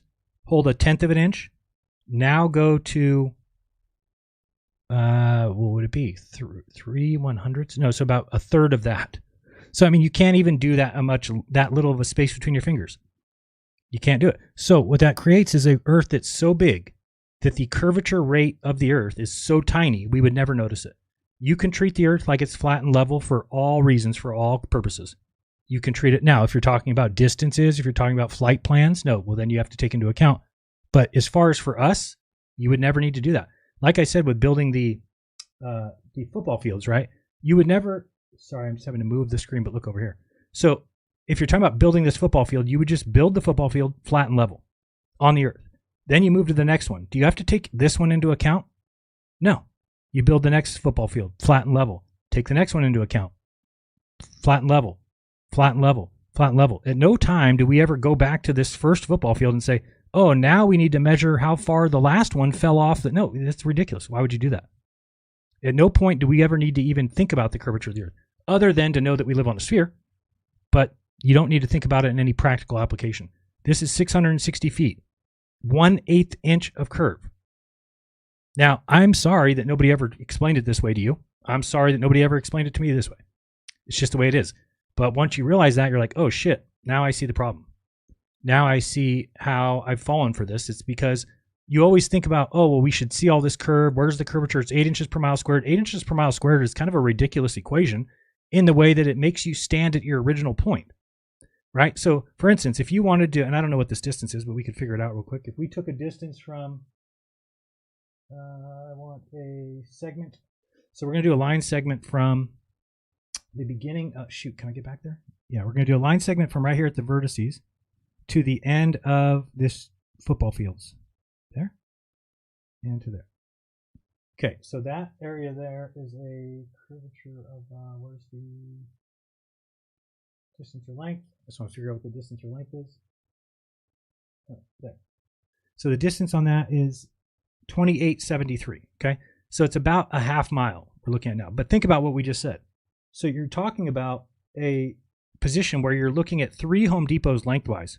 1, 2, 3, plus 1, 2, 3, 4, 5 football fields. So just think about that. 3 Home Depots long plus 5 football fields. And the curvature of that half mile would be half of 8 inches is 4 is 2 inches. So in this entirety of a length, there's 2 inches of curve. Now, when are you going to see that? Are you going to be this guy and you're going to try and observe the end of those football fields? So this guy has to he has to look at all this space, 3 Home Depots plus 5 football fields in order to capture 2 inches of curvature. It's just not going to happen. You're just not going to see it. Remember, it goes all the way down to here. Whoops. Don't want to make my tree bigger. Tree should be about there. So once you realize that and you realize that the curve keeps setting itself over again. You're not building on any curve. You're building on the earth, which is flat and level. So for instance, we just figured out that there's 2 inches of curve from that man to here. Does that man need to now take that into account to build the bridge? Hell no. Just build the bridge. The bridge is flat and level over the ground. The water underneath it is flat and level. Okay, so here comes the crazy question. Does water curve? Well, it depends what you mean. The water locally is always flat and level. That's why we use it in a spirit level. That's why we can use it to determine level. But we don't use it to determine level over 20 miles because which water are you using? It is level the whole way, right? So if this is your Marianas Trench and you get down here, well, the ocean itself is level everywhere you are. So imagine, think of 660 feet of ocean water. Okay, so think of that. It's 2 football fields in length, 660 feet. If that's you in the ocean, do you think you'd be able to determine 1/8 inch of curvature? For every 660 feet, there's 1/8 inch of curvature. You'll never see an 1/8 inch. The waves are infinitely bigger than that. So once you understand that, then you realize, and I don't know if people realize this, because you might be thinking, well, Jeran, where does the curve come in? When do we start noticing the curve? Well, you never will. The earth is the same everywhere. You're just going to keep building on the flat level earth. Keep building on the flat level earth. Now, you might be looking at this green line. This green line is our extended line from the beginning. So it's now fallen off, but we would never see that. Already the distance from, let me see what the distance is here. So if we take, oh wait, it might actually show me at the bottom there. Where is, hold on. So this right here is 100,000 feet. 100,000 feet would be, so 20 miles is, I always get the 5, 10. So 2 miles is 10,000. So it's 20 miles. So, 20 miles and you fell off by how much? That distance is from 500 to, so just a couple hundred feet, right? Not much. Over 20 miles. Let's see if we can figure that out. So let's see in here. Well, we could just do it. We'll do a segment. And do from here to here. And I need a distance. So yeah, it's only 219 feet falling off from there. But again, you're not going to notice that. First of all, the man standing back at the original spot was never going to see that far. That's 20 miles. Okay. Now, as you get higher, you can see further. This all makes sense once you punch it in. Do a couple examples. I had to do this GeoGebra to figure out where I would see the rocket when the rocket launches, right? Which I'm looking 188 miles. So again, if I'm 300 feet high, which I think is what I am, so that's 2641. Oh. Just gonna move this down. So I'm gonna move this down to the, hello. What's going on here? Move.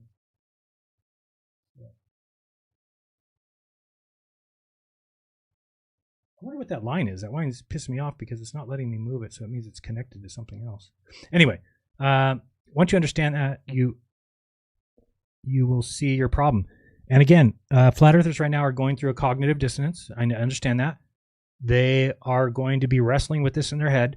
Once they accept this, and there's people that have reached out to me and said this is the reason, that explaining this, that no globe earther ever explained this correctly. They all want to pretend they're so in love with the sphere that they have to pretend like everything's curved. It's just, everything's curved. No, rather than just admit that it's not. That the ground is for all purposes that we would use it for is flat and level. They even try and tell you, oh, the Verrazano Bridge has it. Yeah, well, guess what? If we took this bridge and we figured out what the distance between these two pillars are, and then we took the difference between these two posts, then guess what? Yeah, it's going to be 4 centimeters longer at the top than it is at the bottom. But that's just math. It has nothing to do with building anything. It has nothing to do with how we create things, how we build things. So I think it's pretty incredible. God made the earth a sphere, and he made it so that it's flat and level everywhere on the sphere. It's brilliantly made. All right, let's get out of there. Let's go back to our StreamYard. All right, Hayoka we talked to. Yes, that was the guy with the weird voice. Brandon, what's up? Jeran, I'm a huge fan of yours, man. I have been for years. I'm not exactly a flat earther, but I have listened to your stuff for a very long time. I was a flat earther. I was as far back as listening to Mark Sargent's Clues early on.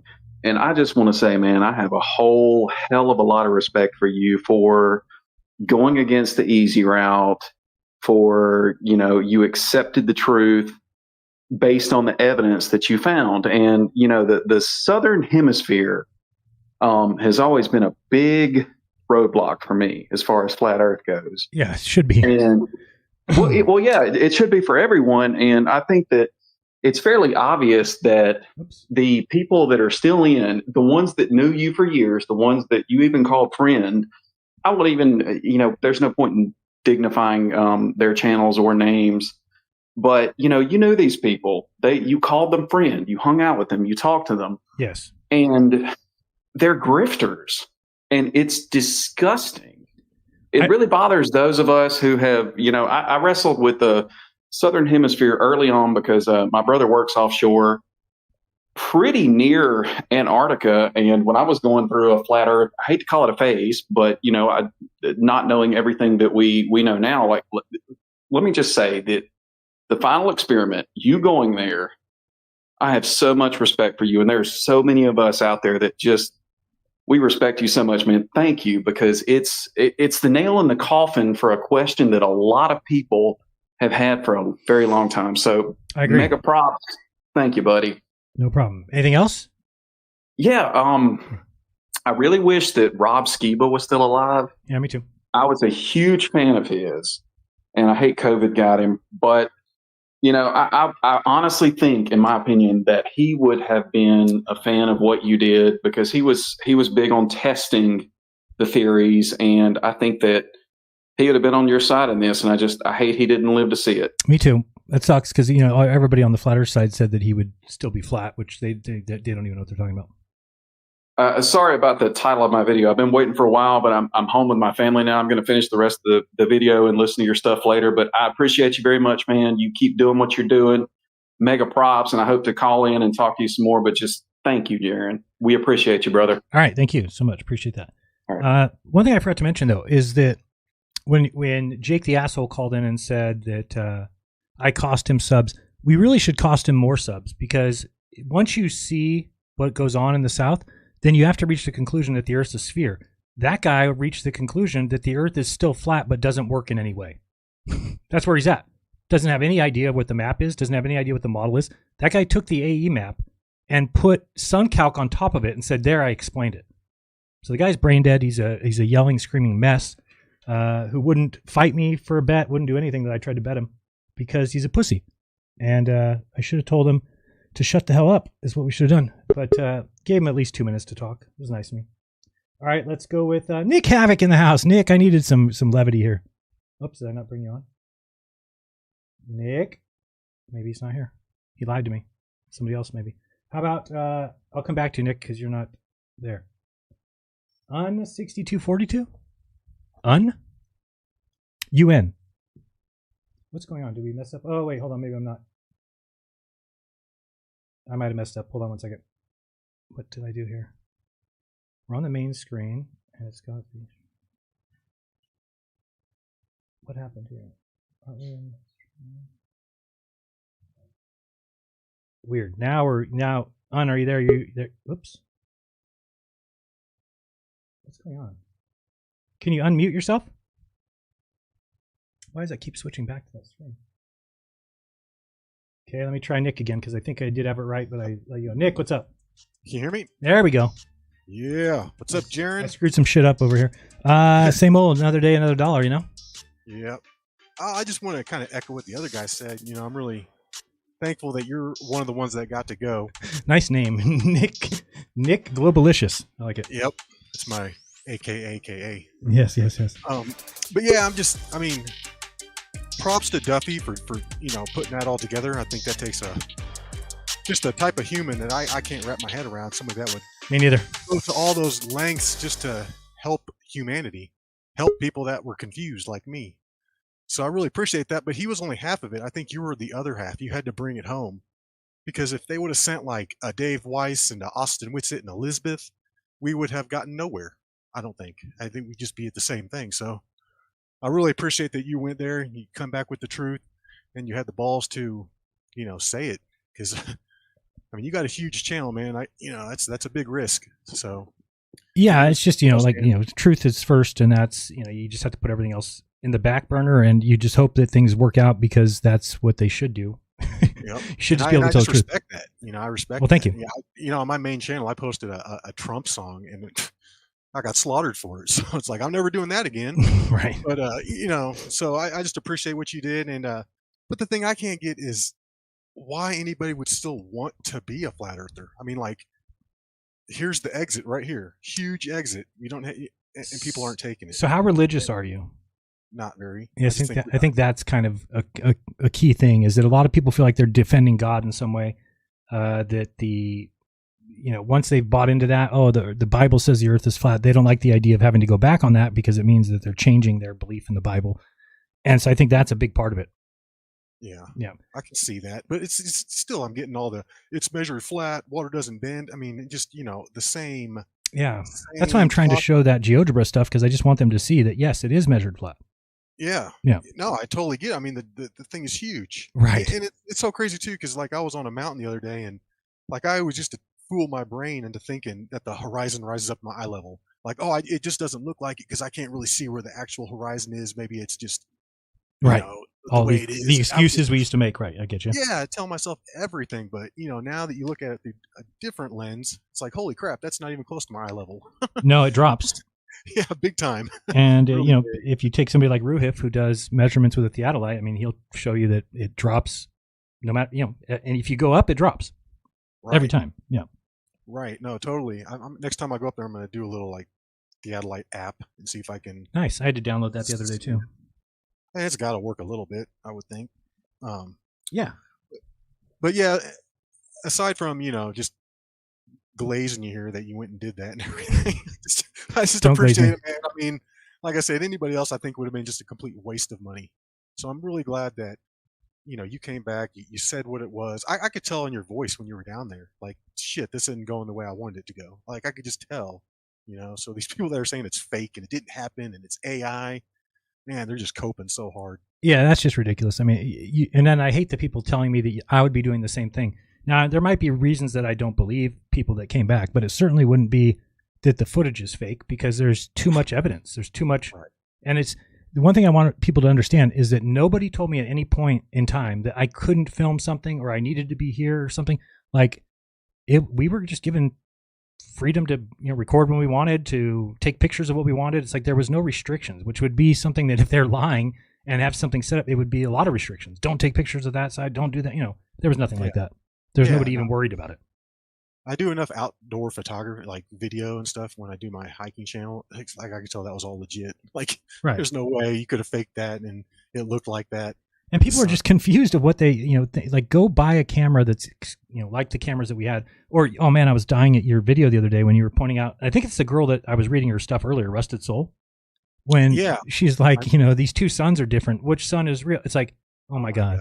Do you not realize that cameras have settings and that you could take a camera outside? You could take two of the same cameras outside and you could get different pictures of the sun. They don't get it. Yeah, no. that video, that was something else. Oh man, I missed the very first part because I was recording my most recent. Oh, she left like a video. Rusted Soul gave me like a 2-hour video, or a 2-minute video of like all these questions she had for me, and none of them were even close to being important. Or I was like, "That's the best you have." She was like, "Ask why do these shadows? Why are they perpendicular?" It's like they're not. Well, was it windy the whole time? And she said, "Why did you say a sun is the only thing that can burn paper? Didn't you know that lasers could burn paper and a 500-watt light bulb?" I'm like, what? So I guess there was a 500-watt light bulb in the sky. It's the dumbest shit ever. It is the dumbest shit ever, because it's just like, just accept the truth and not try and be, I don't know what they try. It's like, they're like so hell-bent on it. I mean, have you seen like Flatzoid's channel?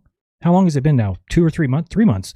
I mean, 3 months of them going off every day on complete nonsense. None of it is none of it's true.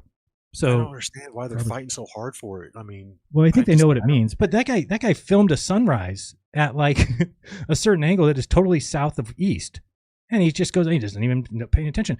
The people in the south, it tells me that they have a little, like, I recognize that I'm dumb and that I should have realized a lot of this stuff earlier. But the people in the South, it should have been a no-go from the beginning. Right. In the North, North, it looked obvious when you were in South America. Like, oh crap, that's not doing like what it should be doing.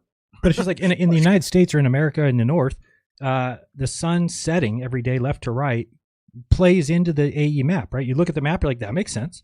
Yep. The sun's going that way, so it sets left to right for me. That makes sense. But in the south, the sun sets the other way. It goes right to left, which completely destroys the AE map. How the hell would that even work? And it was just this thing where it's like, well, we don't know what happened. Like that was always my thing. We don't know. I haven't been down there. Could be anything, right? And I thought I thought there was lies. Yeah. That's why we needed this like one big thing. Like there was nothing that could have trickled in that was going to change people's mind like that. We needed like this big definitive. Absolutely. For sure. Oh man, so I don't know if anything could have trickled in that would have changed my mind. Really, I think that nothing. you build up too much of a protection and not trusting people, and then you go down there and just everything plays out the way it should. And I mean, that's another thing is the people saying like, well, just because you see a South Celestial pole doesn't mean anything, but it's like, no, you don't understand how the sky works, that it is mapped on the Earth. Like where we went and saw the sun, it did exactly what it had to do in Punta Arenas. It did exactly what it had to do at 80 degrees. So therefore, it has to do what it has to do at 90 degrees.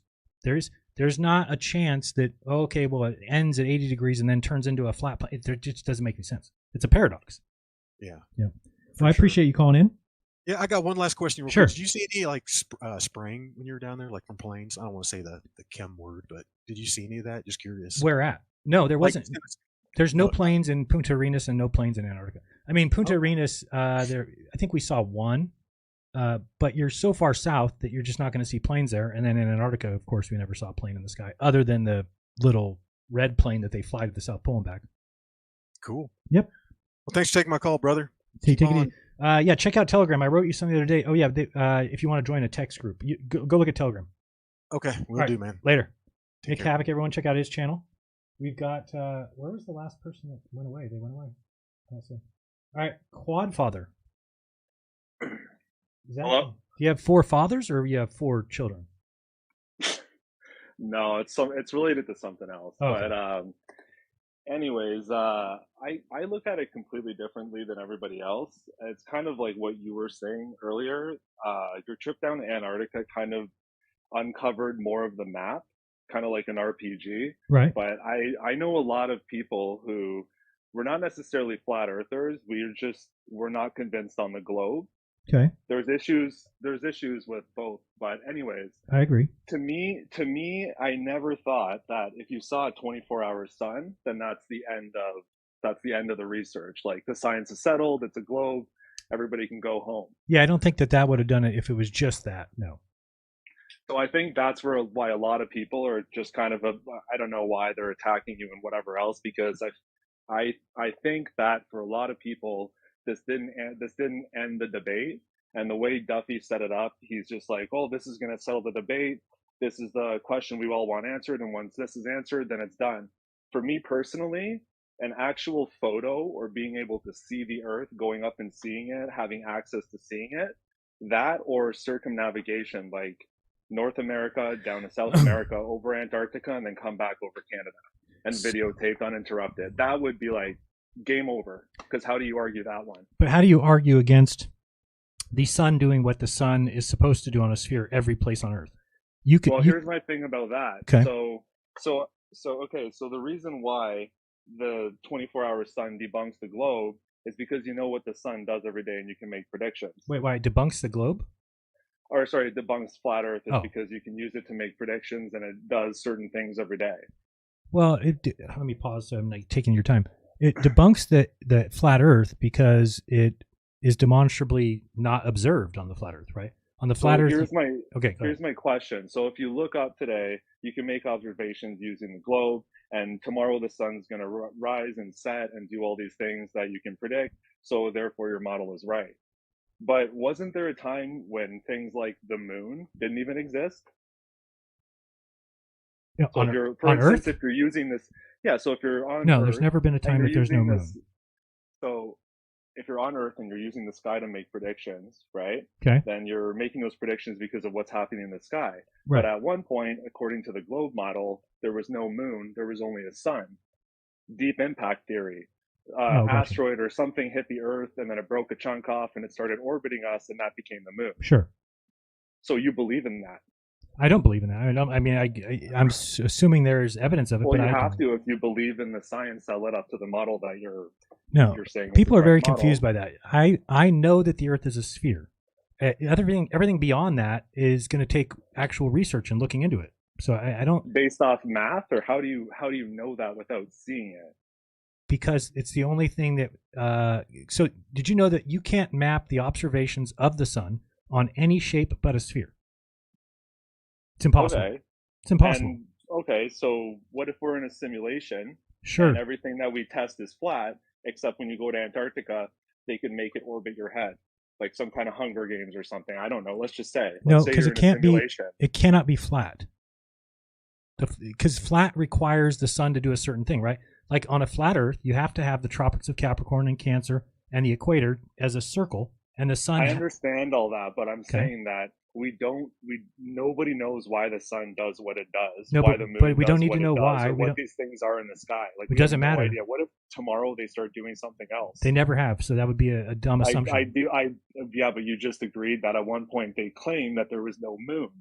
Yeah, not when So there's people they do here. change what happens in the sky. So let's say if you use the moon to make proofs, like for instance, Duffy's moon video is another debunking, right? Because nobody's ever videotaped that. You mean the So that's 24-hour another moon? proof. Yeah, so that's Yes. another proof that you guys are using something in the sky.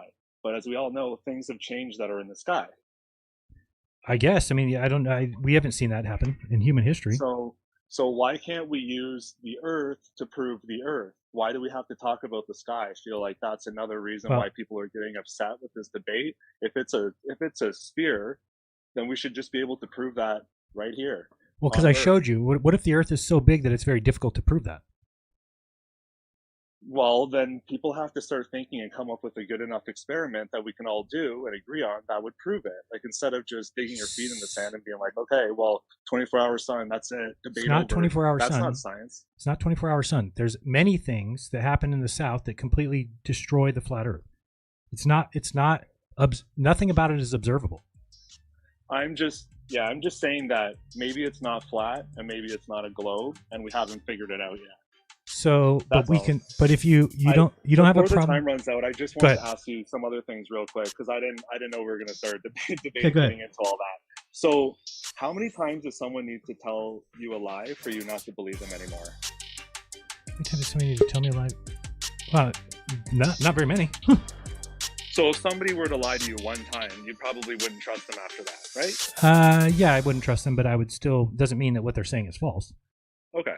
So for the past while, you've been talking about the rocket launches and how they measure out and how it fits the globe more and etc. But as you all know, nobody's going to the moon. Okay. Do you believe that Elon Musk has a car in space?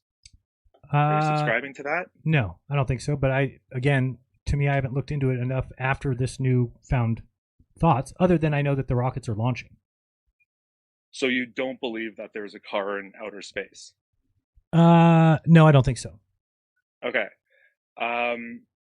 Also, what is space to you again? Because last time I checked, you said know. space was nothing. Yeah, I don't know. I don't believe there's nothing. So it can't be nothing. So now you believe space is something. It has to be. There's no such thing as nothing. Well, that's why I'm asking you, because before you said space is nothing, so nothing is expanding, and the globe is just floating in nothing. Right, So which what is doesn't space exist. then? I have no idea. What have I tested it?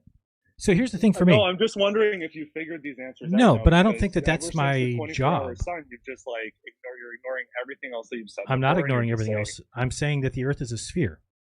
That's not ignoring everything else. That's saying that the Earth is a sphere, and then the things beyond that will take research. They take looking into. They're not. Okay. I don't feel like So, you have to okay, is accept the that and Earth- accept is everything. the moon in the Earth's atmosphere? Do you believe that? No. What do you mean? No, because Okay, well, because that's what science claims, that the moon is in Earth's atmosphere. yeah, but you realize how thin they say the atmosphere is at that distance. You're talking Yeah, about. that's another question. Where does the atmosphere end and space begin? And I know you're I going don't to know. say that it's like it happens over time, so you can't really define that. But there has to be a point at which there's no more oxygen and space begins. So what is that exact distance? Don't know. I haven't tested that. How would I test that? Well, I'm just saying. So all these questions are unanswered. They And, are like, unanswered, don't but even- but the shape of the Earth is not. Like none of those are going to change. Are going to make the Earth flat. The Earth cannot So be flat. what's your number one proof for the globe? because I'm going to go collect my 100 grand from Dave Weiss. Well, you can tell him that the 24-hour sun will work, because that certainly can't be done on a flat Earth. But the right to left setting sun in the south, the south celestial pole, the south pole, sunrise and sunsets are predicted by the globe. Never have they been predicted on a flat Earth. The flat Earth requires 2 suns minimum, and it magically creates a sun where the globe Earth predicts a sun to be, and then claims that we predicted it, or we came up with that. It's just embarrassing. Well, some people were saying in flat Earth that there's more land. So if there's more land, maybe there's more suns, and we don't really know how the firmament or anything else plays into it. Well, but how could there be more land now? If there's more land, then the whole idea of the 24-hour sun is that we're seeing something off the dome. But now you're saying that there is no dome there, that there's more land there. So then we weren't looking at the sun. What we figured out, because I believe you did go there. Okay. I believe that you guys documented it. I think it's great research. I think people should, instead of trying to pick apart, a boot being left down or whatever stupid crap like that, they should be using it and looking at it scientifically, because nobody's ever properly documented this. Right. And we can go, okay, we've mapped this area, we know what happens there, so maybe let's go to a different area in Antarctica, or maybe up north, or try to figure something else out instead of just. Correct. You know what I mean? No, that's definitely right. I don't like what they did when you came back. I wish everybody would have debated it, and I think that's what's caused a lot of this. Yeah, probably. I think you know enough to burn a lot of people down in flat Earth, so that's going to be interesting to see what happens. But I just want to figure out where we are. I don't really want to argue with people about stupidity online, and that's all the Telegram and everything else has turned into as well. So it's gotten disgusting. I mean, it's you can definitely tell that flat earthers have a deep inner hate for some people, and they like to take it out on globers, right? So it doesn't really matter what the topic is. It's just, oh, you stupid glober, you think we're on a spinning ball, water lies flat, that kind of thing. But they just... Well, I personally have lost acquaintances due to this argument, and it's not me. Like, in my experience, it's always been people who believe more in the globe that freak out and just think you're crazy. Right. Whereas I don't care either way. Like earlier too, you were saying that we can't reprogram our minds, or people who are in flat Earth can't. Like, we already reprogrammed it. You've just reprogrammed it twice. No. We've all proven that we can reprogram it. No. I said that. So when did I say it? What was I talking about? Earlier, I can't remember, but earlier you said that like we like wired our heads to just believe. Oh, no. So I said that you put up a block, right? And you can ask anybody. Ask Ranty Flat Earth. Ask that girl Rachie. You can ask Melodome, myself. We all have a very weird telling of the story, that there's something there that will just bounce things off of it. So like when somebody would say the things I'm saying, it's almost like you don't want to hear, so you just don't listen. Now, here's an example of that. I've done but everybody knows when somebody comes with the proof that you just go, oh shit, that's really good. Like, we all know. And I don't know. I feel like when it gets to the really important questions, both sides are just attacking each other. Yeah, I don't think it happens where people hear a proof, because I think they purposely don't hear it. So, for instance, I've done 8 shows in a row, whatever they're called, the Friday Unplugged. And when I talk to flat earthers who approach me and they start yelling and screaming, what I immediately know is they haven't watched any of those. So the reason that they're not watching any is they don't want to hear me talk about it, right? Because of what it might do to their beliefs. So it's a mental block, but it's also a cognitive choice to not want to hear from the other side. So what? Right, I understand that, okay. But there are people, like, for instance, Coriolis, right? He said, I really don't give a shit. I'm going to stay on this train a little bit longer and do my own research, and I'm still going to watch your channel. But does he watch Simon Dan? Do you think he watches MC Toon? Do you think he watches Dave McKeegan? All do. I think we all do, because deep down, we all want to know the truth. Yeah, I watch both sides because I actually want to know the truth. So I'll watch a debate with Dave and Professor Dave. And I sometimes, when one person had a good point, I'd go, oh, fuck, like, I'm actually going to research that because I didn't like Dave's answer. Got you. I think anybody who's just watching one side is just retarded, right? I think there's always going to be people like that. I'm talking about the people who actually want to figure this out. That's good. You might be surprised that the amount of creators who don't watch that stuff because they just don't have time, right? Like, if you are a creator, you're busy doing streams, you're busy talking to people that watch you.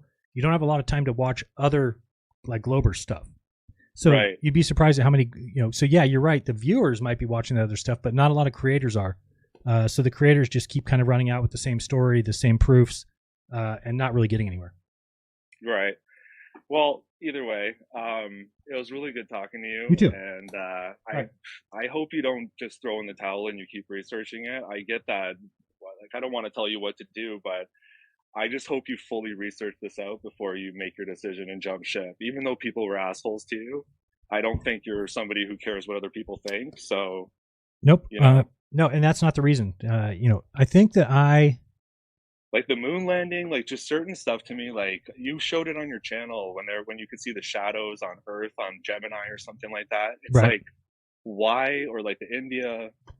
Well, the great thing is if you have any of those that you can do that. Why Yeah. are they faking stuff? Oh, it's like And the new moon thing, the new moon thing, the Firefly or whatever they're called, Fire Ghost. What is it called? I don't know what it's called. Right. Uh, And the bet you made, and remember Dear Moon Crew? That son We of a all know bitch, by nobody's the way. going to fucking moon. No one's going to the moon. You're not going to get your money from that guy.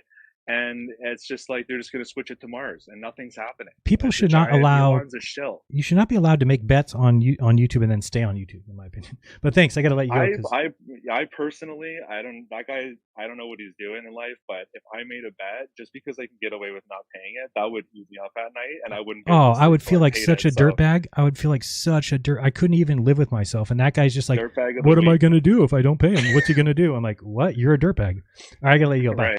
We got Zader. Hello. Hello, Zader. Hi, Jeran. Is that your real name? No. Okay. It's, It's pretty cool. Your real name probably sucks. But anyway, go ahead. It probably does. I don't like it. Anyway, I wanted to jump in because you said some stuff earlier that really resonated with me with your Home Depot example. I really, it's fantastic. Thank you. I Some people mentioned in make the fun of it. chat- They think it's very hilarious. and I don't get why. It's a great way of looking at it, and because I posted this in the private StreamYard chat, but Earth's curvature, like you measure it per foot, the drop is 13ths of an inch. Sorry, I'm stage fright. No problem. 13 100,000ths of an inch per foot, which is very, very, very small. And the most accurate spirit level you can get your hands on is like 6/100ths of an inch or 6,000ths of an inch per foot. So it's more than an order of magnitude of difference. It's so slight. And I think that, I read somewhere that they actually measured as best they could like a certain amount of water. And I want to say it was like a couple feet of water. And water is flat. Like it is, I think it's even, I know this is going to sound stupid for me to say this.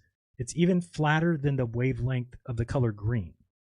So it at that small level, right? But as soon as you start going out, of course, then it changes. But that's pretty incredible. Yeah, so that links to your Home Depot example where it's just there over that distance. It's such a small amount, there's no way you can really measure it. No. And nor would you need to involved in any building. So this is where I think there's a disconnect between flat earthers pretending like we use levels to build, so therefore the earth is level. We don't take, here's a NASA document that says to treat the earth as flat and non-moving. But it's like, yeah, because you don't need to take those into account.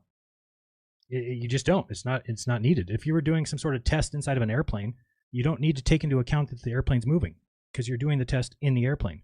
And the same thing is true when you're talking about a large distance and you're looking for the curvature. You just don't need to. We're never looking the 8 inches per mile squared. The reason why a lot of people have never heard that before is because when would you really need it? You really don't need exactly. it. Yeah, I think you're spot on with that. It's the accuracy thing. There's no such thing as a perfectly straight line in reality. It simply doesn't exist. Right. There's always a margin of error. Always. Correct. And it's bigger than that curvature over even 2 football fields, 1/8 of an inch. Good luck. Yeah, you'll never detect that. No. So, just kind of going off what the previous caller was on. Like that's just one of my. I love your Home Depot example. Please stick with it. Okay, thank you. Yeah, and I some other stuff while I was sitting around. I like this example just because the Earth is a sphere doesn't mean it's old, or just because the Earth is a sphere doesn't mean we've been to space, or just because the Earth is a sphere maybe it's old doesn't mean God didn't create the world, and so on. It's okay to accept bits and pieces of science for your personal philosophy. There's no reason we have to just swallow the dogma of science entirely. I don't think so. So I feel like it's a little unfair when people pin that on you. Yeah, but I won't accept that. I mean, you still need to look into things and to just assume that there's no lies at all. Everything's just as it is. I just know that that's not the case. So clearly we are lied to whenever there's a position of, and I think even when people used to say like, why would they lie? Why would they lie? And we would come up with ideas of why they would lie about the earth. It still never jived with me. We would say to hide God but really you're like looking at it like, well, if they were trying to trap people in a place, well, you could have trapped people in a flat earth as well. So it's not like they were trying to trap us here, because they would just say it's flat and then we'd be trapped here anyway. So yeah. Well, go ahead. Sorry, I interrupted you. Oh no, I'm just chiming in. So yeah, I think that's really all I had to say. I don't want to take up too much of your time. I just wanted to reinforce your example. Well, thank you. Yeah, there's people out there that have made songs called Home Depot Earth or Jeran works at a Home Depot because they are too dumb to understand the analogy, or to understand that it's not even so much an analogy as it is the truth of the matter, and they can't grasp that. And I know, because even people like and I don't want to throw Tony Coriolis under the bus, because I think I may have thought this at one time too, but he called him one time and he's like, but there on a sphere there can be nothing flat. And it's like, well, it depends. We think of spheres as a basketball or a baseball or a volleyball or a yoga ball. Yeah, on those you're not going to be able to have any spot that's flat because the ball's too small. But on an earth ball, we can't even fathom something that big. It's not you can't even think about it. Yeah, if you take a basketball and you blow it up to the size of the earth, suddenly you could take that spirit level and it's going to say it's level no matter where you put it. Correct. It's just not accurate enough. Right, and we don't have anything like that on Earth that we can show that. Can't show you a basketball that's so big that the level shows level everywhere. That's just won't be able to do it. And then they also the ideas of like, because I heard a lot of this when I was in Flat Earth, they would say, well, show us a ball with water sticking to it. Well, that's a little bit of a tough tale, considering their theory about why things stick to the earth is because the earth is so big that it pulls things to it. Well, how do we show that? So there is some things that you can't necessarily show. You can have a scale model of it, but you can't show it having water stick to it. Yeah, I suppose I'm out of time. I won't take up too much more, but I just wanted to reference this, since you kind of got into the gravity. One of my favorite ways of describing gravity, the old adage of gas needs a container. Yeah. We can always look at Earth as Earth's gravity well is the container. If you think of gravity as a fourth dimensional thing, you could look up gravity visualizations. Like an excellent high school demonstration from like 12 years ago by a teacher. It's fantastic. That kind of shows you, something can fall into a gravity well, and that well is the container. It's sitting in it. It can't get out. Mm-hmm. So, all right. Well, I appreciate the call. All right. Later. Take it easy. We got Lawrence. Lawrence, you're on. Just turn off YouTube if you could. You got 5 seconds.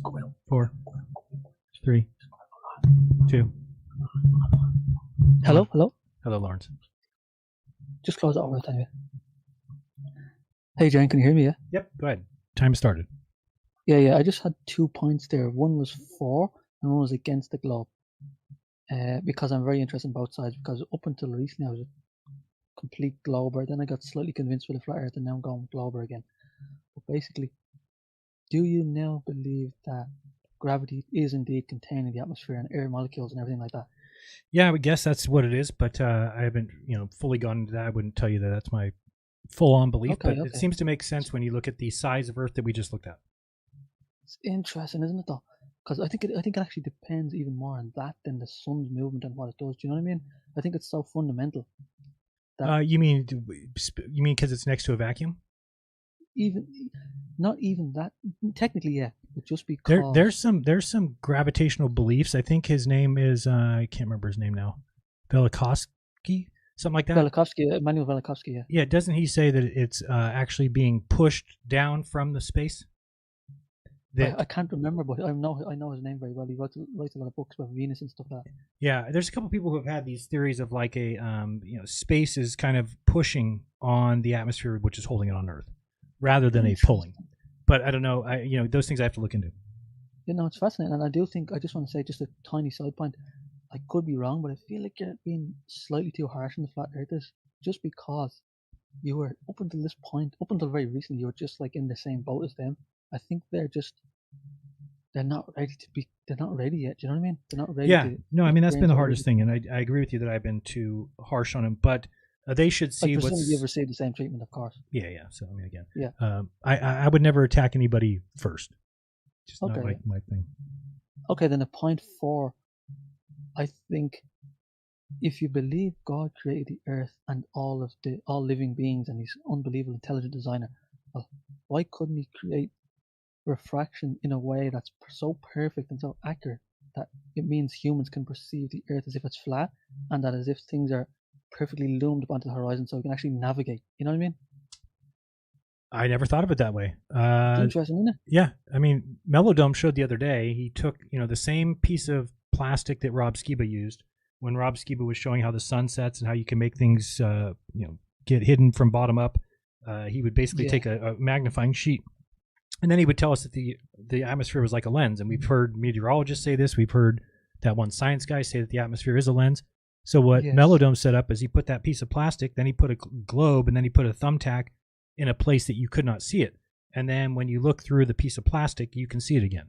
So I've seen those.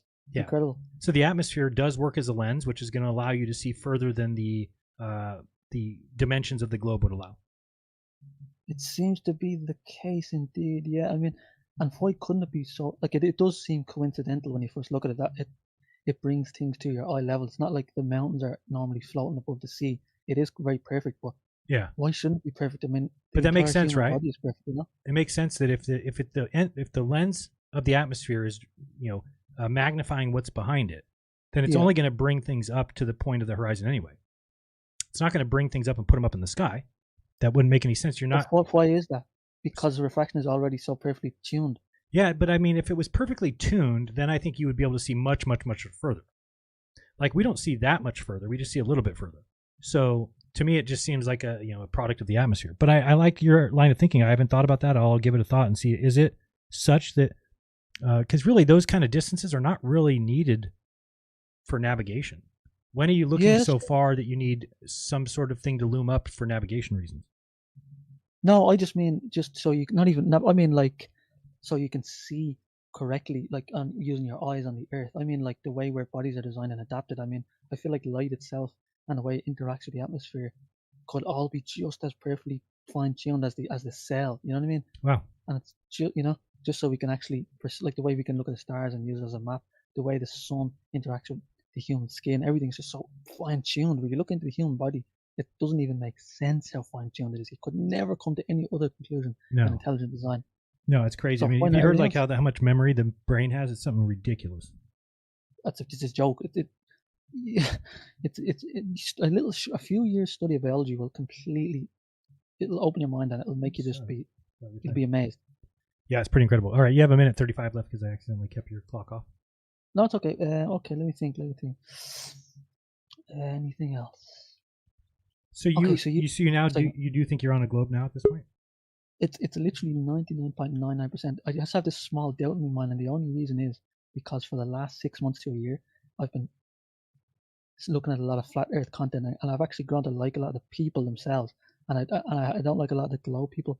But my entire life up to this point, I've been a glober, and it's just this thing, and it's a constant battle in your head. But it does seem like the thing. The main point for me is I don't really care which one it is because it doesn't change what I believe about reality. You know what I mean? Right. No, I see what you're saying, man. A lot of people I liked in the flat Earth too. I kind of learned so much that I don't like them now, but that's I get it. They don't want friends that don't have the same belief as them, and they're just going to dismiss you. So I did like them before, though. I know. It's unfortunate because I saw a lot of those interactions you had with all those people. It's unfortunate to see that go that way, isn't it? It's unfortunate, yes. Yeah. Anyway, keep it up. It's good work. All right, thank you very much. Appreciate it. All right, bye-bye. I just wanted to look up what it says, and it looks like it says memory in the human brain is 2.5 petabytes.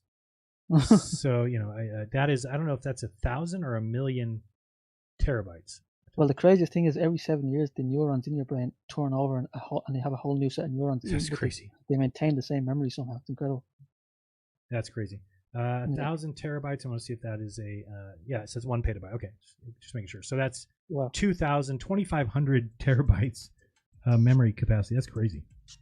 Just another accident of evolution, Yeah. Just an accident. Anything you else? later. All right, See you take it later. easy. Thanks. All right, we are done with him. Oops. I think I screwed up. Oh, wait, no, I didn't. Sacred Knowledge, what's up? Yo, can you see me? Burley. Cracking, man. How's it going? Good, you? All right. I hear the music nice and loud, but All right, it's going to be off in a second. Okay, and it's off. There you go. Oh, I just wanted to say that, it's cool, whatever. I mean, you can you change your mind, but let's not okay, this is what I wanted to say. It's unfair to the Globers have always tried to gaslight us and dictate this argument. Agree. And tell us that it's either a globe or they're trying to tell us what we are arguing, and we're not arguing what they're never going to do that. We're never going to let them, because that's stupid. That's not how you win a debate, by telling the other person, this is what you're saying.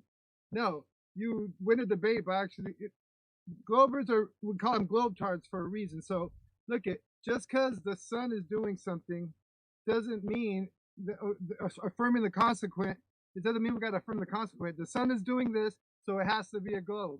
The sun is doing that. The earth measures flat. We can see way too far, hundreds and hundreds of miles way too far. Hundreds and hundreds of miles. Hold on, I'm not going to let you get away with that one.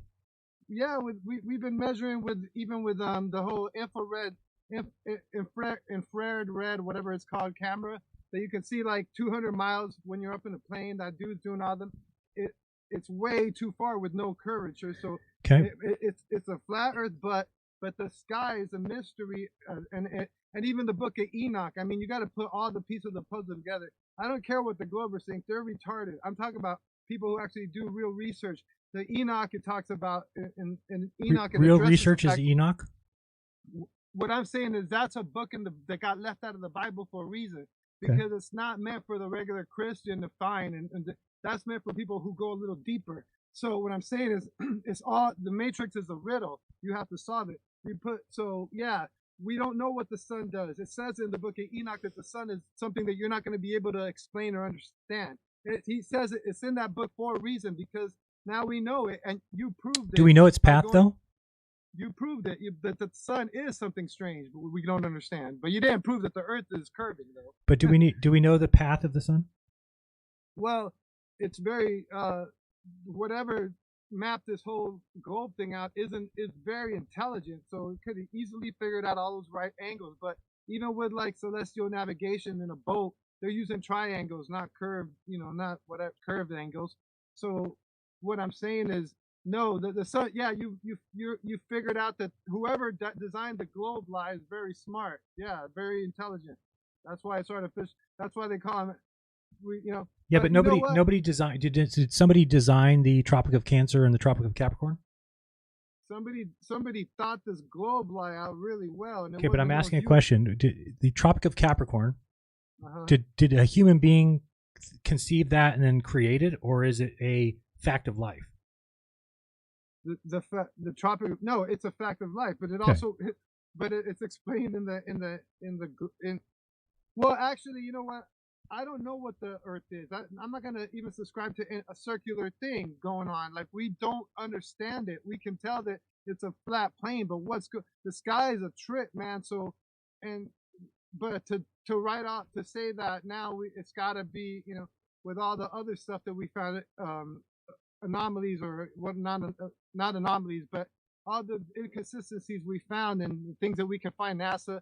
What I'm saying is, we already know that, sure, you're gonna say what you're gonna say, but what I think has happened is, even in like the movies, they tell us Pandora. We live in a pan.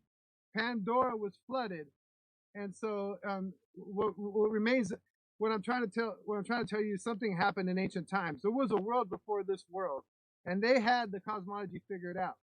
Everything got destroyed. We know that, and people are figuring out Tartaria. Now we have this new world with this new cosmology, and so we gotta put two and two together and realize that that it's a cool. Have you ever sat and marveled that it's genius? Billions of people living out their lives oblivious, So somebody, it's very intelligent, but it's also very stupid to lie like that to billions of people.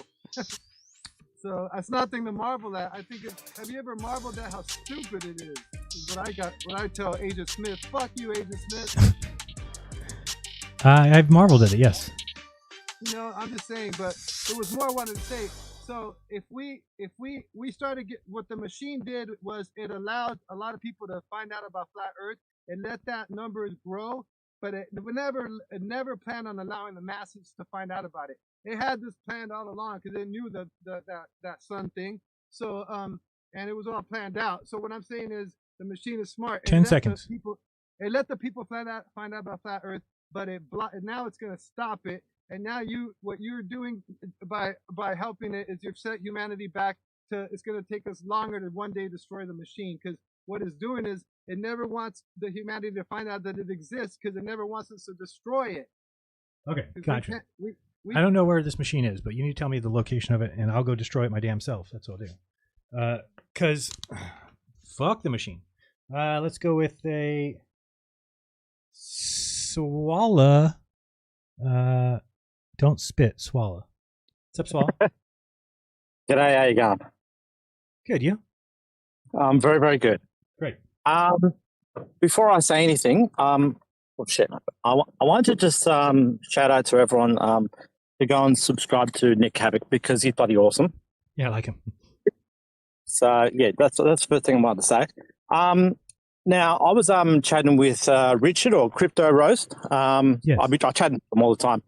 And he, I think he might have sent you one of my videos where I described that when it comes to Selenelian eclipse, you technically can go up to an elevation of about 813 meters and see it 100% without refraction needed at all. Makes sense. Yeah, but I actually did. I double checked it again and sort of widened up my pan of vision.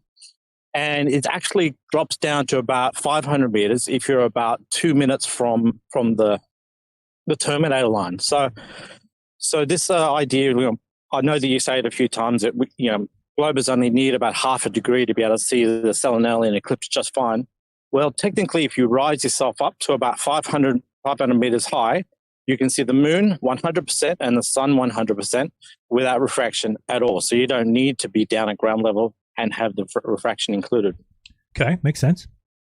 Yeah, so just raise yourself up and it works just fine. So, I'm always hearing the Selenelian is just impossible, but it's not. And I mean, if you're on the morning side, so if the sun is rising for you, that's why the shadow on the moon appears the wrong way up. Yeah, I don't know why that's ever been a thing, because it's people say that, but it's like, well, no, we know that from upside down it would be coming from the other direction. So if you know that on a globe you're going to have some people see it shadow coming from one direction, some people see it coming from another direction. That's required. Yeah. Well, that's the thing. If you're on the afternoon side, the Selenelian eclipse looks the way you would expect it to be. But if you're on the morning side, what you'll see is the moon will slowly start to set towards the horizon, and as it's setting towards the horizon, the shadow that's on the moon is going the wrong way, and you think, why is it going the opposite direction of the way it's setting? You know what I mean? Right. That's where people get really, really confused, and they call it impossible, which it's not impossible. No, I don't think so. Now, I think it's quite possible. All right, well, thank you. I appreciate that. It's a good call. Yep. I think that the thing that is so funny to me is just the hypocrisy, the contradictions by the flat side, which is what they'll allow and what they won't allow. I thought that we had a position that, like, refraction, we don't believe it. It's so funny because on that show that they did, the funeral show where everybody was real sad, the funeral roundtable, Dr. Zach at one point says, and refraction explains why the stars are seen to go backwards in the sky in the south. And everybody on the panel just sits there. Nobody says a word. But it's like, okay, hold on. Why is it that I could show you right now 20 people that have commented just in the last couple of days that have said, what, does Jeran believe in refraction now? So it's like, because you're saying that you believe in a globe, you're not allowed to believe in refraction. But if you are a flat earther, you can do refraction fixes all your problems too. So ask, Shane St. Pierre or somebody like that. In Shane's model, how does the sun appear 180 degrees different than where it is in the other, because there's two suns. And they'll probably tell you refraction, or they'll have to say something else like manifestation, whatever it is. But those things are not allowed in the globe Earth. The globe Earth doesn't have to manifest things into play. Imagine if the globe Earth had two suns, and one of the suns, they said, oh, that sun there, it just happens to show up for you in your sky. And then we realized, wait a second, you put the sun exactly where the flat Earth calls for and predicts the sun to be. We would laugh hysterically at globe earthers. Well, guess what? The situation is flipped. Okay? To be a flat earther, you must take the sun, duplicate it, and then go place it in somebody's personal atmospheric dome exactly where the globe says the one sun will be. Do you understand that? The globe predicts one sun to be in one location, and everywhere on the Earth gets the light that it's supposed to. We can answer all questions about sunrise, sunset. And then the flat Earth comes along and says, oh, well, we are equal. We should be able to be equal with you. And it just so happens that nothing works in the south. True. And it just so happens that we have to take the sun that we have on the flat Earth, duplicate it, and then to figure out where it goes, we just go look at the globe math and say, where does the globe say it's supposed to be? Oh, on the back wall in Antarctica. Okay. Then they stick it there and say, we predicted that. That's embarrassing, and you should be slapped across the face for doing so. Let's go with Sanderson 3. Hey, Jeran, can you hear me? Yep. All right. So I think that in some of your recent live streams, I've seen a lot of confusion about like Venus being visible at 9 p.m. at night. Correct. And I saw you do a pretty decent explanation, or at least trying to, in GeoGebra. I think that I've got something mocked up here, though, hopefully. Beautiful. I'd rather it will be a little more clear, though. Okay, you going to share? Yeah, I'm going to try to share here. All right. Is this visible? Yes, now I see it. Let me add. Okay, we got you. Okay. So, first time using this program, not super familiar, but basically I've got it mocked up roughly to scale with the sun, Venus over here, and the Earth. So this is about 67 million miles. Earth is 93 million miles. And I've got these lines here to represent our horizon. Okay. As we go throughout the day, basically. That's good. So right now, we're facing the sun directly overhead at our zenith. So that's noon. And then as time progresses, the sun is starting to set. Sun's getting close to the horizon now. And this would be sunset. So just after sunset, Venus is visible, no problem whatsoever. And then as you can tell from here, it would take at least several hours before Venus sets below our horizon. Wow, really? Yeah, okay, gotcha. So yeah, I think I think what a lot of people make the mistake of doing is to come over here and think that, oh, this is the dark side of the Earth, and so this is our horizon, and how could we ever see Venus? I think that's what I do. Yeah, because this is midnight, though, and no one's ever going to claim that you see Venus at midnight. Wow, good call. I never even thought about that. Yeah, so it's just after sunset, and you get a couple of hours at maximum before it dips below the horizon. Well done. That answers it. So, and then I've also got in Stellarium, same thing pulled up here. This was January 13th from Denver, which is nearby where I live. Okay. You can see about 47 degrees here, and I can actually measure it. 47 degrees between the sun and Venus, which is exactly what I would expect based on the GeoGebra model. And I guess one other question is, based on the geometry here, if we're looking at Venus straight overhead, or I guess, let's say just after sunset, from the Earth, we're looking at Venus, how much of Venus should be lit up from our perspective? Yeah, it would always be like a half. Right there. It's about a half. In fact, it should be exactly a half. And I actually took a photo of Venus that night, and look, exactly half. Yep, looks like it. Pretty incredible. Yeah, and so show what you, I guess, go back to one more time on the GeoGebra and just show people, oh, I didn't start your time over post. Show people what you mean by it's not this, because I think everybody does draw that line there and say this side of the line is night and this side of the light is day, and so we couldn't see it at night. But you're right, that if the line is straight up and down, then that's midnight. Right. So then it's important to think of the horizon as coming, and then the sun goes just below the horizon, and that is evening. Right. And so, of course, Venus is totally visible above the horizon at that point, and even pretty well into the night. Yeah, I wonder if it'd be easier to understand if you moved Venus up to the top of that circle, kind of like 2 o'clock, and then did it so that it actually shows the sun setting, because people might be confused what you mean by that's the sun setting. Like spin that little cross again that you have. Oh yeah, yeah. Like, because that looks like people are going to say, wait, that's the sun rising. Right, yeah, and I see what you're saying there. Yeah, so if you move... Yeah, it probably would make more sense if I had it rotated 180 degrees, so it looks like correct as it's going down, like if it were on this side. Correct, yeah, that's all I was going to do. Yeah, I see what you're saying. So I guess that could make it more clear. So if you ever do this demonstration in the future, maybe that's something you can think about. What did you use to draw the cross that you can spin around like that? I used just this line segment. I guess this line right here. Okay. And I drew from the Earth and out to another point.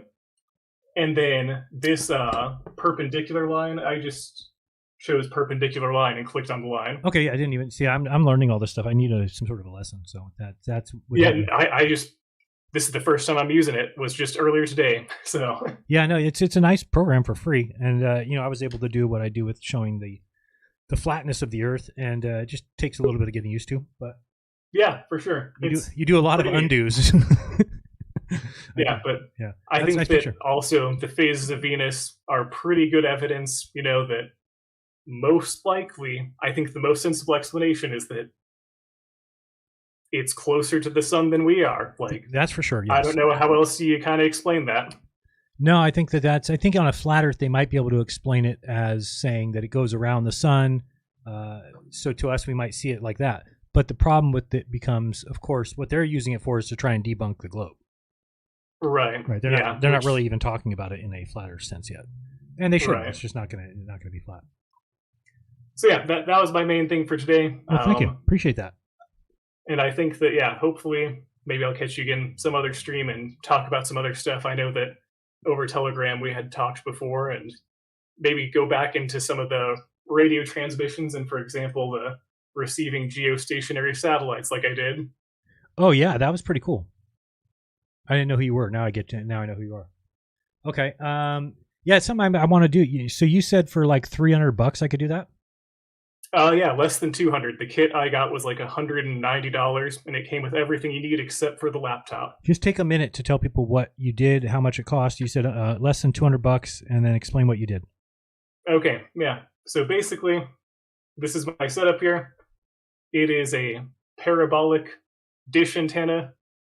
It can receive radio signals, is basically the principle.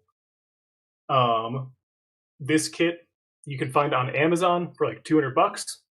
And it has everything you need. It has this dish. It has, I guess it doesn't have a mount. So this is my own personal telescope mount that I have. You would need to have your own mounting situation. But basically, you need to point it at the sky at whatever satellite you're trying to receive. And then this cable goes down to an amplifier and then plugs into your computer, where it can convert the electronic signals from the radio waves into data that your computer can understand. And I used a software called SatDump, which is free. No problem. Like, it's currently being developed too, so like there's new features getting added occasionally. But basically, I pointed this dish to the point in the sky that I was told there should be a geostationary satellite beaming out images. This is the frequency here, 1.694.100 hertz, or 100,000 hertz, so 1.694 gigahertz. Oh, okay. And with this dish, I was able to decode tons of data from this satellite that's up there. And I mean, we can look real quick. Beaming down, full disk images of the Earth. So this is a false color image made from two different black and white filters. So like, this is not real color. It is an approximation of real color. But I got this directly off the satellite, downloaded onto my computer. And how long? And if you want to see what the raw images look like, here it is. And how it's long? Black and white. This is through the red filter. How long did that take you to get that? So it cycles through all of the filters and beams down the data every 30 minutes roughly. Okay. And I mean, I pointed it at a different one just the next day. And so every 30 minutes, I got a new image. You can see there's some artifacts and errors in it because not perfect signal strength. But yeah, you can watch the sun set behind the Earth, basically.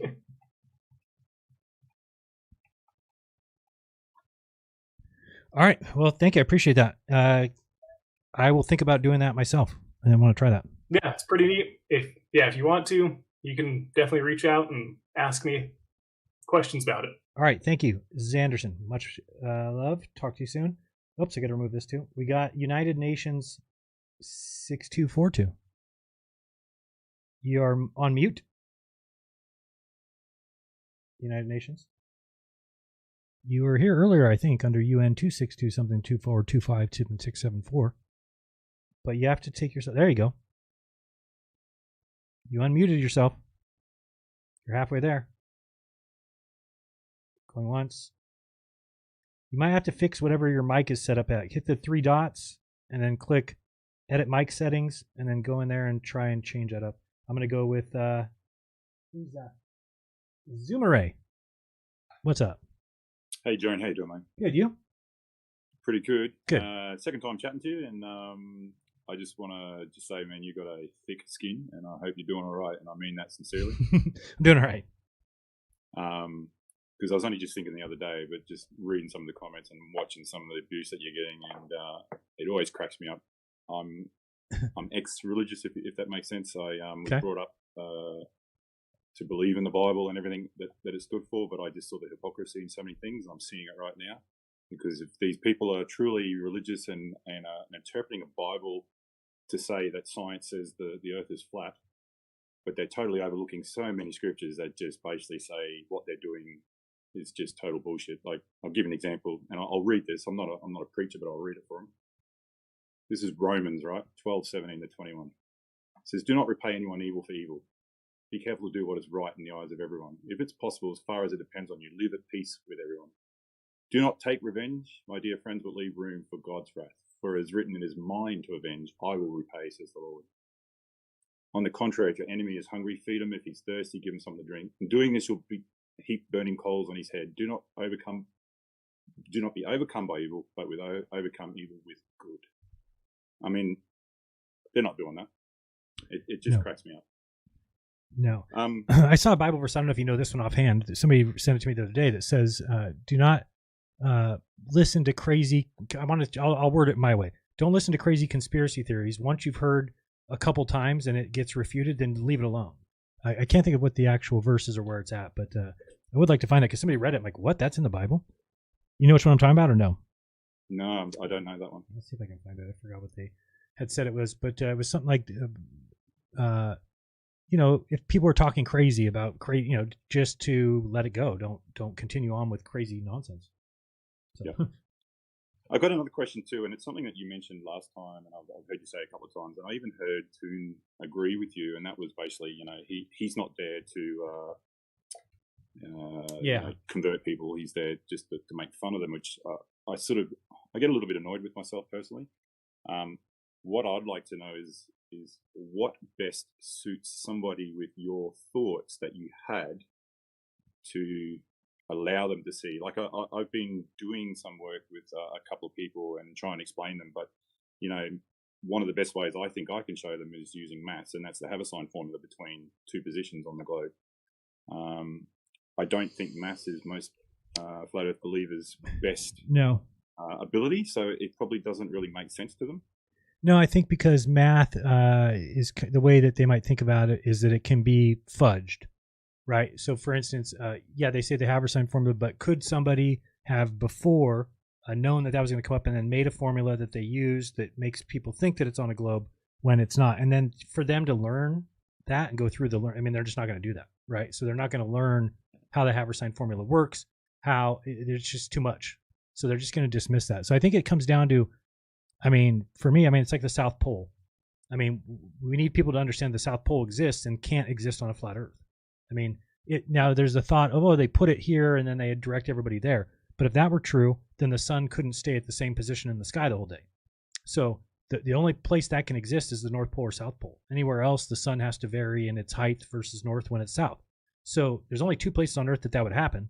And so they can't just take somewhere, like that's the flat Earth belief. If you heard Nathan Thompson debate against Duffy the other day, his excuse was, oh, they just put a pole in the ground and you gullible globers just go there and believe that that's the bottom of a sphere.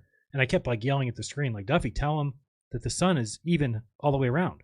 That you cannot just put a pole in the ground, or else you'd have to manipulate the sun. The same thing. Yeah, you'd have to manipulate the sun, which I don't think people can do. So unless you believe that they can move the sun where they want it and do, I mean, which wouldn't make any sense because it would obviously screw up everybody else's sun if they just took the sun and moved it. So I think that that's probably the best way to get it. But I mean, again, even, look at like Whitsitt. Whitsitt doesn't believe it yet. And he was right there with me. He saw, I mean, the sun was seen south of Antarctica when it was above Australia's head. I mean, I can't really convince anybody further than that. I mean, well, how you explain the sun? The sun was to the south of Antarctica, which right away on any flat map should be like, there's no such thing. That's the end of the world. So if it's over there and also on the heads of people in Australia, and then you kind of think of how the Tropic of Capricorn works, then you realize, oh, the Tropic of Capricorn goes that direction. So it goes the complete opposite direction than the flat Earth calls for. And it's just something I never even can think of globers ever showing me that. I don't think they ever mentioned it. Response on that? Has she said much, or you had much to do with her, or you're still friends? Who, Lisbeth? Yeah. We're supposed to talk tonight. Yeah, I don't know where her position is. I think that, I don't think that she's sees what I see yet. But I do also understand that each person's journey is different, and people will uncover it in their own time. I really still believe you can't force belief on anybody. So certainly that's not the best way to do it. Is never to just tell somebody you're wrong and I'm right. If you do that, there's a mechanism that you build up that just, and to be honest, from the time we left on the trip, there was nobody doing that, right? So it wasn't like Duffy was in my ear saying, you're wrong, I'm right. It wasn't like Toon was in our ear. It wasn't like any of them really were. I mean, Dave was able to, or wanted to have conversations about things that we might believe and say, well, yeah, explain that to me. This is how it works for us, and I don't understand how you explain it. So he wanted to have that conversation, but at no point did he ever try and play that position of, you guys are just dumb, you guys are just stupid. Like, nobody ever said that on the trip. There was no, and it just made it better. And then you look at it and it's like everybody got along because we're all in person. Obviously nobody's gonna even the times that we flipped out. Person, isn't it? Well, but even when we had times where we flipped out, it wasn't the same as it is online. It's not like all this, it's just kind of like a disagreement. And it even got to the point that we said, well, we're not going to go on the trip because we were trying to say we didn't want to be filmed, and they were kind of going back and forth. But even that was like a grown-up conversation. It wasn't like everything devolves into name calling and there's things that you can never take back, which is where I think it goes sometimes online. Nobody called anybody a retard. Nobody called anybody something like that. That just doesn't go over well in real life. People don't want to hear that. And then as soon as you say that, nobody's just going to listen to you and go, oh, you know what? You're right. They're just not going to do that. When Dave was showing you the equatorial mount, I remember him saying to you, I'll leave that with you, and you think about Correct. it. And I thought that was good. It is. And the way he describes things is good because he never said it. Yeah, I remember we had a great conversation. I don't remember when it was. So I think it's when we landed in Punta Arenas. We got on some bus, which a whole bunch of people on it. We had to like basically all separate. But he ended up sitting right across the aisle from me. And we talked the whole way home from the airport to back to the hotel. And just the way he says things and the way he talks things out, he does leave it up to you. And that's what I think is great. Is it's not a this is the way it is. It's like, yeah, it could be this or it could be that. Which one makes more sense? And he just kind of leaves it to you. And then you have to, thinking about the equatorial mount, the way he described what happens at the equator, and then me working out in my head what we think happens at the equator as far as flat earthers and the sun circling, you could not jive anymore. A sun rising at 90 and setting at 270. It just doesn't work with the flat Earth. It just, what would change about the sun's orbit that would cause it to all of a sudden do that? It just doesn't make any sense. So the fact that you can kind of move that thing from the south, move it to the equator, move it to the north, and see how it reacts, and how there's no other surface that would do that but a sphere. Just not possible. So those are all helpful things. But yeah, that's my best advice is just, I mean, and I'm sure because you know these people, you're not hateful or rude to them. But I think that that's a big part of this is that even for me, there wasn't anybody who ever sat down and rationally wanted to talk to the globe. In fact, I want to take that back. Tone did reach out about a year ago. And the way that he was, I don't know if people remember, we did a show where he came on and we kind of had a talk where I got to bring up 5 things. He brought up 5 things. We kind of talked. There was no name calling. And from that point on, he would call me occasionally on Messenger and just, he dropped the whole "you're dumb" thing. And now he was still using it against, I'm not getting me wrong, he still used it against every other flat earther and on his show. And he knew, I would even tell me, he'd say, "Did you watch my show?" I said, "I don't watch your show. It makes me sick. Like, it makes me sick to hear how you talk about flat earthers, so I don't even watch it." So I never watched the show. But in talking to him, if I ever had questions, the way that he would explain it was just different than, I mean, Red's rhetoric, of course, tried one time, and then he's like, "Well, why don't you come on my show and talk about this?" I'm like, "All right." We went on a show, and then he's just yelling at me. So when that happens, that just pushes people further away. It doesn't allow people to really think about what's being presented. So that, I think that that's a huge help, is just, and I need to remind myself of that, is that I get angry and I get upset and I start maybe explaining it frustrated, like, "Hey, idiots, this," and I'm just like, okay, that's not going to win anybody. Nobody's going to be sitting at home like, "Oh, Jeran called me an idiot, he's right." They're going to just turn me off or stop watching my show. So I do need to get to that point where I'm just explaining things. Hey, you decide, it's a flat earth that can't explain the sun and has no idea why the sun's going the direction it is, or why it flips upside down, or where's the South Pole, or where's the South Celestial Pole, or the globe. And yeah, there may be some things that we don't really fully grasp. They're not intuitive. I think that's another thing, is just the idea of living on a sphere. Some people on the globe side actually acted like they felt like it or something, or that but it's just that evidence takes you there. It's not a matter, nobody feels like they live on a sphere, I don't think. No. Right. So it's just the evidence leads you to there if you follow the evidence. So as a truther, that should be what you're looking at. It shouldn't be because these truthers want to say things like, "Well, my senses say this." Well, there's a lot of things that your senses get wrong. That's why I always bring up, do you feel like there's bugs in your tummy, or do you feel like there's dust mites all over your bed? No, you don't feel that way, but you could find out that that's the truth. So why does that the truth? Because you followed evidence. Okay, let me go look at this microscope. Okay, oh, damn, there's a little bug in there. I can see it myself in the microscope. It's actually on my bed. It's on my pillow. And I just go to sleep at night and I don't even think about it. So it's kind of the same thing, is that there is things that don't match your. So as a truther, if you were just the kind of truther that said everything has to match my senses, then you wouldn't believe in any of that stuff. You would say, no, there is no microscopic bugs. There's nothing on my skin. There's nothing in my stomach. And that's just not the case. So, yeah, I think that just getting people to open their minds to evidence and then follow the evidence. The evidence doesn't lie. If it comes from a person, maybe that person's lying. But I think that was the big thing for me, is everything I did in Antarctica came from me. I mean, as far as the thought process, the ideas. In fact, I thought it was crazy when I found out that the way those guys found the South Pole originally was the same way that I had come up with in my head, and I'd never thought about that. Yeah, I just thought that was awesome. I mean, because then I think I told Tone about it, and Tone's like, that's how Scott and Amundsen and those guys found the South Pole. And I never thought about that. I'm like, yeah, because it would have been day, so they wouldn't have been out there at night to be able to see the South Celestial Pole. So they would have been during the summer. So I'm like, how would they? Yeah, that's right. They just followed the south end of the sun. And then when you think about two people coming from different sides doing the same thing, I mean, and then I just thought about, well, what if I was over here doing it? And I was like, oh yeah, this. And I kind of could imagine, I see how the sun would change, how the south would always, it would almost like curve into the middle. It's going to all point to one spot, which is going to be the South Pole. So that was kind of crazy, because then when I realized that, then it was just a matter of thinking about the sun. What would it do when we got back to Punta? It did exactly what you'd expect it to. Thinking about flying home. Where would it be at the equator? And then realizing the sun was south of the equator. Just everything just made sense. And then it was like, oh shit. I mean, this stuff I could have figured out on my own. And that's why I tell people, because they all say, oh, I don't want to believe these people. What if these people are? I said, no, and that's why I'm able to say the Earth is a sphere and not have to worry about anything else, because that cannot be changed by man. I mean, the Tropic of Capricorn is legit. It is the furthest the sun goes south. No man changed that. And so that spot has to be there. And then if you go stand in South America, and it's not just South America, somebody asked me, like, you have to stand right there. I'm like, no, that's where I was. But you could be in South Africa, you could be in Madagascar, you could be in Australia.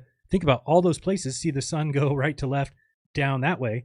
So then everybody sees that it's because it's going in a circle around a ball Earth. I mean, there's nothing else. There's no other shape that can explain that, and never will be. So just the way it goes. All right. Well, thanks for the call. I appreciate it. No worries, mate. Take care. See you. Okay, I'm going to try United Nations again, even though I don't think he knows how to use the... Okay, so you're on mute right now. United Nations 6240. Now you're off mute. But your mic doesn't work. You need to change your microphone. You have the wrong mic on. Oh, really? Now I hear you. Oh, okay. Here we go. You're here. So, a couple issues I have. Sure. One is I've noticed that you have not been honest in the past, and now you're finally starting to be honest about a couple of things. So I wanted to touch on that. Sure. I disagree with you, but go ahead. David Weiss's app. Okay. I've known it's been a scam for many years. Other people have called it out, and you've protected that app until this week. You mean you knew it was leaking data, or what do you mean you knew it was a scam? Yeah, that it was leaking data. So how did I know that? Who told me that? Well, it was pretty obvious, and then when people have challenged it, you have wanted to defend that app and kind of. Well, I mean, it depends what you mean. I mean, I don't remember anybody coming and saying data is leaking, and then me just saying, well, I don't care about that. Like, as soon as somebody said that, it was like, oh, let me reach out to Dave and tell him. So I don't think that there was ever a period of time that I thought flat earthers were losing data or it was being accessible on the internet to other people, and I just didn't care or tried to protect it. If you're talking about people, saying it's a scam or something, that's not the shape of the earth, well, then obviously that wasn't my belief at the time. So I disagree that I was lying about it. I disagree with you, but okay. So you think I knew? You think you're basically saying that I knew that people's data was being accessed and just let it go? I do believe that you know. Okay. So that's the first thing. With evidence, or just you just believe that? I think there is evidence. I would have to pull it up. Okay. But I think you did know about it. Okay. So that's one. Second thing, and I think this is a I think you were not being honest at all about this. Okay. And so actually, I think you were kind of on our chat last night on a one of those fake accounts, but who, me? Yeah, I think I saw you last night. I'm not going to say for sure, but I think I did see you last night. Okay. But we were talking about how when we were starting to figure out that the circling sun was not the actual deal, but it was flat, but there was something really off. You told my person not to bring it up. Then when he brought it up is when you all went after him. About the circling sun, not to bring a circling sun up? Well, no. To not bring up that the circling sun was wrong. And that there was something really off with the AE map. All right, if you're talking about Jake, I mean, if you're talking about that in 2017, I have the text messages. Okay, so he said, as he's debunking cool hard logic, he said, hey, Jeran, how do we explain the sun setting south of west in the south? And I said, oh, don't do that yet. Don't debunk that because we don't know. And he said, what do you mean we don't know? And I said, we don't have an answer for that. We're looking into it. There's people researching it. And he was like, oh, that's it. You guys are all shills and you guys all, who knows this? I'm like, well, everybody who's a flat earth researcher knows it. He's like, Dubé knows? Yes, Dubé knows. Oh my God, Bob knows? Yeah, Bob knows. So he flipped out because we knew something on the flat earth couldn't be explained. But that wasn't ever reason to be like, oh, it's it's over. Because there was still other things that we could explain away, or we could try and, I was able to use a little dome glass, put it up against the light and move the light left to right. So I was like, maybe it's because as you get towards the edge of the earth, there's a dome there causing things to look like they're just setting that way. But at the time, I was so sold on the flat earth that I didn't think that could possibly be a debunk, right? Meaning that if you believe something strong enough, you don't think there is anything that could debunk it. So that was my position. So I thought that the flat earth I was so sure of myself with the flat earth that I thought just because you found one little thing that we don't know how to explain yet doesn't mean that we need to give up the flat earth. It just means we need to figure it out. So that's not a lie. One more There's thing. no lie there. Yeah, you have time. I talked for 2 minutes. Go ahead. Okay. Let me pull it up real quick. Sure. But I have another big concern. Okay. So this was after the whole thing happened. Okay. So this was during that. And then you managed to say this on your channel. And I'm going to pull it up right now. Okay. And I thought this was very disturbing, actually. So let me pull it up. Sure. It's going to take just a sec. Mm-hmm.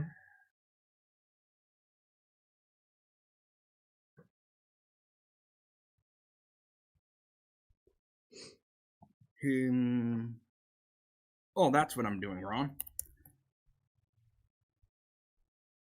Oh, there goes gravity. Sorry. Just checking it.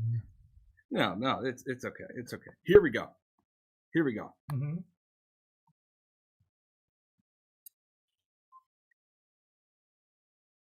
You can hear the computer, right? I don't hear anything. If you press play yet, we don't hear anything. Okay, let me try this. When you share your screen, I think it gives you an option to play with sound. Yes, I am trying to share my screen. Here, let me, and then share my screen again. Okay. I don't know what's going on. And I had this already too. So when you hit share screen, there should be a little checkbox that says share with sound. You just didn't hit that. Oh, here we go. Share screen. Share with sound. And then go ahead. Okay. All right. So this was really, really creepy of you, actually, that you did this, but I think it's time for this to be exposed. Okay, waiting.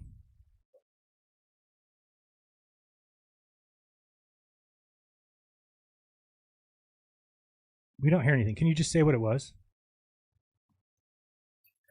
You challenged Jake to a penis measuring contest. Okay, what difference does that make now? So, why did you do that? Do you know what I challenged him first to? No, I do not, but I do know this. You also sent pictures of your crotch, and I've seen examples of that. No, Dude, I don't think you have.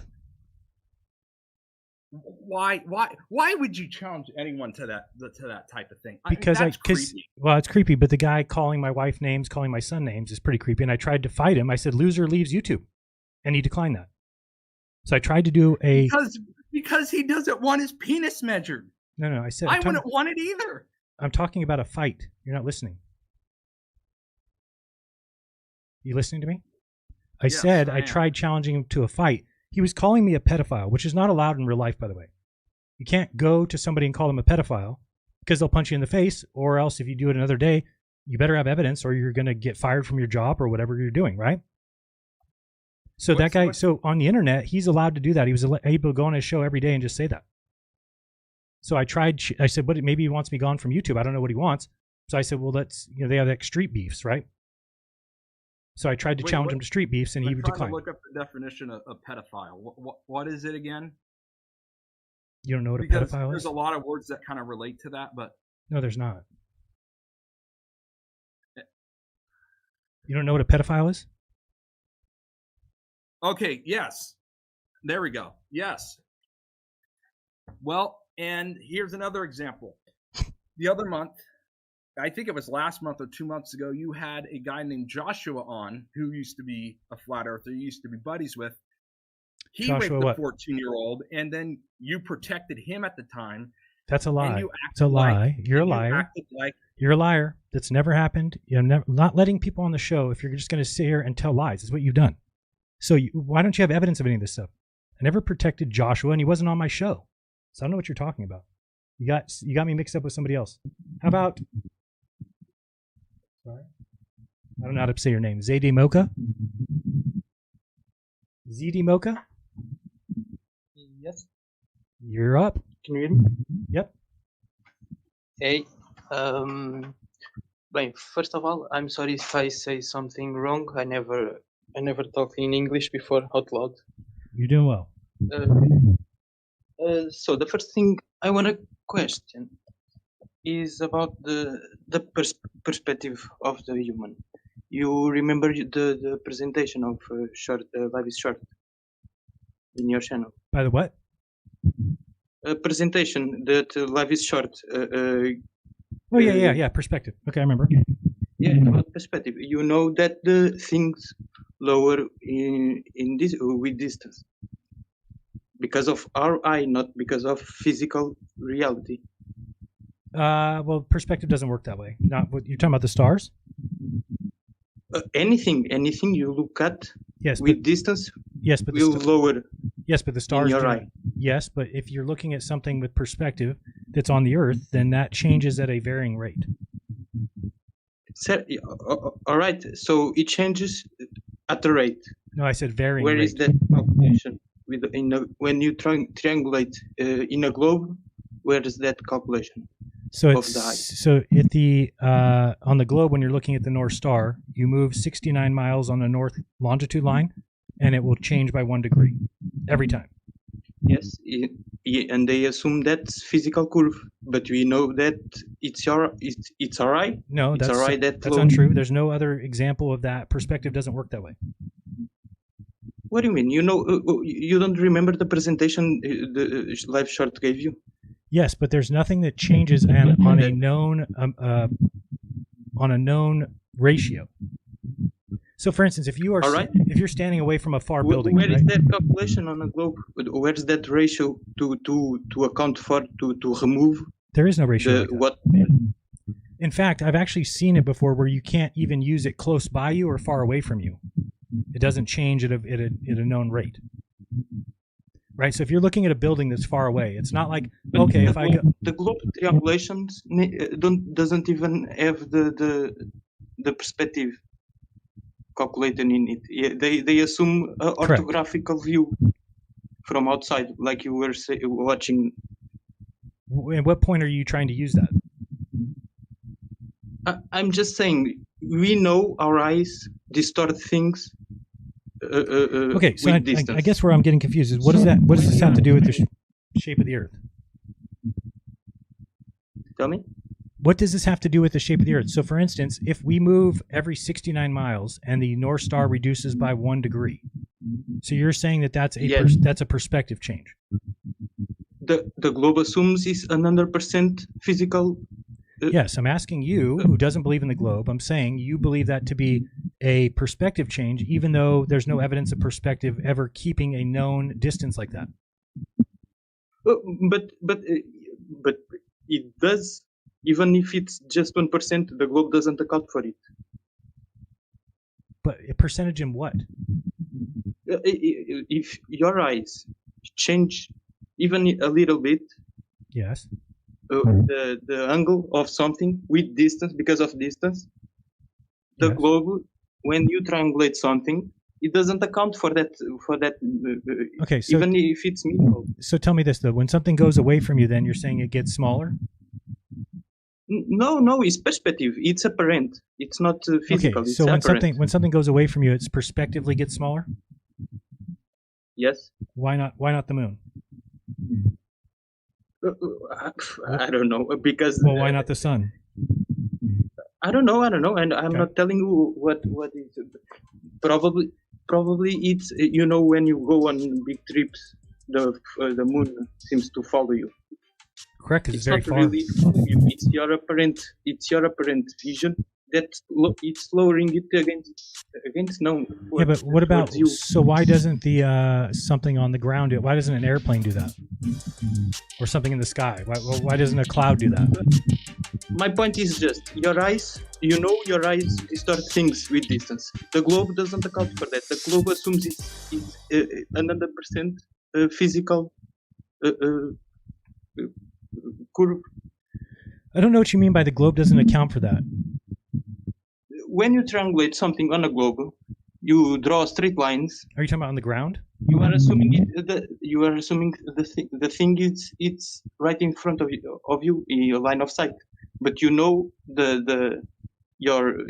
eyes lower the thing as it goes away. If it lowers, even if it's changed just a little bit, it's acting on it. if it's sucking on it, you have to calculate it when triangulating on a globe. But the time is off. I need to question another thing. Just first, what's your answer for the lack of magnetism on the South? Sorry. The lack of magnetism in the South. In the South. Thing, yes, compared to the north. I don't know what you mean.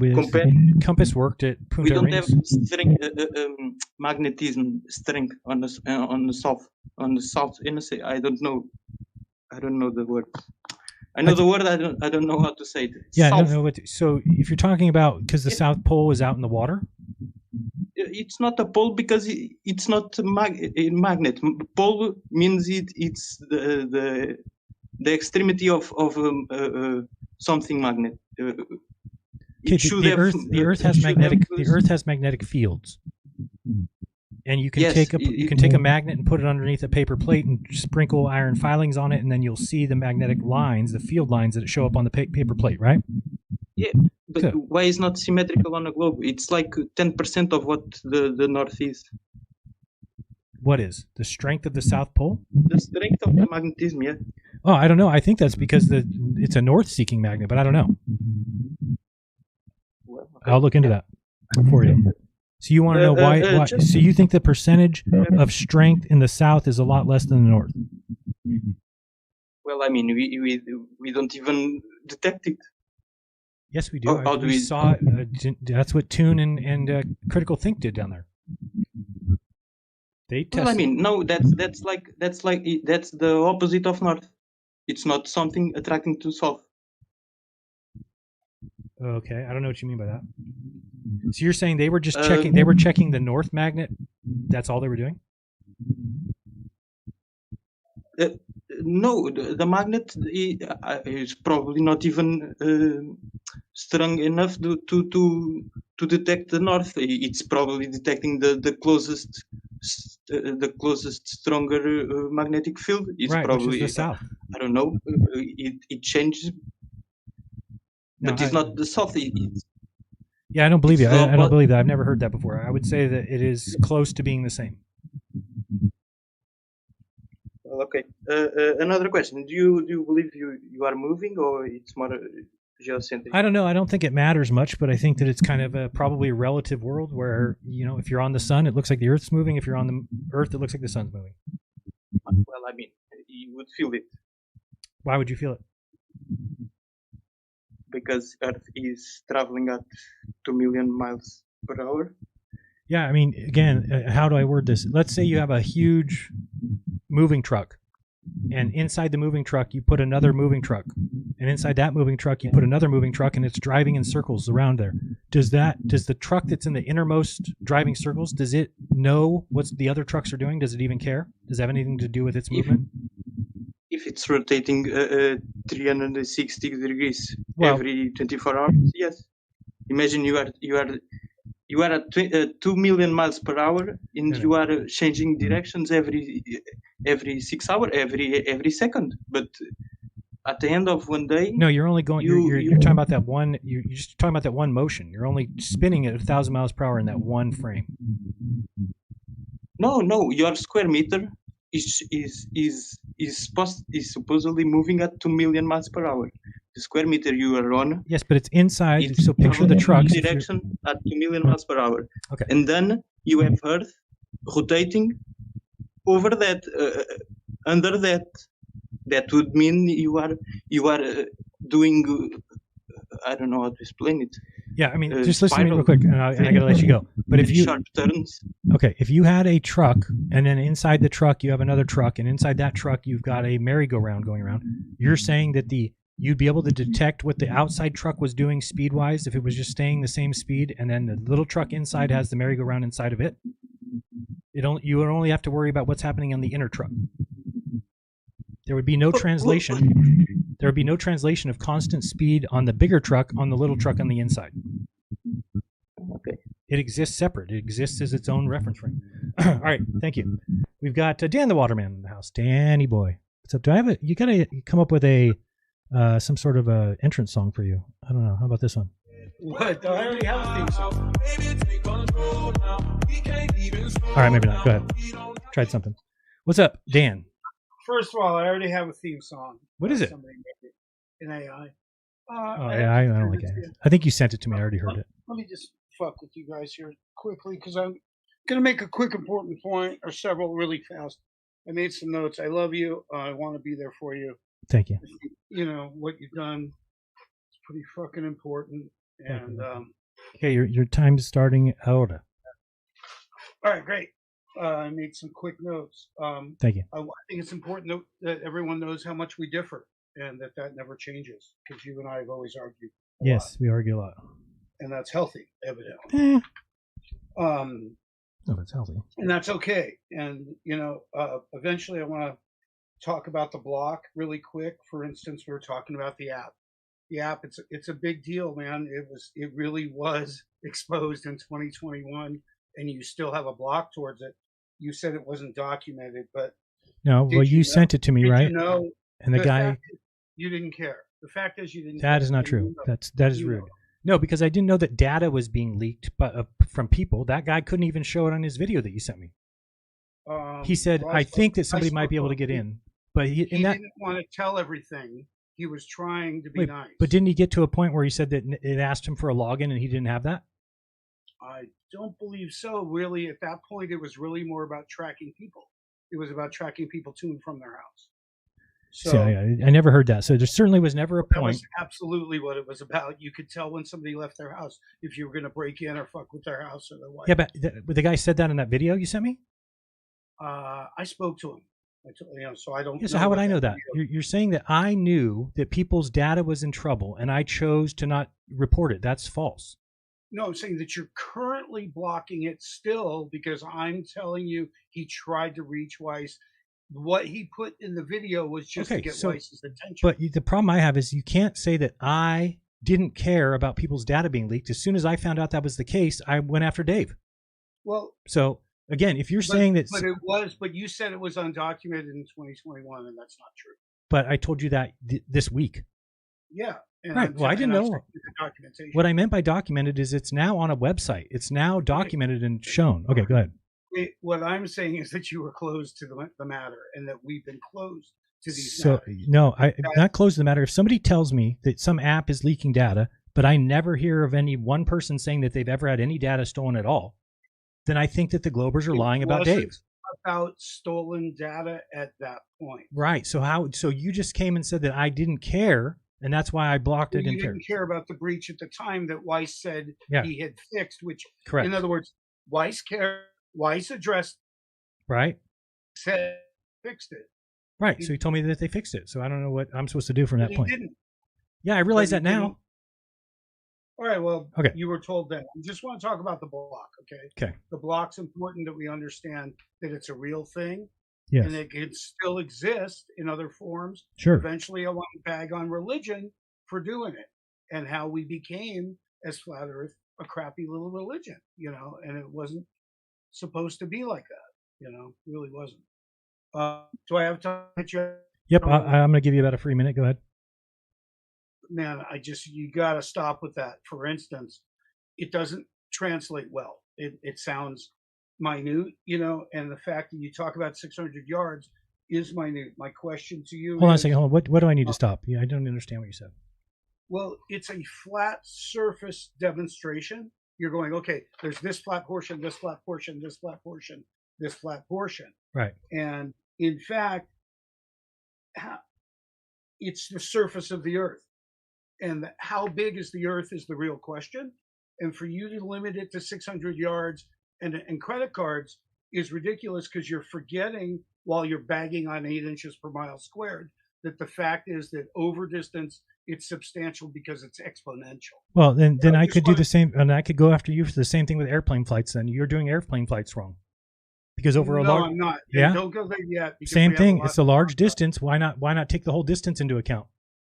Because why? Per minute adjustment doesn't change the radius of the Earth. Right, and the 660 feet that I'm talking about in the 1/8 inch of curvature is the same exact thing. Dan, wake up. Same thing. You just said tonight you're going to throw out You go 8 inches per mile squared is stupid because it assumes you're from a fixed position. Correct. But in fact, I'd like to discuss what that exponential means. Right, but the same thing is true of airplanes. They have to go down a certain amount, and if you're talking about where you started from, the plane does need to drop a certain amount of distance in a time. That's not the problem with the flight thing at all. What do you mean? That's not, so you're confusing two things. No, so they used to say that over 500 miles, if we were to figure out what that was, let's say the plane's flying 500 miles an hour, right? So they would take that whole amount, and they would say, from my starting point, and Stop. That has nothing to do with it. Your speed and destination have nothing to do with it. That's the whole problem. I don't know what you're talking about. What I'm saying is if you were to take, Does my speed or destination as I measure the Earth matter? What? I'm talking As about. I measure the Earth, does my speed or Hold on. destination I'm matter? talking about the airplane right now. So am I. Okay, So, so- if I'm going to measure the Earth, It's not talking. I Which said is we're talking what about we're an talking airplane, about. but I said we're talking about an airplane. but it's the same. But nobody ever claimed that we 8 inches measure. per No, mile but nobody squared. ever claimed that we measure the Earth with airplanes. So Well, okay, so I wish you finished with Home Depot with me before you got into the plane thing, because you've misunderstood. The problem with the plane thing Yes. is if you accepted your 500 miles and Okay. 500 miles an hour, Okay. and if you got to 31 miles, dividing by 60 doesn't give you a correct answer. It gives you an average based on that distance and that speed. That's Okay. why everyone came up with different numbers. Okay. In fact, going forward, the only distance you need to know is miles per minute if you're going to adjust per minute. Okay. The answer's always been per minute. okay, do you understand that the Earth does the same thing? It does curve per inch, per foot. Right. Okay. Right. So reducing it to 600 yards to make a point doesn't make any sense. Why not? So let me ask you this. So if you built two, and I said 600 feet, not 600 yards, but if you built 2 football fields end to end, and it is for every 660 feet, there's just that 1/8 inch of curve. If we move to the next 2 football fields, do we need to take into account anything else? Nope. How about the No. next 2? Hell no. How about the next 2? Hell no. So we never do. We never need to take anything else into account. Then there's 1/8 inch of curve per 660 feet. If we only had 660 feet of Earth, you would be making sense. Okay, so let me ask you this. Do we ever build anything with a piece bigger than 660 feet? A rigid piece of something. This is no different than when you're talking about trains. You've always talked about the slot between the tracks to make up for any curve. Right, okay. So I'm just making sure that you realize that if we don't have one piece of anything rigid that is 660 feet, then the only time you would ever in building need to worry about anything would be if it's less than that. Right, Okay. but they're going to quote you tonight as saying the 8 inches per mile squared is junk. It's junk because you're talking about measuring over a distance from one specific starting point. And we don't need to do that for any other reason than if you're measuring the Earth for curve, to say that we're on a sphere. I was trying to describe how the exponential part makes a big difference because Yeah. at first these minor amounts are more minor, and in Correct. the distance they're dramatic. Right. So 8 And- inches at a mile, and then 32 at 2, and then 72 at 3. Yes, it ramps up pretty big pretty quickly. Yeah, really fast. Yes. Okay. So I agree with you on that. All right, so I just want you to be careful because you really said 8 inches per mile is no good, and you know it's fine. No. And- The equation is fine for starting at the same location and trying to measure off into the distance. But what I was trying to point out is that that's a tough thing to do. We did it for that guy who was only, I forgot how far he was looking, half a mile. And when you explain to somebody how far they're actually looking, that's a lot of space, right? Think about a mile away from you right now, Dan. Can you picture somewhere that's a mile away? That's only between you and that point is only 8 inches of curve, right? Yeah, it's very little. So, and then if you think farther than that, can you really see 2 miles? Can you really see 3 miles? Can you see 10 miles? Can you see 50 miles? It's very difficult to do that. That's all I'm saying. I'm not saying it's junk. If I said it was junk as in throw it away, it's wrong, then I stand corrected, very much so. One more quick question. Yes. Ruhif uses overlays a lot. And if you have a real photo that experiences perspective and you overlaid it over a Google Earth, would I expect the same perspective, or is that his trick? Because I know he's up to something. He matches up the tops and then fudges it, free transform, fudges it to make it match. And so I still got some issues there. You mean like what? Give me an example of what you're talking about. An overlay where he'll lay a flat earther picture over a Google Earth Right. picture. Well, the picture presented to him experiences perspective because the camera's in a fixed position. Correct. But when he's comparing it to a perfect Google Earth, even when he pans out, zooms in and pans out, it doesn't. Yeah, but Google Earth by default is perspective. I mean, is something closer to you bigger than something far? Yes. So that is perspective. So I don't think Ruhif is doing anything nefarious, but if you can find an example, I can look at it and then even bring it to him if we think we find anything. Yeah, I think I told you he hasn't responded, but I'd like to go over Catalina with him. Catalina Island, okay. Yeah, I like those views because I remember I went and saw San Clemente. So I think that's good. We'll talk about that. Okay, anything else? I want to remind everyone we were an 8-page spread as Flat Earthers in Popular Science. There was a great movement called the Flat Earth Movement. It felt like a truth movement, and it was magical in a lot of ways because people's love that they poured into it. I'm sorry if that's been derailed because the original message was to look and it was to learn, and that got derailed at some point. I agree. And I just can't say how heartbroken I am for you and everyone else. Yeah, it's a tough one, but it's also, I mean, just got to. Love is blind.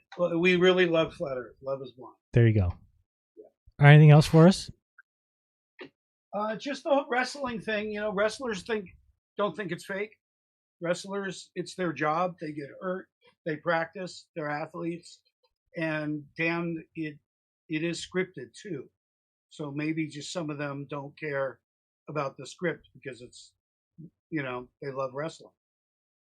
Yeah, that's a good point. I think if I get what you're trying to say, I totally. Who's got the largest arms in the world, brother? Who has the largest arms? Huh? All right. Thank you, boss. Thanks for everything. We've got Big Tech. Big Tech, I know who you are. What's up, boss? How are you? Hey, you know who I am? Yeah, I've seen you before. I've seen your channel, seen you talk about a couple subjects. Cool.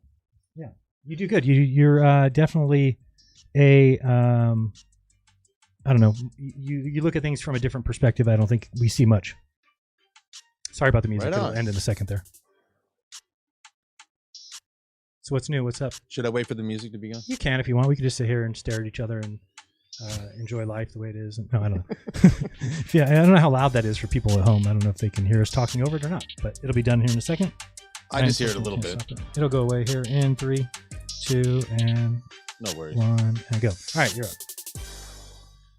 All right. Well, I don't want to look. I mean this like really. I'm just genuinely curious. It's going to sound like I'm throwing shade and being a jerk. I don't mind. Do you feel stupid? Yeah. Hell yeah. Yeah. Very. More than I would like to admit. Yeah. I think this is. I'm not sure if I could really find a spot in the past that I could have gotten out of it or woke up to it, because I bought into it.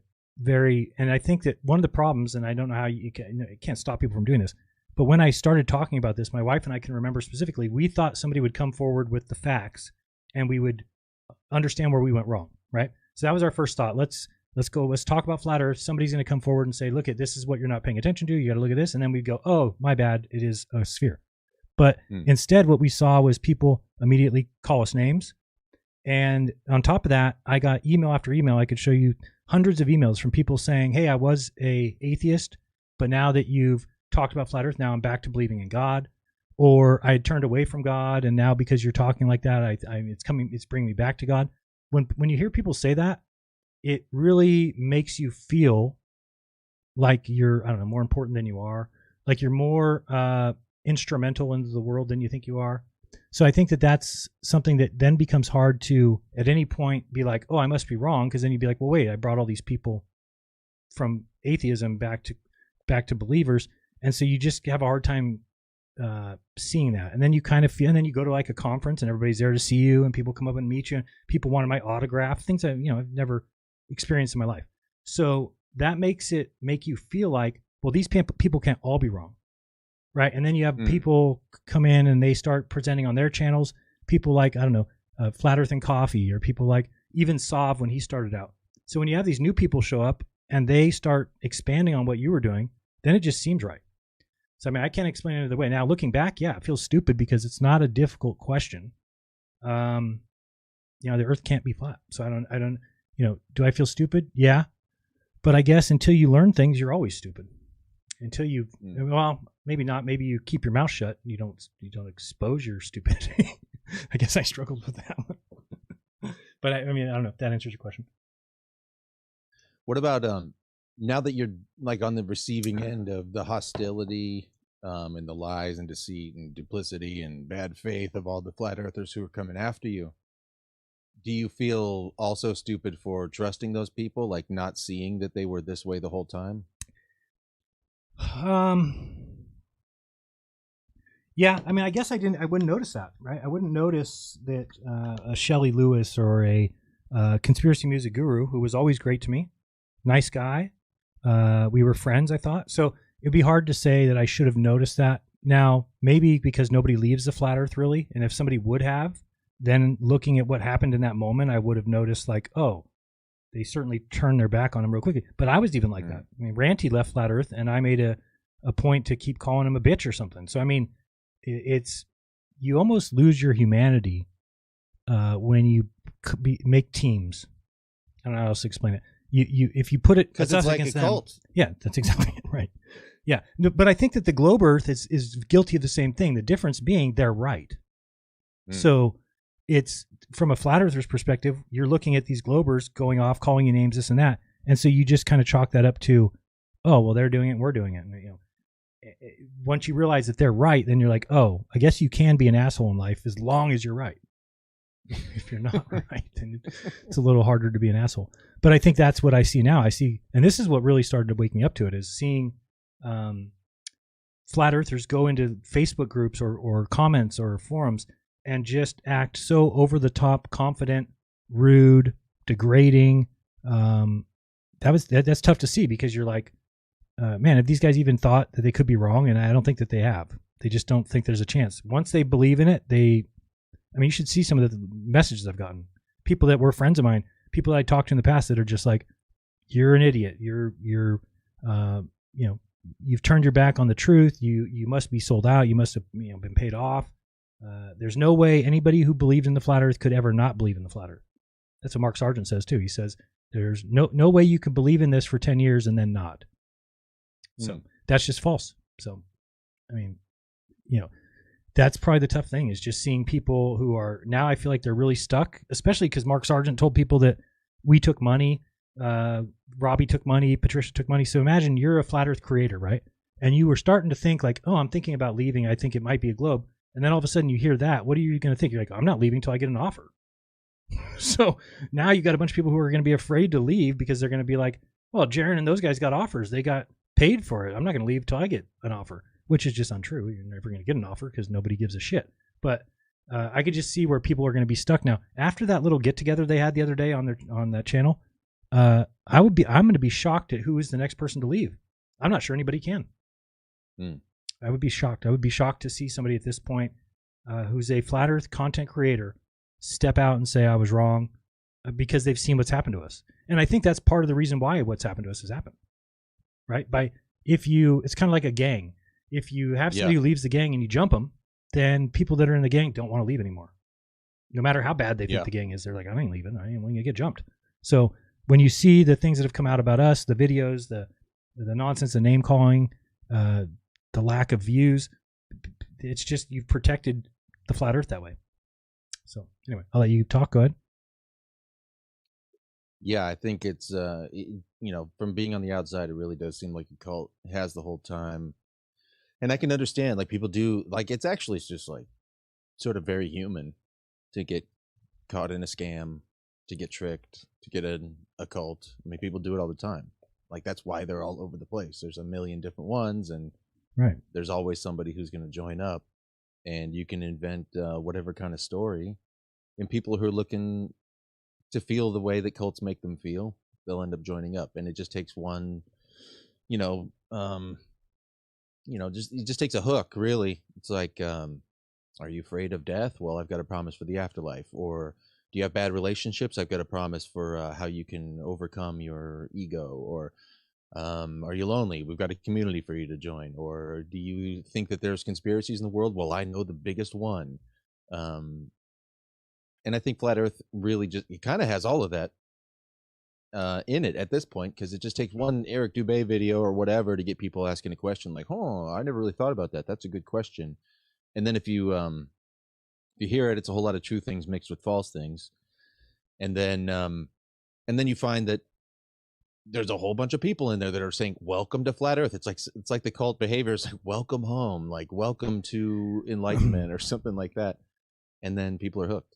Yeah, I mean, and then they're in a community, then they made some friends, and they all feel kind of special, and they also feel like, wow, we're important, because there's like a message that has to get out, because there's these liars that are controlling the world, and we're the only ones who see it, and we have like a special destiny now, or a calling to help, and it's kind of sticky that way. Yeah, I think it's a human nature thing, like you said, because I do think if you look at it from the opposite perspective, flat earthers would see science the same way.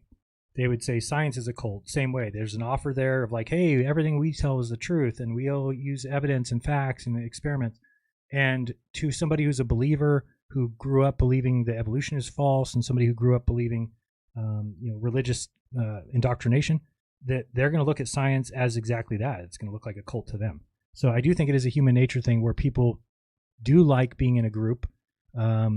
And the people in science, I think, feel that they have the upper hand, right? They feel like, no, I know it's almost an easy way to know the truth, right? Because you could just say, I believe in science. And at that point, you basically know the truth about everything because you believe in science. So I'm just saying that there's, from the opposite perspective, it can look the same. Now, again, the difference being that they're right. So yeah, it makes a big difference, unfortunately. Or fortunately. I think people take it too far both ways, because there's some people who say, oh, science says this. Right. Or the scientific establishment says that, or this scientist believes that, therefore it must be true. Right. And sometimes science can mess up. Sometimes, that's actually the history of science, is like finding out the things that we're wrong about and modifying it. Yep. So even to stand on that, you're right. They can get culty in the science side. We saw it in COVID. Literally, trust the Absolutely. science became like a slogan. Right. And most of those people were idiots who were saying that. And so, yeah, I get even. It seemed like it really blew up during COVID, right? Because everybody started getting extra doubt towards science because they were doubting the. True. I think it has a lot to do with people who are home with nothing to do. So, if you've got a job, when I had a job, when I was working 60, 70 hours a week as a store manager, I did not have time to worry about anything else. Like come home, feed my son, cook dinner, clean the house a little bit, go to bed, wake up the next day. So you never even think. My entire worldview came from my 30-minute drive to work on the radio. Whatever they said, it was like, that's what I repeated. So I think that when I saw, because I quit my job in 2012, basically became a Bitcoin writer 2013, 2014, and then went into Flat Earth. And what I just noticed is that was because I had so much time at home. I was writing articles for Crypto Coins News, take me 2 hours, and I just had the rest of the day, and I was just searching the internet and finding things and looking into things. And I think that's what a lot of people did during COVID, right? They lost their job or were told to stay home. You have free time and the internet's sitting there. So all of a sudden, and it seems like from what I've heard from people, they would get on YouTube, and if they even looked up one conspiracy theory, then they were introduced to Flat Earth. It basically fed it to you right after. And again, YouTube's trying to keep people on the site. So if somebody's interested in a conspiracy theory, maybe they're interested in this. And then once you start watching Flat Earth stuff, it's going to give you more and more Flat Earth stuff. And there's, the debunking stuff comes across so like demeaning to anybody who starts to think about Flat Earth, and then they see these guys just acting over the top rude. It's a turnoff. And then nobody's watching the debunking stuff, right? So I know that one caller earlier disagreed with me, but I don't think a lot of Flat Earthers watch Simon Dan, MC Toon, none of these guys, Dave, Professor Dave, because they think they're jerks and assholes. So, yep. And I thought that maybe they weren't trying to be that way, but when I talked to Toon about it, Toon's like, I'm not trying to recruit Flat Earthers. I'm not trying to change their mind. He's like, I'm trying to keep people who might be thinking about it, who watch my show, from ever becoming Flat Earthers by making it seem like the Flat Earthers are so dumb. And at the same time, I'm providing entertainment to current globe Earth believers. So once I saw it that way, I'm like, okay, makes sense. I mean, it's YouTube. Yeah. I don't get mad at anybody for what they do on their channel. That's up to them. So if that's what he chooses to do, he's providing entertainment for people, and he's also keeping people from becoming flat earthers by pointing out their stupidity. So, yeah, is it the best method for turning people? No. What about you? Did you go watch like Professor Dave debunking videos when you were a flat earther? Like he's got one, for example. He's got like Eric Dubay has like 200 proofs that the Earth's flat, and then Dave has a video that goes by and he literally debunks every single one of those, and he's correct on every one. Well, so I'll tell you, it's not like Eric Dubay's wrong about some. It's like every single thing he says is wrong. And well, I don't know how somebody who could be like investigating flat Earth doesn't go check out the other side at all. So I'll tell you this, and I don't know which number it is, but I remember watching that video, and he got to the South Pole, and Dubay said something about a barbershop pole, and Professor Dave starts laughing and saying, "There is no barbershop pole, you idiot! It's not a cartoon." But there is a barbershop pole. So when I heard that, I turned off the rest of the video because I said he's not even. All it takes is one search, South Pole, and then they'll show you a barbershop pole with the circle on top of it, and that's what's there at the South Pole. So for Professor Dave just to be like, there is no barbershop pole, it made me immediately know that he's not researching and he's just making shit up. So again, now going back, I bet you I'd watch them all, and he's probably right on all of them. But I bet you that one with the barbershop pole was very early, because I watched just a couple of them that got there, and I'm like, I'm turning this off. There is a barbershop pole, and all it would have taken him is to search barbershop pole at the South Pole, and they would have showed it. So again, that's one example, but I think it's like a brain block to almost where your brain wants so bad for something to be true and something so bad for something to be false that it's looking for that. So I'm going into the video not open-minded, like, oh, let's hear what Dave has to say. It's more like, let's hear where Dave's going to lie. Let's hear where Dave's going to be misleading. Let me look for and nitpick for one thing that I can find exception to, so I can throw it all out. Correct. And then you throw the whole thing out. And that happened so often, where it's just easy to do that. And then you don't have to learn anything new. You don't have to contemplate things, because you're just able to sweep it away. So it happens quite often. There's nobody behind you. All right, you can keep talking. Okay, nice. I argue with Christians quite a bit, and they do that same thing, where they'll like look for one thing that they can anchor into as an excuse for throwing out everything else you're saying. Mm-hmm. But you mentioned God, so are you a Jesus guy? No, not a Christian. Not a. I think that there is a creator. I think that this is not accidental. But beyond that, if anything, I think that God is each of us, and that we're all 1/8 billionth of God, and there's power in coming together, and there's power in unison. And I think that they focus that on like sporting events. I don't know if you've ever been to a sporting event where there's like a euphoria in the crowd. It's almost like something special just in being in a crowd, and everybody's kind of thinking the same thing, or hoping for the same outcome. I've seen some incredible things in sports that I can't even explain, but maybe it could be collective consciousness or something. So I mean, but as far as I think the Bible is written by man. I think it's actually, whether it's meant for control or used for control, because it doesn't make a difference. It is used for control. It's what they want from people.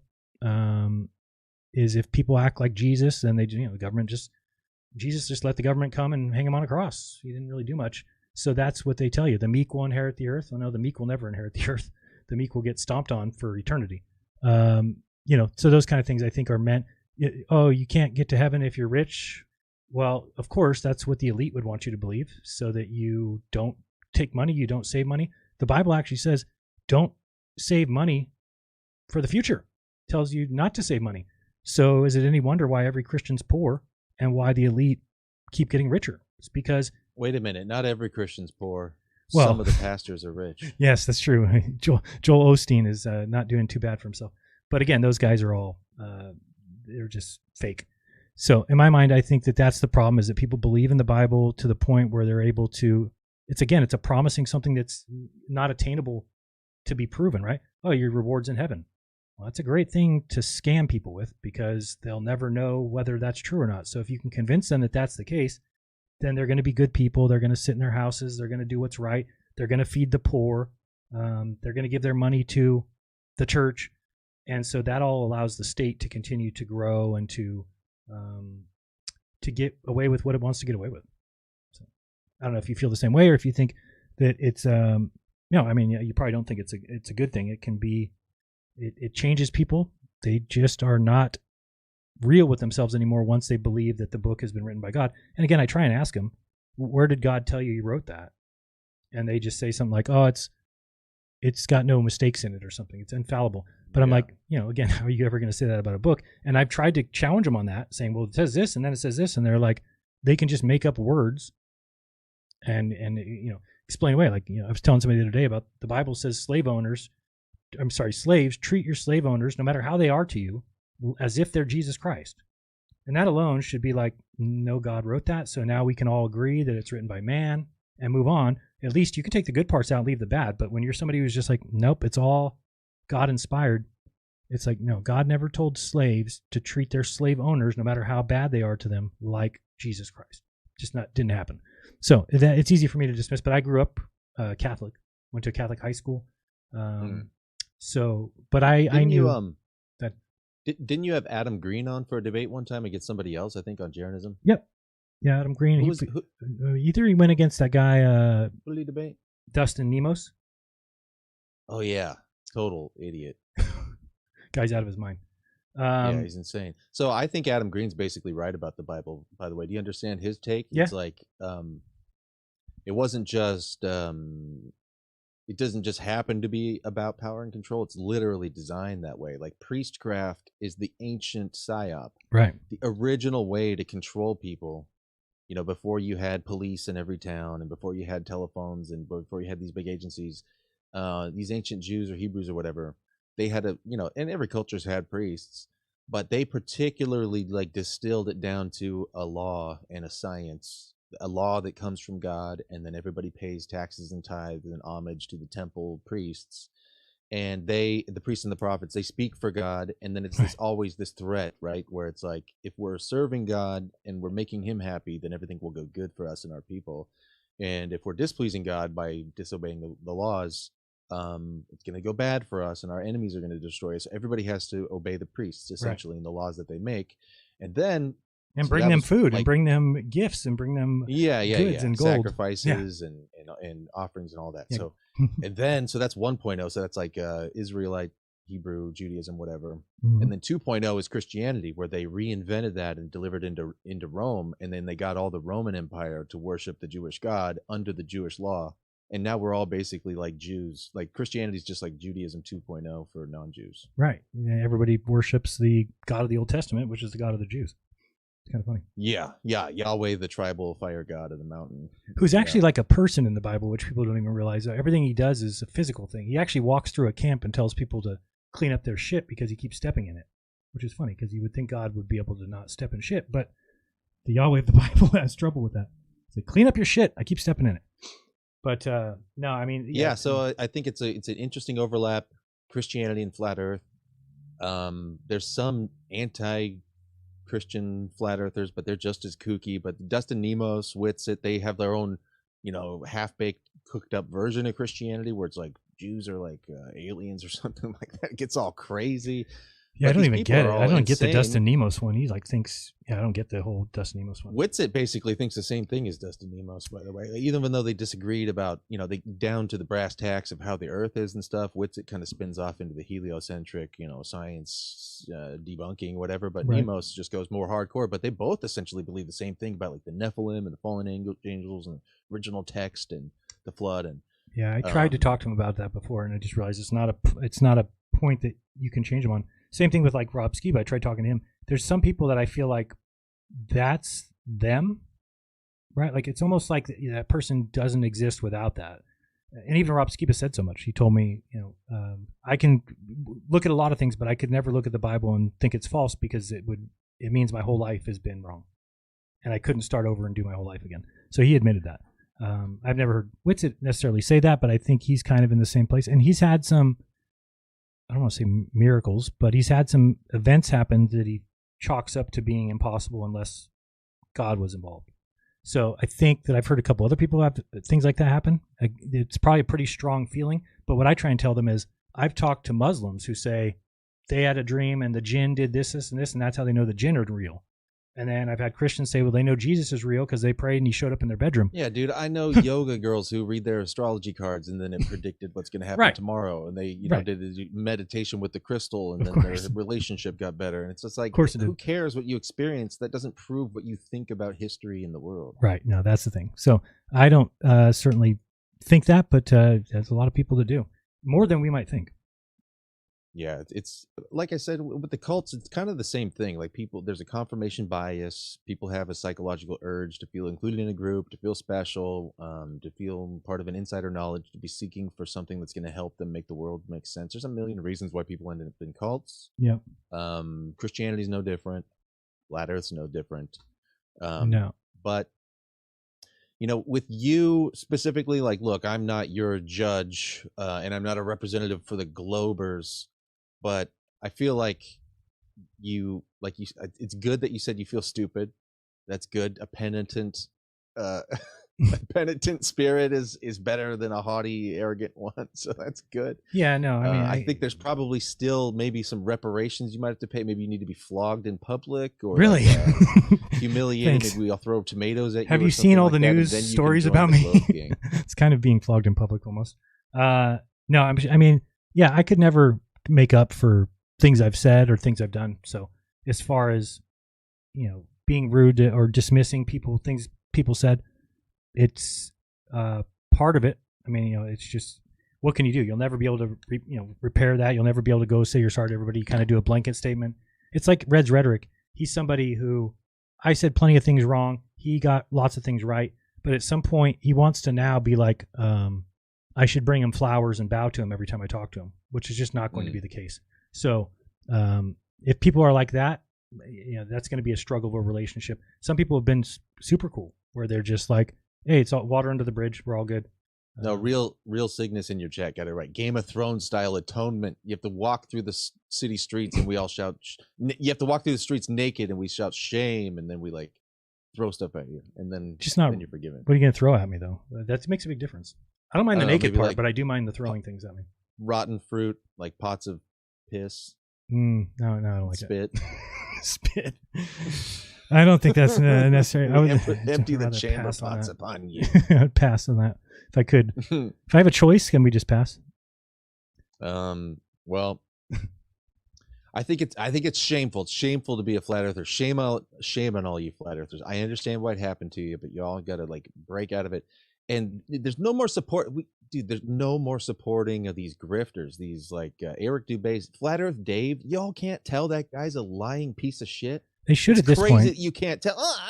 Trust me. Look at it. Look at this photo. Look at this photo. This is from NASA. It's real. It's real. And it's a totally. And then the shadows. Like you can't tell that guy's just fucking lying to you all. Like what's wrong with you? Yeah, as a flat earther, it was like, that's just him. He's eccentric. He's all over the place. And people would tell me things like, oh, he lied about this or that. And I would call him and tell him, hey, you can check it. And he would either remove it from his presentation, but eventually it got to the point where he stopped removing things. So that's he doesn't even care, dude. You can correct him a million times. He'll keep spinning it. He's just wants to be loved by everybody and supported and by my app. Buy the app. Which is screwing you all, exposing you all to harm. And you win 3 Bitcoins if you buy the app and then you believe it. But of course, nobody will ever win that, so it's a little bit of a scam. Everybody should just do that. Based. Frank Noble in chat says Dustin Nemos is based. You got to be kidding. Dustin Nemos says, I mean, that guy. Wow, is he still going on about the tripping fake? That's crazy. He was on my show last week, and he said that he destroyed you, and that it's fake, and that you're psyoped, and you're bought out, and you guys both went down there, and you and Witness willingly engaged in a deception. Oh yeah, of course. Didn't see the 24-hour sun. That was fake. He proved that he destroyed you guys all with the shadows and the glitches with the sun shaped like an egg in part of the photo, and the footprints and vape gate, and like he just like last week he just said it. Every conspiracy about you guys is true, and you guys are all destroyed. And he said that it was him who came up with. He destroyed you guys. He was messaging me and like asking questions. I was going back and forth, but then when he started calling me a Jew, that's like, I'm done. I'm not talking to you anymore. Just everything was like, actually, I'm starting to think you're a Jew. I'm like, I'm not. I don't know if that's to do anything. Anyway, and he's like, well, whatever you say, Jew. I'm like, all right, I'm done talking to you. Yeah, you lose. He's insane. Where can people find you though? Flat Earth Dave is literally a Jew, by the way. Literally. Yes. Like actually. Yes, actually. Very much so. And it kind of shows, right? Big Tech, since you asked, you can go. I stream on Kick. Okay. Channel's called Big Tech. Thanks for asking. Do they let you get away with stuff there? You can talk Like about what? whatever. Nothing bad. No, I Don't mean do it's the anything bad. same kind of YouTube rules. YouTube's a little more sticky with like, they'll come down on you for copyright, this and that, and somebody said it's a bad word slipped out or something, and Kick's a little more free, and it's more fun. There's more engaging chat. We got like stickers, and it's just fun. Kick's just a fun site. Yeah, I haven't checked out much. Twitch a little bit, but not Kick. So. I like Kick. They've been really good to me, so I'm going to stay there and keep promoting them. I think everybody should. Okay. If you're not on Kick, you should dual stream over there, no problem. I am not right now, but I'm making a note. You should. Yeah, Kick's a good site. All right, and I know you asked me to be on your show. We can do that too if you want to do that. I think you messaged me on Twitter. Maybe. Yeah. Okay. Yeah, I was just going to kind of like grill you like I'm doing right now. It's not that bad, but I can take it. I mostly wanted to ask you if you felt stupid. Because look, I'm interested in people, and I'm interested in cults. I'm interested in conspiracy theories, but primarily because it's the people, right? Because I'm in these far right circles and conspiracy theory groups and stuff, and it attracts a certain type of eccentric individual, usually a lot of autism, a lot of I've been told I might be hoax there. believing and stuff like that. And honestly, I believe most of them too, but it also attracts a lot of crazies. Yeah. So they're kind of fun to deal with. Yeah, I mean, all flat earthers so far that have left say they feel stupid. So I've not talked to one that doesn't. I mean, Robbie, Patricia, the people that are in my VIP groups and stuff like that, they all, if you ask Nick Havoc, we all would say the same thing. I haven't heard anything different. They all feel stupid. They all think that we should have known at certain points, but you get kind of caught up in it. And then there's like this movement, and it seems very alone to be in that movement and think of even leaving. So I don't think people even consider it. Now, I thought when this happened, I thought, okay, this is great. This will be an open door. That I even told people in my second or third stream back, I said, look, blame me. Get out of the flat earth and blame me. Say, no, it's Jeran. Just get out while you can, because once they stop listening to me, which has kind of already happened, then they're going to be stuck even more, because they're going to see what happened to me, and they're going, I don't want to, Jeran, I don't want that to happen to me. I don't want people to, everybody I used to be friends with. And a lot of these people lost family members, right? Or friends or brothers or sisters because of this belief. I was lucky in the fact that I really didn't take it much to my family. Talked about it with my sister a little bit, but kind of learned real quick that was just going to be bad for our relationship. So we just kind of didn't talk about that. And then my wife has been with me the whole time, to where we believed it together. And then going down south, I told her, we kind of talked about it, and she came to the same conclusion, like, oh yeah, that's impossible. If you see that, then the earth is a sphere. So it was like, yeah, I agree. And kind of going down there, kind of expected there to be a lot wrong, and it just wasn't nothing wrong. I mean, the earth operates as a globe. Exactly. So once you see that, it's kind of like there wasn't an option. I didn't have an option of coming back. I kind of thought at first I'd come back and then release it kind of slow, like, okay, but then I just realized I can't do one show, because how am I going to talk about anything flat earth? I couldn't. It would be a lie. So I just knew right away, oops, I'm gonna release this the first show. And I think the first show I did, I said that I'm no longer a flat earther. So wasn't. We watched your first show back. I think it was the first one, the one where you read the poem. Oh yeah, that one. That was epic. Yeah, it was good. Really funny. Yeah, I had fun with that.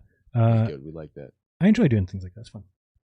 All right, I'm gonna let you go. I've been on for. I'll go. A while. Okay. One last thing. Are you gonna have any more debates on your channel? And could you have me on to debate a flat earther? Maybe you could find a good one and set me up for a debate. Yep, I will set that up.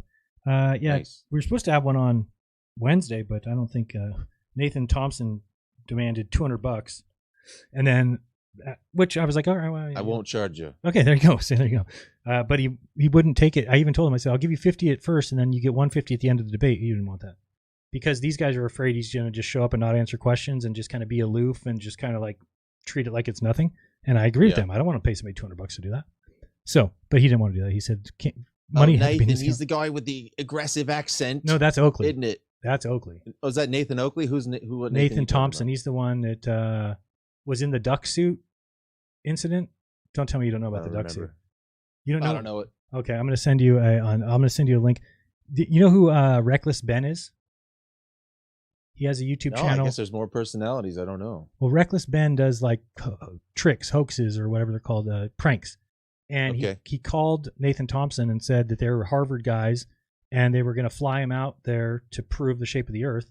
And he believed him and flew out there. And as soon as we saw these guys, I remember Alex Stein and I were watching and we're like, dude, that's Reckless Ben. So we tried calling Nathan and being like, Nathan, that's Reckless Ben. He's a YouTube prankster. And he was so happy that they'd flown him out there that he called us liars and said we're full of shit.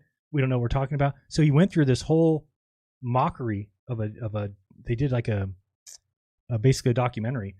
I mean, it's hilarious. They even put him like in a duck suit and told him that they're going to test the strength of the magnetics of the earth, and if he wears the duck suit, he'll be safe. And he like put on the duck suit, and pretty bad.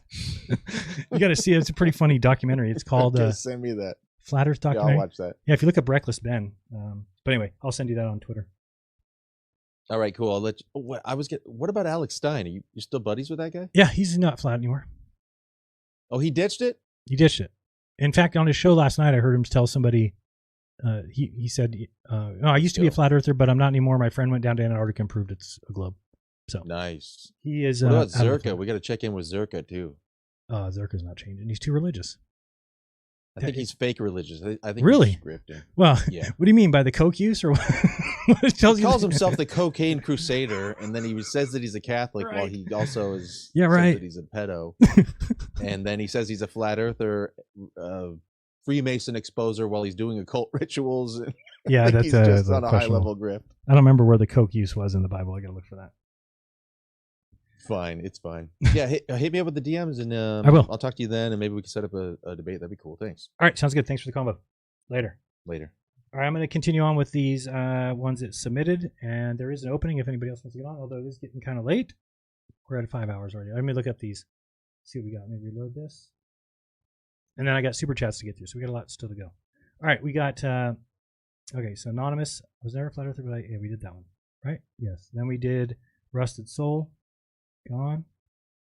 We've got Gibletto. Is that like Pinocchio's father? I think so. I heard you mention Cool Hard Logic, which is someone I had watched a long time ago and made me aware of the whole Flat Earth thing. Now you are featured in some of his content, and he can be quite brash, and I understand. I hate these stupid cells.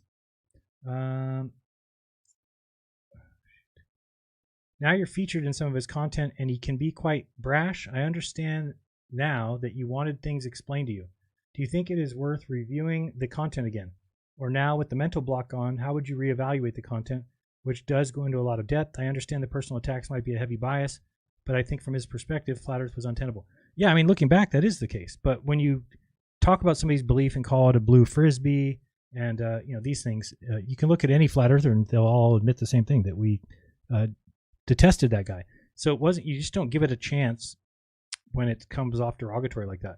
But do I think it'd be good to go through his, maybe going through some of his stuff and kind of rewording it without the name calling might be good.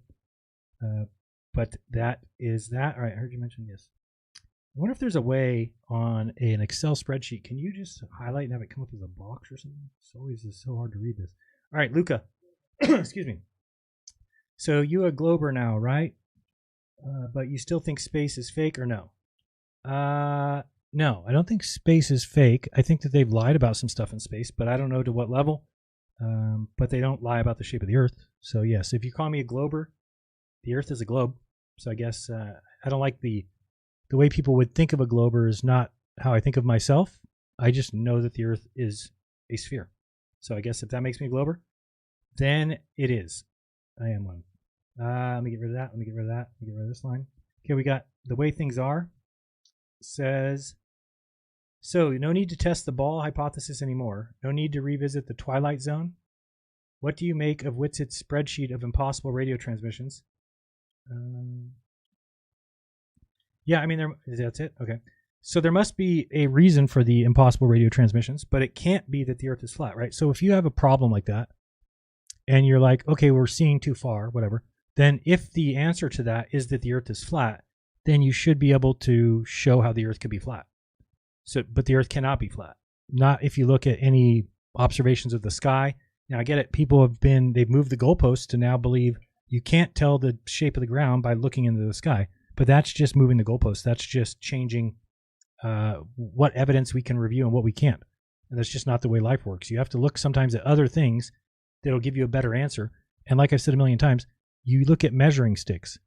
So a ruler is a measuring stick. Why? Because it's rigid and it remains the same. So you can take it from place to place and you can use it to figure out the length of something.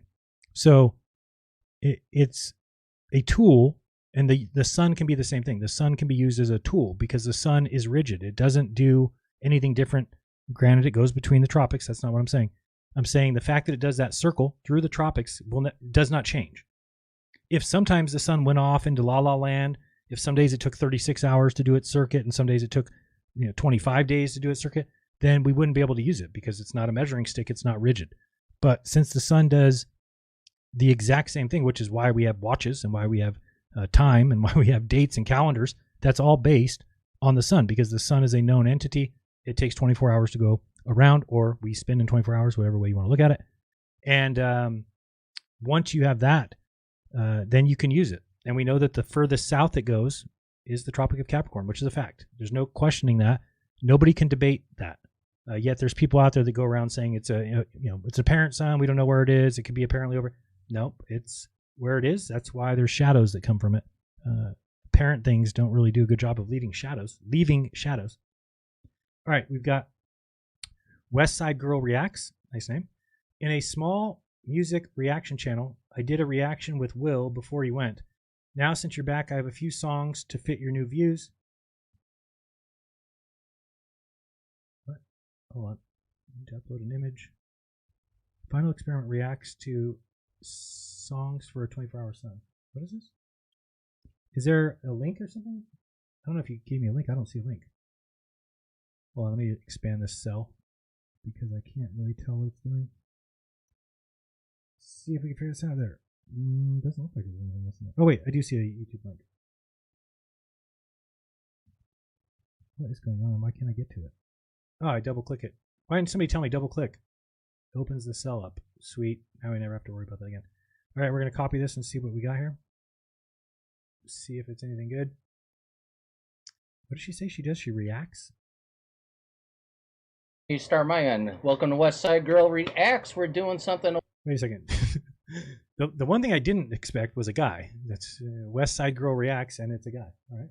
Let's watch this real quick. And I got to pee anyway, so I'll be right back. But I'm going to listen to a little bit of it. Wait, you can't see that. There we go. Let's listen. This, I guess, is the West Side Girl Reacts. Not a girl. A little bit different, giving Nah and the other West Side Girls a break. We're going to talk to Mr. Will Duffy. And why don't I just have Will briefly explain why you're on my show? Oh, I thought that was the songs that you said.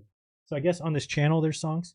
Okay, I'm going to put the link in the chat, and you guys can check that out. But I don't see any songs here. There we go. Okay, and we're going to go to the channel. Oh, wait a second. I think I do understand this channel. Yeah, I've seen. Oh wait, can you not see this? Oh, right down here I see Mr. Blue Sky. I've watched that, so I've seen some of your stuff somehow. I will check it out. I don't remember why I saw that. Huh. All right, that is West Side Girl Reacts. Smaller channel, but check it out. Let's check one more time over here. Get back to my sheets. All right, so we got. Is that all you wrote? You said edited for posted raw footage.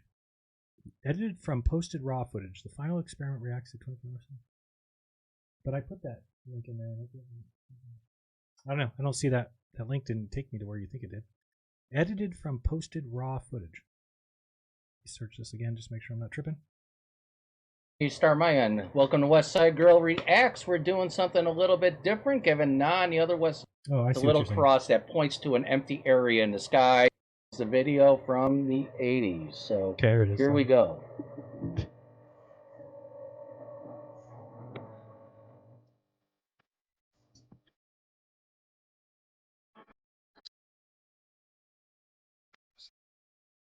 You can hear it.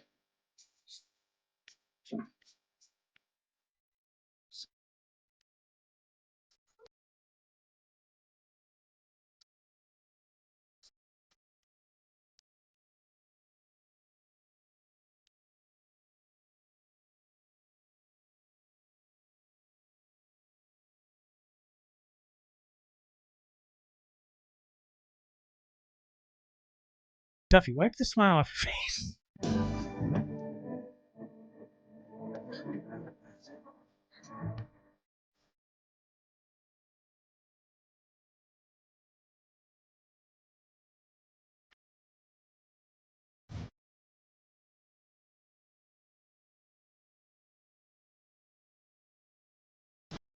Okay, I don't think I understand the channel, but I thought it was like a parody or something funny was going to happen. But obviously Duffy thinks it's funny.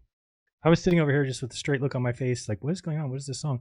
And I'm looking at Duffy, and the guy can't get a smile off his face even when he doesn't know what's going on. Maybe he knows. I don't know. All right, well, check that out if you want. I'll check that into that down the road because I don't really know what's going on right now. All right, let's go to the next one. We've got Infinite Loop.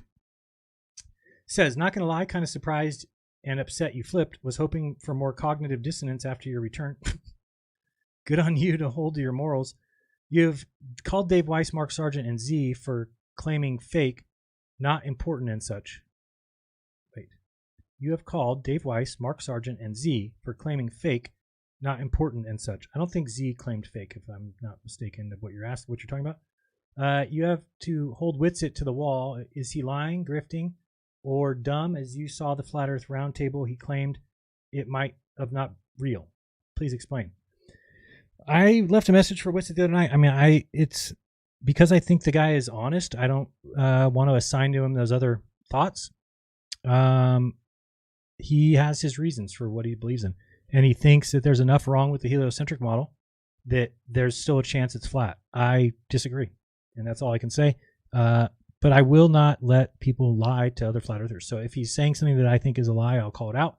I don't think he's lying right now, but I don't think he believes in a globe there's too much wrong with it, according to him. I don't see it. I don't think it can be flat, period. And he knows that, and I've told him that. So, but I don't know. I'm trying to think like if it's a good thing or a bad thing. I think it's good that people stay there, like if they really believe, because I think that they'll slowly see that it doesn't work. That's my opinion. I mean, that's why I think I was asked on the reunion show if I thought Whitsitt would come to the globe. And in my mind, I say yes. I don't think you could, I could see it being a while. I could see it, I guess for me, if you think back to the timetable, when I was talking to Bro Sanchez and stuff before that, I was already saying that there's no way on a flat earth that the 24-hour sun would exist or work. So I had already started to kind of say, like, man, if I do see that, is there another explanation for it? This is why I say there's no other flat map, and nobody else I think has thought about that. What I did, as soon as I thought about the 24-hour sun, I said, okay, let me come up with another map or think about another map and see if there's another way this can be explained. And real quickly, because I did it, you realize, oh, there is no other map. That the AE map is the flat earth map. And as much as I tried to tell people that, they won't even admit that. So they're not even at a place yet. They're not even close. Right? The other thing is, like Whitsitt answers to me when I ask him about, this is when we were down even in Punta Arenas and I was asking him questions. He just said like, oh, Shane's model does that. Shane's model will show that. So I was like, okay, Shane's model though is the one that just puts the second sun wherever the globe Earth calls for, right? So for me, I had already seen problems with that. I'd already thought that Stephen Alonso, or as I call him, Stephen Iliso, he is a liar. I knew that from the very beginning. I knew as soon as somebody said, we predicted the 24-hour sun, I'm like, this guy's a liar. He's just lying to everybody. And then one of the most shocking things is I had all these flat earthers coming to me, and when I would bring that up, they would say, what are you talking about? It's already been proven. Stephen Alonso proved it. I'd be like, wait, he proved what? Oh, the flat earth predicted that. I'm like, do you have any idea what that even means? Do you have, like, what does that mean? And it means that the flat earth model calls for that. I'm like, no, it does not. So these flat earthers just listen to flat earth creators. And that's when I knew we had a problem. I was like, these guys are lying to people. Like Stephen Elizo is telling people he's a pilot, telling people that he gets pregnant and he's a man. I mean, just nonsense. And people believed him. So I know some people that were pretty good friends that basically stopped being friends with me. And when we still try and talk, or I'll try and throw some back, they always say, Stephen Alonso proved it. In fact, when I posted, I don't know if you guys saw what I posted on Facebook the other day. Do I regret posting it? Well, it is a cartoon. People have taken exception to that. But it's a cartoon that is based on real data. So I don't think there's a problem in posting. It's not just a cartoon. It's based on where people in the South look at the sun. right? And I know it's true because I was down there, so we know that.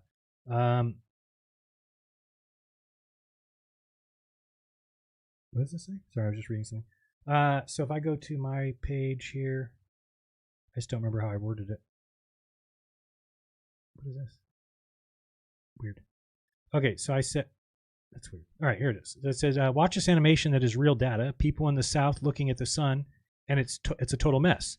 Then it goes into a 48-hour time lapse as the lines try to stay with the sun. On a flat Earth, it makes no sense. Everyone is looking in different directions, but then it flips to a globe, and what do you know? Now it makes sense. I said, God didn't make the world a deception. There is a south celestial pole because there is a south pole.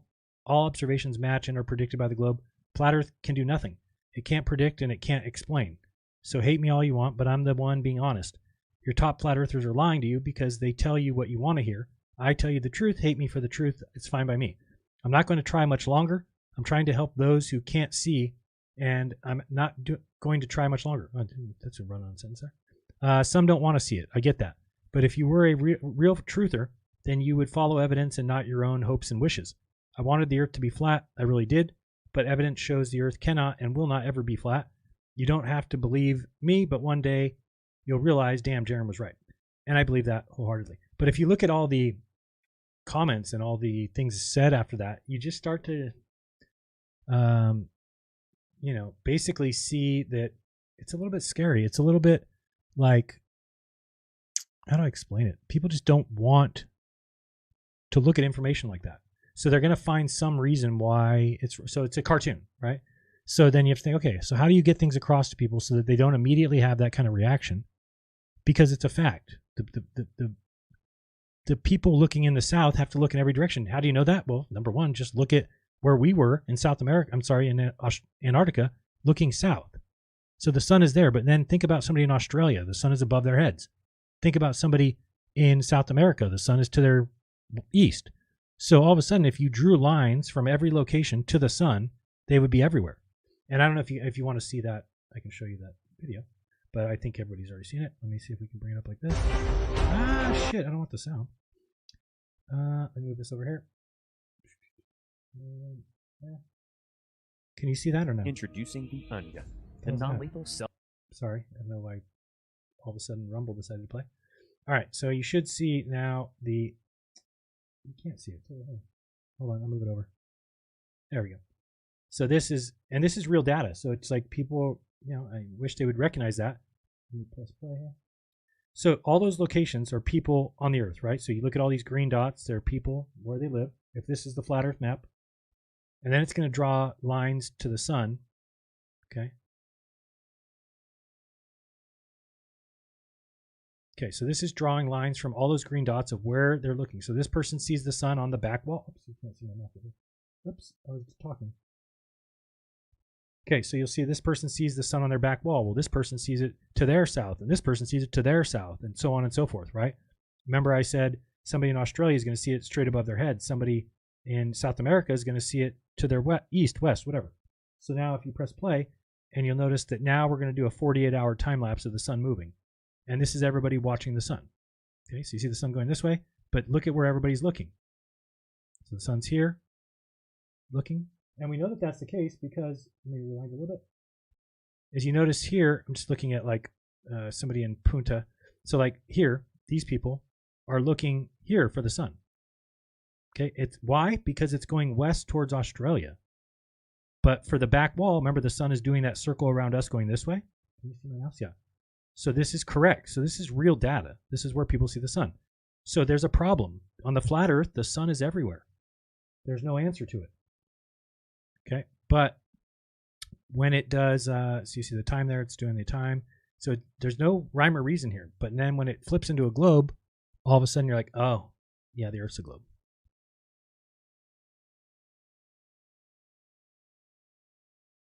That's incredible. Now all of a sudden you're like, oh, the people in South America were looking west and the people in Antarctica were looking south, but they're all looking in the exact same direction on a globe. There is no way to map the Earth on any other shape and it answer all questions. The globe does it. So to me, it's just a matter of time until people see that.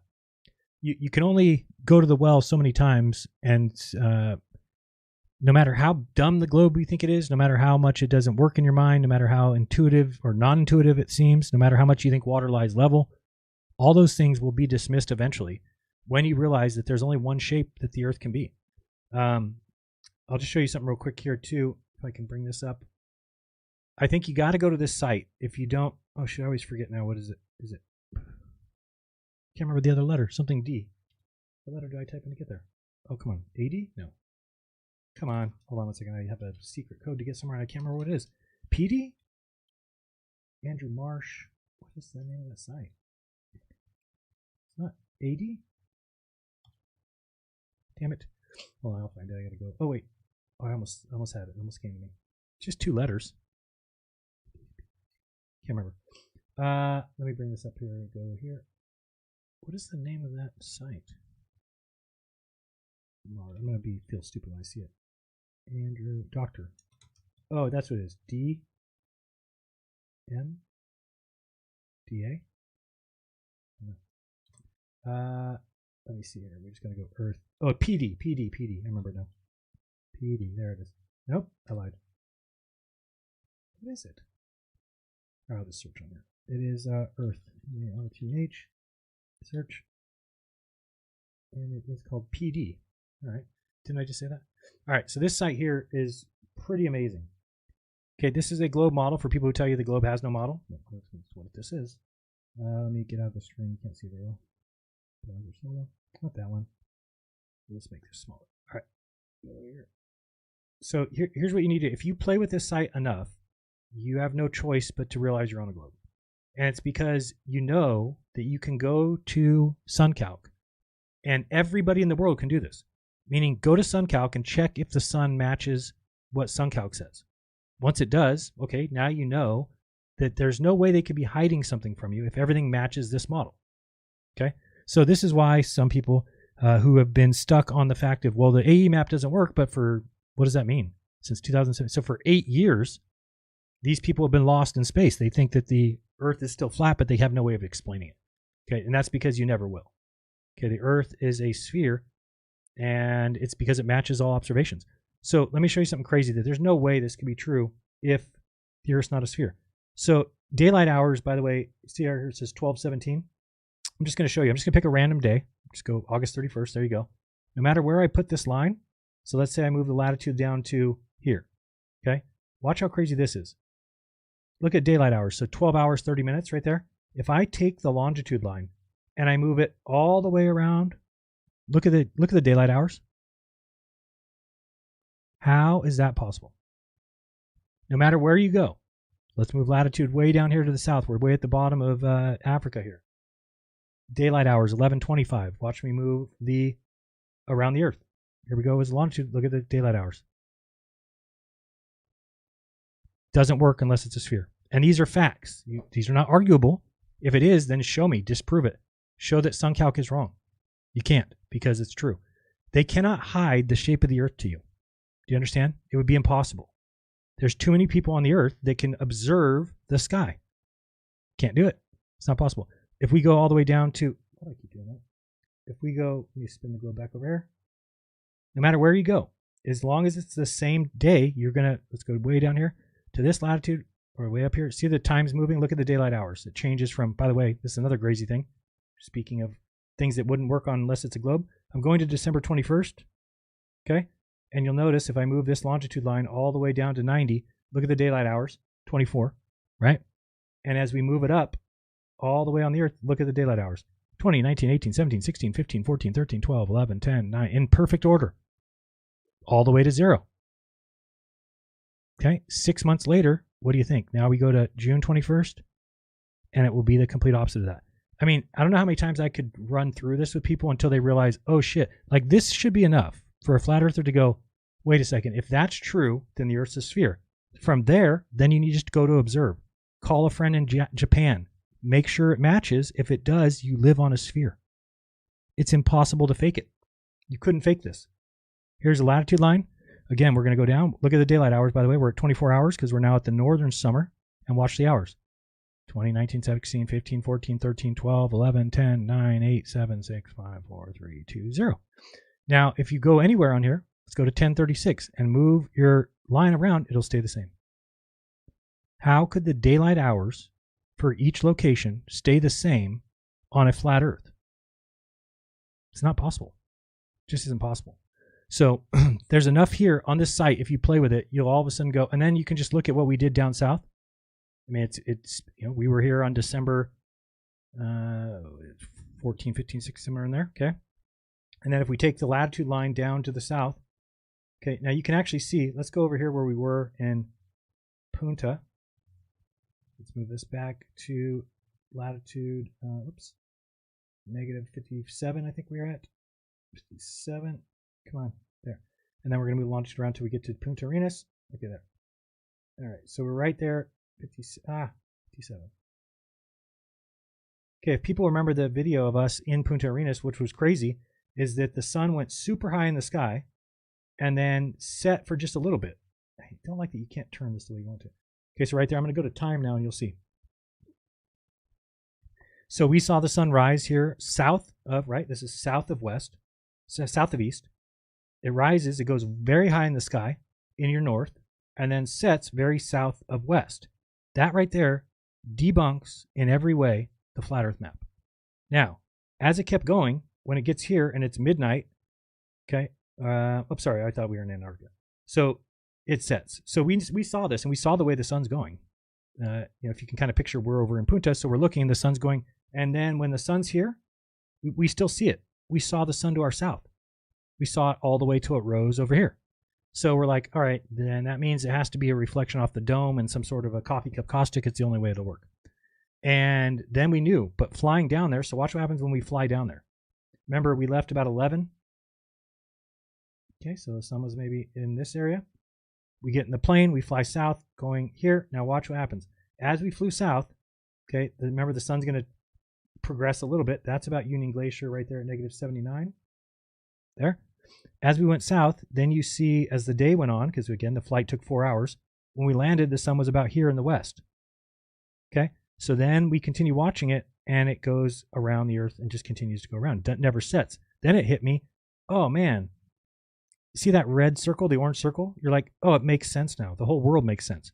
As you pull back from that location, you see what happens to the sun, that it gets eclipsed by the Earth.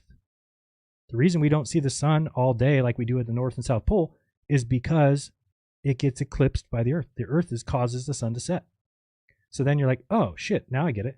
And then no matter how high you go up, you're just going to have that more and more of drastic to where you get to here. Now it's straight up and down, right? Because you're at the equator. Boom, straight up and down. Then you get up north. The latitude line up there. So you keep going, and then it just all makes sense where you're like, oh, and everything fits perfectly with where you're at. And if think about that, if it works for you and your location, then it works everywhere. You might want to double check that, but it can't be wrong. Somebody would have already shown it. We live all over the Earth.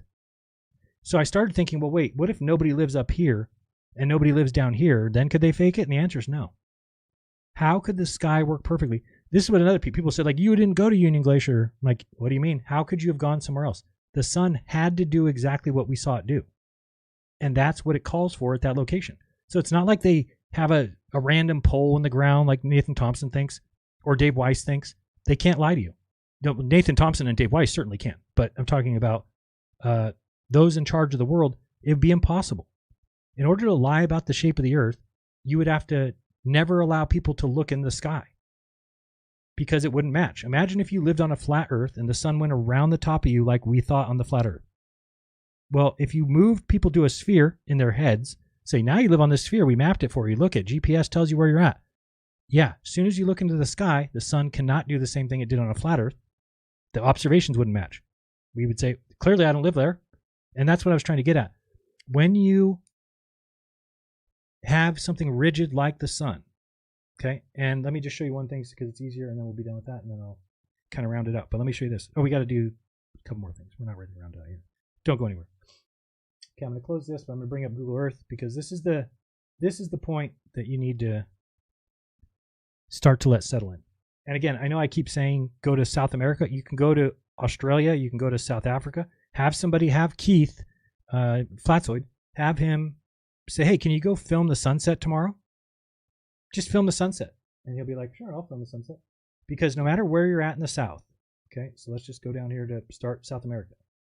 Okay, if you're down here and you're looking, now remember what the flat earth calls for. The flat earth says the sun has to go to the right. Why? Because Australia's over there. But if you get down here in South America and you look towards the west, there you are looking to the west. We're going to bring up this little calendar here thing. Okay, and you can see that good? Right. So this is even in March, but look at where the sun goes. Uh-oh. Look at what the sun does. That's moving right to left. It doesn't jive in any way with any flat earth and never will. It's impossible. So what that tells you, remember, where does the sun go? Well, let's go to December 31st just to make more sense. So this is something you can do without any help. On December, no, I always go that way and it's the wrong way. So on December 21st, every year, the sun goes the furthest south that it will ever be, which is the Tropic of Capricorn. So all the people that are dismissing me simply are not listening to this or paying attention. They just want to argue and they want to cry and they want to pretend like they know all the truths and it's impossible anybody's ever been wrong who's been a flat earther. Oops. Okay, so there's 1221. Okay, so that's the height of the southern summer. And when the sun comes this way, so we know that it's right now traveling above the Tropic of Capricorn. Okay, and we see the sun go, whoops, where did my sun go? This way? Nope, south of west. Okay, so we're going here. We're watching the sun, and there's the sun, and it goes and sets. Think about this.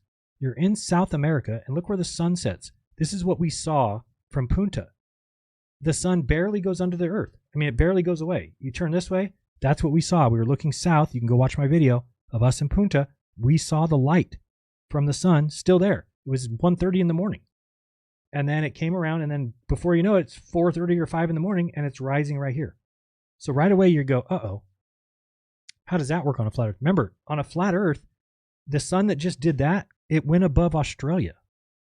But Australia on a flat earth is way behind us 30,000 miles. So right away, this is all you need. Oh, the sun is south of us, then the sun is above Australia, which means Australia is on the other side of that ball. We know Australia can't be out this way on a flat earth. That doesn't jive. It doesn't even make any sense. The sun's coming left to right on the flat earth. So once you see that, and you can go anywhere and see that. Once you're looking here, just look west from the south. And the reason why we didn't see this is in the north, it's different. In the north, it goes left to right, which is exactly what the flat earth would call for. So here we go again. Here comes the sun. Oops. And the sun sets like that. Now look where the sun's going. There's no question. It's not going down there and then turning right and going over to Australia on the right because it comes and rises right over there right away. So once you realize that, then you have to think, well, the sun goes above Australia and then goes above Africa, but then comes up over here. So you watch it, you're like, how did it go to Australia and Africa by the time it rose here? Well, the reason why is because you're on a globe. And it's the only shape that will explain any of this. You could try every other shape, you'll never explain it because no other shape can do that. And then you realize, oh, wait a second. So south, oops. Oh, my mouse is getting away from me. Come on. So move this over. So then you realize that this Tropic of Capricorn, come on, stop doing that. This Tropic of Capricorn, which should be right here. Hello. Oh, way up here. So this Tropic of Capricorn, the sun does stay on top of that, right? So there you can see it. There's the sun above the Tropic of Capricorn, and it stays there all day. It goes around in 24 hours and stays. How do I move time? Here we go. So you'll see how it's going around. It's staying above the Tropic of Capricorn. So if it stays above the Tropic of Capricorn, which is a fact, you can't argue that, and then you're down in the south anywhere and you're watching the sunset to your right to left, guess what that means? Take a guess what that means. If you're down here watching the sun and it goes, oh, it's following the Tropic of Capricorn, but it goes down into the left. Oh, the Tropic of Capricorn goes down into the left. Oh, the Earth's a ball. End of story. There is no arguing it. There is no way around it. I wish that there was. I wish that the Earth was flat. It's not. The Earth is a sphere. It has to be. And if the only way it would not be is if God is a purposeful deceiver and he set up the world in a way that he's like, I want to make people think that they're on a ball, but they're really not. Well, okay, then I don't feel bad for falling for God's trick, okay? I don't think that's the case. I think God put the sun there. This is where that guy was all pissed off earlier. What I'm saying is it's a metaphor. God gave us his one and only son to be a guiding light for the world, right? And the sun, we have one sun, It is the guiding light for the world. It brings life. It brings everything. The sun is the most important thing on the earth, period. Without a doubt. There's nothing more important than the sun. Without the sun, nothing exists. So I believe that we can follow the sun. It is a known path. If you stood back here and played through the year, you'd be able to see the sun go from the tropic, go this way. Okay, let's go this way. It's going to start over. We'll go backwards. But you'll watch it go from the south to the north. As you go back, oops, let me move it back a little bit. There. Now we'll do it. So there you go. Now you see the sun as it cycles through and goes all the way back to the north and then all the way back to the south. That's what it does. That's why the north and south poles are the only places, well, the north and south circles are the only place that you would have 24-hour sun. You'll never have a 24-hour sun in here because the earth blocks it. You have to get towards the north or south pole, at which point the sun is out far enough that it's not blocking it. Okay? So it's not a question anymore to me. And here's the thing. If the north is exactly, so that's why I said the flat earth depends on the south being a lie. So if somebody wants to prove flat earth, simply prove the south is a lie. That's that easy. If you cannot prove the south to be a lie, then the earth is a sphere. Period. That's it. You can't have a paradox earth, meaning that you can't be like everything works out perfectly with a sphere, but when you get here, it doesn't. Well, what does that mean? What did the sun do? The sun just chose to take off and go somewhere else, or what did the sun do? If the sun did what it always does, then this matches perfectly. So people pretend like, oh no, it doesn't match perfectly. It's off. What did that guy say earlier? It's off by 5 minutes. Okay. If we go to Shane's model, again, I'll just show that one time and then we're done with that because that's ridiculous. When I saw that Flat Earth was buying this, I was like, oh my goodness, we are in trouble. We cannot allow, get out of here. We're moving Shane's model over here. And you should be able to see that. Make sure. Okay. So on Shane's model, what we just saw in the south, you can do the same thing here. Set yourself up. Go to the day of the year 355. Or somewhere there. 355 is fine. Okay, and then we're going to go to a latitude of -79. And a longitude of 181, I believe it is. 81? Somewhere there. Okay, so there's where we were at Union Glacier. And you'll see that on that day, the sun's doing this. Everything's perfect. But here's the problem, and this is what people cannot allow to have happen. And they think this is, this is nothing. So the sun is over here. See where my mouse is? The sun is above Australia. So if you don't want to believe in the globe Earth, you're like, I don't believe a globe, I believe in the flat Earth. Okay, what you have to believe then is that we take this sun, duplicate it, and we go put it on the back wall where the globe Earth says it is, as we just saw. Remember, we were looking south and we saw the sun in the south? Well, this is where the sun is, but in the flat Earth, you need two. And it just so happens that when you film this one, it has the same sunspots as this one. So would you rather believe in two suns that one of them magically appears where the globe predicts this? The globe says there's one sun, it's right here. And it shines on everywhere that needs to be shining. The flat Earth's like, no, no, no. Because we need the Earth to be flat, there's two suns, one above Australia and one over that back wall. That's what you're buying. That's what you have to believe if you're a flat earther. That's ridiculous. There's not two suns. There's the same sunspots on the sun in the south that in Australia. I'm sorry, above Australia's head. Same thing. So this is not the shape of the Earth. This is what they done is they took the globe mathematics and they used it to determine where the globe says the one sun is. They use that one, and then they also say, well, on the flat Earth, the sun's also over here. Now, again, if this were true, how would you have the situation that we have with equal sun and day and night all along the latitudes of the same latitude? Sorry, yes. How would you have that? How could you do that? How could the sun, let me show you this. On the equinox, which is day, I don't even know how you pick out the days of the equinox. So that would be 365 divided by 4. I guess divided by 4 gives me 91 and a quarter. Let me go to day 91 and a quarter. Let's go to day 91.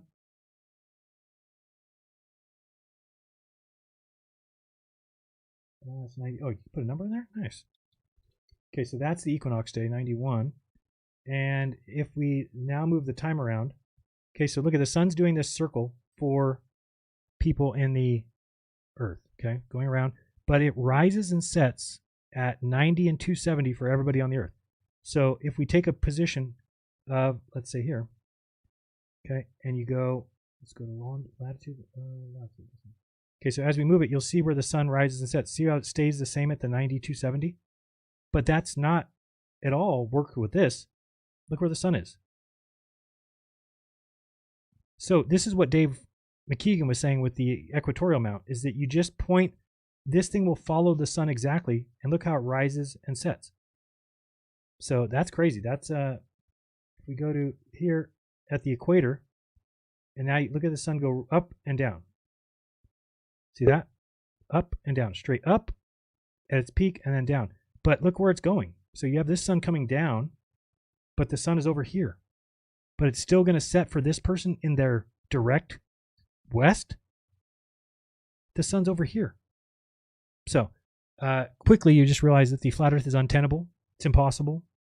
It'll never be possible because on a flat earth, let's look at it this way, you need to have the sun always go in this circle. It cannot be different. The Tropic of Capricorn, the Tropic of Cancer are not man-made, they are sun-made.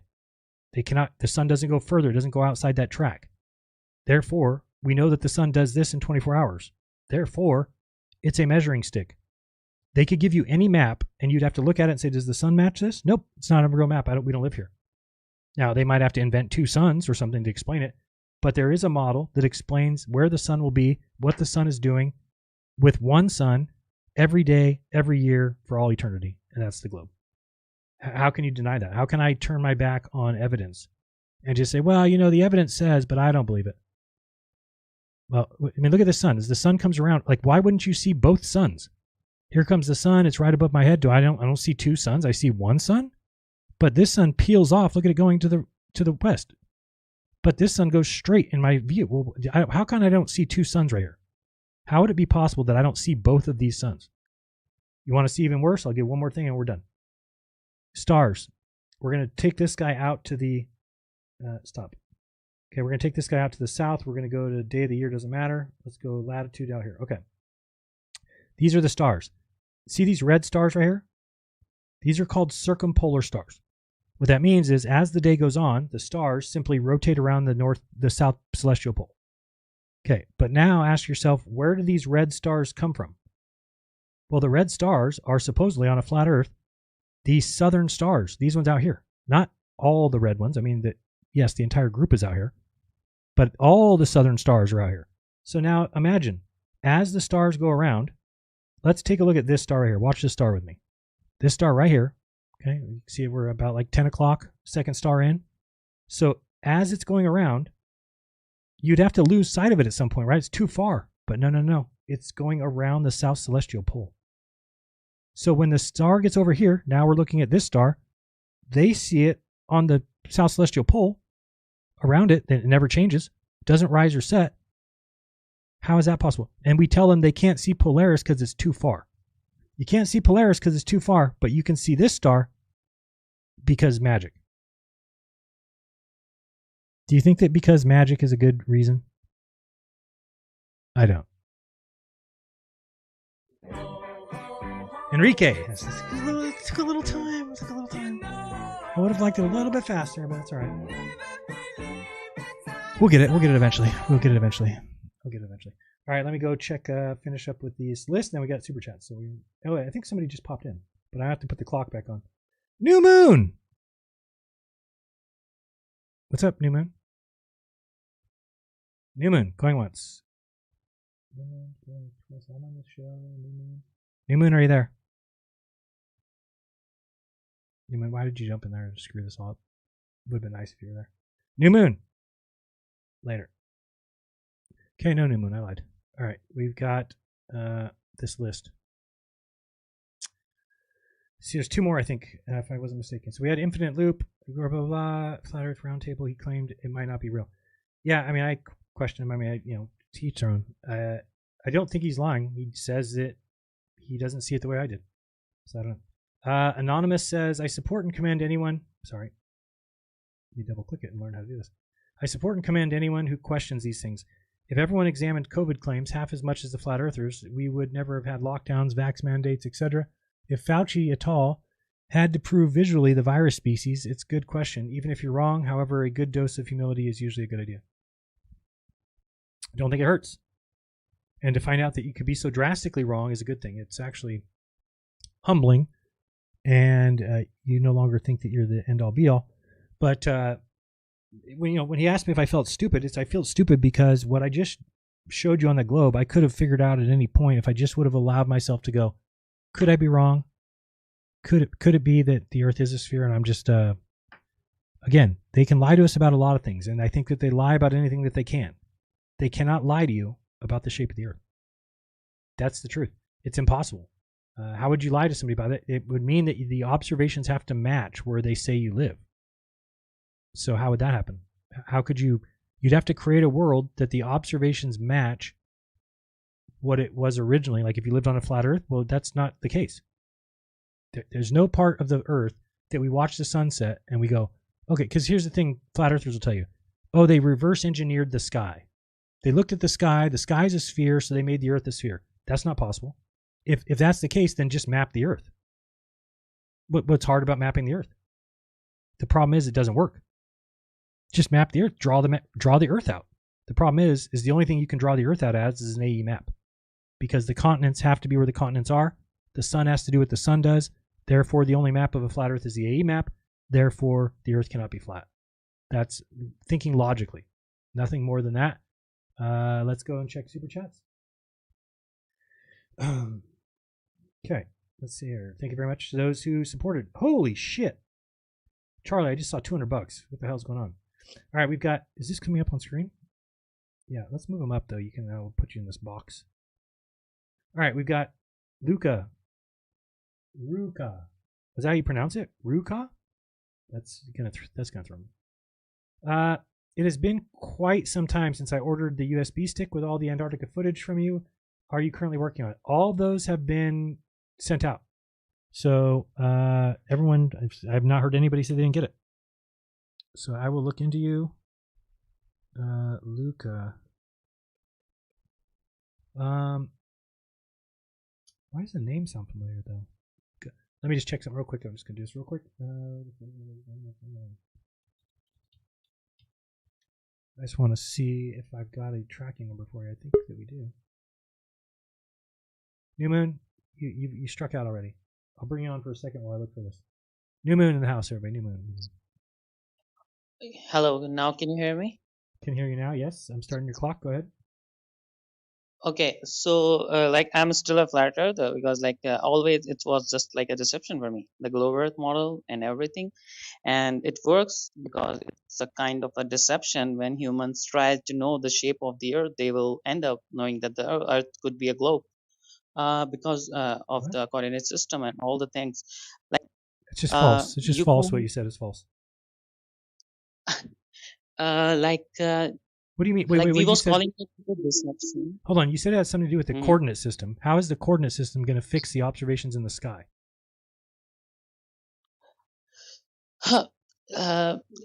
Because when we model the Earth, just imagine someone is modeling the Earth as a sphere. Okay. Then they will have the coordinate systems and lines. Means there might be a real coordinate system. There might be two models of the Earth. One is flat Earth model, and the second one is globe Earth model. We don't have access to the flat Earth everybody model can. Everybody can stand. If we all stood on one of the tropics, the sun will be above each person's head in order. There's no way that it could. Well, so what you're saying is something is wrong somewhere, but then the observation would show that. It would be like I'm standing here, you're to my west, but you see the sun above your head before I do. We'd be like, wait. That's weird. You should come after me. But it does that. It does exactly what the sphere Earth calls for. So what you're saying cannot be true. Like there is a dual pole model also, right? But I'm not claiming for any kind of models on a flat Earth. Yeah, the Earth can't be flat. A dual pole model would cause everything to rise in the wrong areas. Like if you're in Russia, the sun would rise in the west. Not always. Like if we have a personal atmospheric dome where like right. Personal atmospheric dome though that requires a second sun to be placed exactly where the sphere Earth model says it will be. That's what I'm saying. There's a model out there that models the sun perfectly.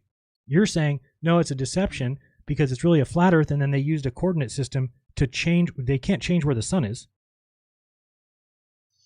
right? Like Jeran, like we go with all the things, other things on what science is doing. Most of the things they are in a deception, whether they call for atoms, periodic table, gravity. Sure, but you didn't and hear all my. the You didn't hear what I things. said. I said it's impossible to lie to you about the shape of the Earth. Like for me, like do you also, if you remember, then 2 years back your position was also like, to prove that the earth is a globe you need to observe the earth. Science will not prove it to you, and the sky observations also The what? could match the two models, and we have a globe earth model that will work, but we don't have access to the real flat earth model. Correct, Or we can't. because I asked Tune, if you remember, I said, Tune, could they have a flat Earth, and then could cartographers, projectionists, projection that land onto a sphere? The answer to that is yes. Okay, so you could take a flat Earth. Let's say we all live on a flat Earth. You could project that onto a sphere. Okay, great. Now you have a location for everybody on the sphere, but they really live on a flat Earth. Okay, so you're fine. Now, if there's no observations, if there's no sky, then you could easily pull that deception off, because the Earth is so big that you're lying to people about, that they would just see the ground as flat, but you would say you live on a sphere, and they go, okay, how are we going to prove that we don't? But if there's observations involved, then you cannot make the sun do what the sun does on a sphere, but it actually be flat. Do you understand? If the sun is going around a flat Earth, then you cannot model that onto a sphere and it be perfect. It wouldn't work. It wouldn't work. For instance, how would you have, because think of the flat Earth map that we have. It obviously doesn't work because the flat Earth map goes the other direction. So you're never going to be able to explain that. So think about it. Just what I just showed you. In South America, you are looking west and the sun goes right to left. Okay, just think about that. So the sun must really, in reality, go right to left for those people. Doesn't matter where they live. Doesn't matter if it's a sphere, a triangle, a cylinder, or doesn't matter. The reality of it is the sun goes right to left. So then if you're going to take them and lie to them about where they live, it has to match the observations. So let's say this. Let's say this. Try to reverse it. Say that we are, you and I are trying to fool people from living on a sphere. We're going to make them live on a flat Earth. Okay? We're going to tell them it's flat because the sphere is so big, so we might as well lie and tell them it's flat. The problem would be, as soon as we put people onto the place in South America, Punta Arenas, when they see the sun go right to left, they will immediately raise their hand and go, dipshits, we don't live on the map that you gave us. You told us we live on a flat Earth, and the flat Earth requires the sun to go around to the right, but we just saw the sun go right to left. So give us a different map, you liars. That's how because you couldn't lie to them. How are you going to make a map that has the sun do what it does on another thing, but on the thing that you're lying about? You can't do it. So now just flip that. If we actually live on a flat Earth and they put us on a sphere, then we would get to the sphere and we would expect the things that would happen on the flat Earth we should see happen anyway and be like, hey, this doesn't work on the sphere. But that's not what happens. What happens is they put us on the sphere and everything matches. So they can't lie to you about it. Yeah, so my whole point was like there could be two models, two perfectly working models. No, One there is cannot globe be. and I the just other told you one- there cannot be. I mean, you're just making up words. You're just saying things because you want to be attached to the flat Earth. You're not thinking independently. You're not thinking objectively. You're just pretending that things exist that don't. You cannot. So you'd have to, if that were true, then show me. Show me a flat world that you then project onto a sphere and show me that the observations match. Never. It will never happen. It's impossible. What you're saying. Most of the sky observations are like we are applying our worldly physics to sky. First, we don't know like our perspective laws and the physics. You didn't listen to me created for earlier. the Earth. Do you believe in the Tropic of Capricorn? Yeah. Okay. So do you believe that the sun has to be above the Tropic of Capricorn on December 21st? Yes. Yeah, well, then the Earth's a sphere. I mean, I don't know. Because what you're saying, it doesn't make sense. Imagine. Okay, so tell me this. Since we both agree with that, show me another model that shows the sun doing that and it be flat, or it be a pyramid, or it be a cylinder. You cannot do that. Dual pole map. What's the problem? It rises on the wrong side of Russia and of Africa. The sun would have to. You're talking about one where. There is a topic So of wait, hold on. Capricorn. So wait, do you know that do you live in the north or the south? Hello, that was a question. Yeah. Do you live in the north or the south? I live in north, 20 degrees about. Okay, so which way does the sun set for you? Left to right or right to left? It's left to right. Right, left to right every time, right? Yeah. Okay, so can that be changed? Does it matter where I put you? Does it matter where I tell you you live? Can I change that fact? No. Okay, so if somebody gives you a map and the map shows the sun set right to left, is the map wrong? No. Oh, okay. You Why say not? that. Okay. Why is it not wrong then? Like, I know it's a for struggle. example, like You should get to the conclusion that it's impossible to lie to people about where they live. You can't do it. It would take people being so retarded, like flat Earth, like I was, that I didn't recognize that the sun's going the wrong way. Yeah, if you believe in the Tropic of Capricorn, then you believe the sun's always above it. You can't argue with that. There'll be nobody in the world that will even debate you. So the only question becomes, is there another model that would allow for the sun to set right to left for people in the south and set left to right for people in the north? It's not possible. So here's the other thing. You said, no, go ahead. I was thinking of something else. Go ahead. Okay, so if the Earth is a globe and there are space agencies all over the world and they are trying to go reach the space, putting billions of dollars, and their rockets are going every day in the sky. So why don't they have still one single video of Earth where they launch the rocket and there is a camera attached to it? I couldn't tell you that, and but it's why going is that? all over this? But how is that proof Yeah. of the Earth? How is that prove what I said wrong? Is there a way that because the space agencies lie to us, that means that they can change which direction the sun sets? No, you can't change it. The sun is the sun. It doesn't change. Nobody can move the sun around. So people are getting very stuck in the idea that they're like, oh, the sky, we don't know what's going on in the sky. Yes, we do. That's why there's clocks and maps, and that's why there's calendars, and they all come from the sky. So flat earthers have moved the goalpost to impossible places, to places that look silly now. And I'm not going to be a part of that. There is no more answers, and so they're just throwing things at the wall. Dave Weiss is just saying whatever. Now there's 20,000-foot clouds that magically hide 35,000-foot rockets at a distance, even though we see Canigou from the same distance, and it's only 9,000 feet high. Where's the 20,000-foot clouds blocking it at the horizon? So you can't just make shit up. It's not going to work anymore. And I expected to get out of this. I expected like, oh, I'm just going to be done. I don't want to worry about this because I don't want to teach the globe. It's not my job. That's school's job. It's not my job to teach the globe. I think it's counterintuitive. It's hard to teach. So, but the problem is that I noticed that flat earthers will just believe liars. They'll just believe them. And they actually go around and gloat about it and act really positive about it. And they make fun of other people about it, but they're wrong. So what you're saying is just wrong. The Earth is a globe, but to prove the Earth is a globe, we need observations of the Earth first, and nothing else. Science will not prove it. Where did that come from? So Models will not prove can we it, can we prove if a woman is pregnant by checking her urine? Yeah, checking. That's why we need to check the Earth by observing the No, Earth itself from no. space. But no one has ever. But do we need to check in the woman's belly, or can we check her urine?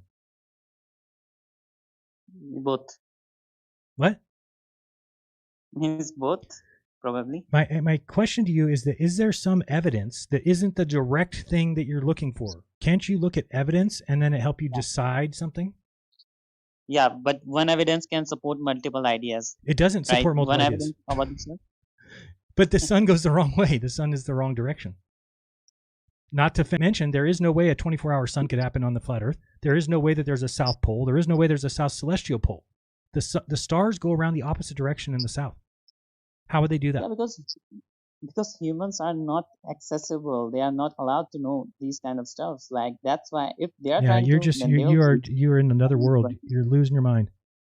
This is like we have to put our philosophy until or unless we are not putting our philosophy, then you have to believe. Okay, if you believe in God, like I don't believe in God, I am a flat earther, but I still don't believe in God. But still, if you believe in God, then you need to know. You need to say that your God created the earth and all the universe that is billions of light years in diameter. So wait, you don't believe in God, but you're using the existence of God as evidence for you? I don't believe in existence of God. I believe that the earth is eternal. So that's why there is no model for it. The earth is eternal. No one has created it. What do you mean it's eternal? It's been here forever?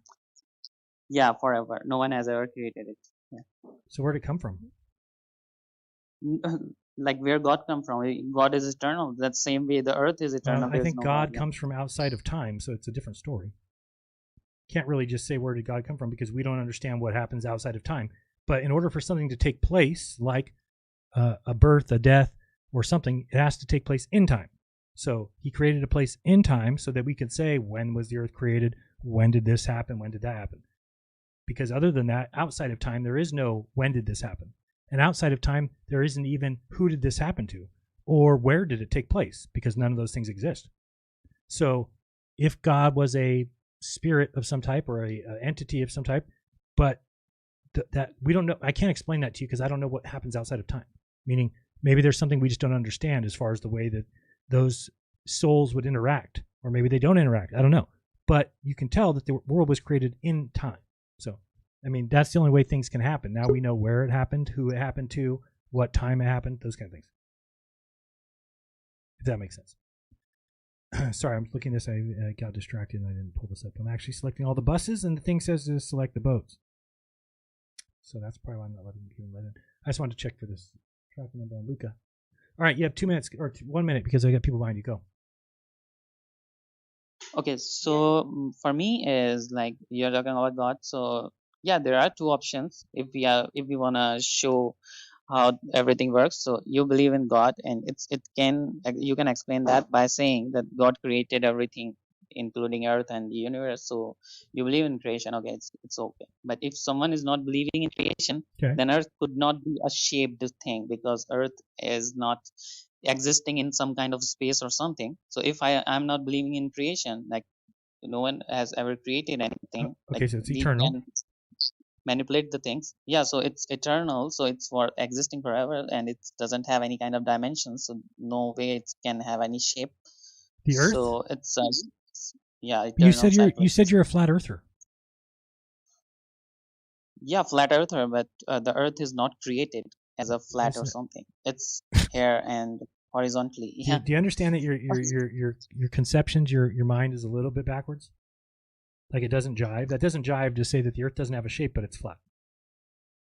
That's what you said. Okay, it's like flat means horizontal topographic plane. Okay, so where does that exist though? Where does it? It's just the Earth. No, it's a enclosed system where there is Earth, and below the Earth there might be other places to live, but Earth is one realm. And how many suns are there? Might be one. Well, there can't be one. I just proved that to you. The sun goes the right way. You need another sun. That's the realm of Earth is here for a test, so all the things will deceive you. No. You're claiming deception where deception is impossible. They cannot hide a second sun. The sun doesn't come around and somebody goes up there with a jacket and covers it and we don't see it, and that's just impossible. You guys have gone way past what flat Earth was 10 years ago. 10 years ago, it was at least an attempt to explain it scientifically, and we obviously got way away from that to the point now where people just think that Stephen Alonso can say that we predicted things and everybody just goes along with it. That Shane's model explains anything. It doesn't. It's just a stolen flat Earth map. You have a flat Earth asshole that's for 7 years been telling people that the Earth is not the circling sun, that it's not the AE map, but he has no idea what it is because he won't allow himself to remember that he lives on a sphere. So you will forever be lost if you remain a flat earther. You will never be able to explain. You'll never wake up and the Earth be flat. Never. It's impossible. So I gotta let you go later. Let's see what we got next. We got Ruhif. Hello. How are you? Hello. Can I just give a shout out to New Moon? No. And by shout out I mean like fuck you, you're a cunt. Yeah, he's the guy that tried to put one over Duffy, but sort of didn't realize he was fucking over his own team, right? I thought he was a glober. I mean, now he's saying he's flat, but I don't know why he would do that. He went into the what is that thing called? Handshake. What is the name of the app that Elizabeth is on? Clubhouse. Yeah, Clubhouse. I was on Clubhouse today. Oh, really? But he went there and he told off flat earthers, and he was like really a dick to them because he said he was a glober, but then they found out it was him. So let me move this out. I was on Clubhouse today. You've heard of the celestial theodolite in the last few weeks, have you? So I was going to ask you about that because that's their new proof, and everybody's sending me to that, but I don't really get it. It's fucking rubbish. So they do this thing where the dude who's making the observation is at his house, right, and he's looking at a mountain and seeing when a particular star gets occluded by the mountain. Okay, I got that much. Yeah. Then to verify flat Earth, they go and move the observer in Stellarium to the mountain, get the angle from the mountain to the star without refraction, and then magically trace it back to where he was, and it matches flat Earth, right? It's it's insane. Wait, I don't think I understood that. So you're saying, okay, so do you draw it out stereographically, or that's what they're doing? Yeah, that's fine. Yeah, we do the side view, orthographic view. Yeah, that's fine. Right. But the whole thing relies on Stellarium being accurate, right? Giving you an accurate angle if you set the observer position. So they're quite happy to use the angle to a star for a location where the observer isn't actually at. They move the observer to the top of the mountain, and they're happy to accept that angle as accurate, right? But then I say, well, if you put the observer for Stellarium where he actually is Stellarium still accurate? And the deflection right, because if it is accurate from there, then it wouldn't be the other. Yeah, doesn't match predictions. If you put the observer where he actually was, then the time at which the star is occluded, that angle matches the globe angle for the mountain, right? It incorporates the predicted drop. It was absolute clusterfuck today. Where was this at? Clubhouse they were talking about it? Okay. So you guys were talking about it on Clubhouse? I would like to hear the conversation because I don't really grasp it still, other than I don't understand how it wouldn't match. If you are talking about stereographically, if you drew a line from an observer and then you cross, kind of like what I do with my rocket launches, right? So it crosses a mountain, and then I can continue that line out and I say, this is where you would see the rocket rising for a flat Earth. So you're saying if I move myself to the mountain, now I'm at the top of the mountain, that then if I look at it, I have to wonder if the angle is the same as it was where I started? Yeah, so they get the angle by putting the observer on the mountain, and then assume that's the same angle that you would observe it from his house. So it ignores the whole 60 nautical miles per degree of the star change. There are so many problems with it. Right. I will message you on. Okay, help me out with that one because I don't understand it completely. Yeah, Space Audit's recorded it on YouTube, so he's cool. He's I'll got a watch live stream. Yeah. Okay. So what's the future of debatism? Well, I don't think there's very many flat earthers that are ready to debate, and if somebody is, then I'm open for doing more of them. But I just haven't seen anybody. I mean, the last couple people got to the point where they thought I was like on the globe side because they figured I was only picking people that would do so terribly. Some of them came; they just did horrendous. I clipped out that bit where you said, I don't want people to get destroyed by Ruhif, and I was like, yeah. Probably you listened to that on the way. Who did you go up against that you just destroyed? It was embarrassing. Kyle Adams was one. Oh, that makes sense then. Okay, right. He was pretty bad. Fuck, I was going to say. Oh, can you read my super chat, please? Yes, I will do that. Forgot it was him. He's making video after video about me. I haven't even seen more than the first one. Oh, I don't watch him. Yeah. Ruhif, $10 says, "Kissy, kissy as always." That's what you want me to say? Yes. You fucking all right, dude? What's wrong say it? What's wrong with you? Fuck, that's all I've got. Ruhif, the video of them going over the moon, that's real. What? The little lander thing that just the video of it going across the moon. I mean, come on, I can't. It's gonna take me a while to get there. The blue. What's it called? Yeah, Firefly. Have you seen that thing? Ghost? Yeah, have you seen the video? We saw the simulation, right? You're not talking about that, right? Let me just type in the Firefly and see if it comes up. I think it's supposed to be real. I don't know. To me, it's like that's gonna take me a little longer. I get the globe. I'm fine with the globe now, but it's a little bit. Right, but the live stream that I think you're talking about, they were receiving telemetry data, so real telemetry This data, morning, yet another. and making a simulation, based off what engines are firing, what the orientation is, what speed it is, blah blah blah. No, I don't think this. That's what I'm talking about. I'm talking about the actual video of it traveling. I don't think I've seen that. I did watch the live stream. Is it this one? Can you hear my dog barking out Absolutely. the window? Yeah. We've heard it the whole time. This one here. I was waiting to come on, and I was like, "Hurry the fuck up, Jeran! Kick fucking New Moon off." Do you can you see that or no? Where will I see it? Let me hold on. In the live stream. Hold on. Yeah, move it to live stream. It's just easier for me having to move this along. Let me put this back over here and make this a little larger. I'm just waiting for the live stream. Yeah, it'll take a second. Just get this on. There we go. Move this in the middle. This video here. I mean, I've got no reason to doubt that. Oh, is that my time up? Yeah, kick me out. I've got to go and bring this dog in.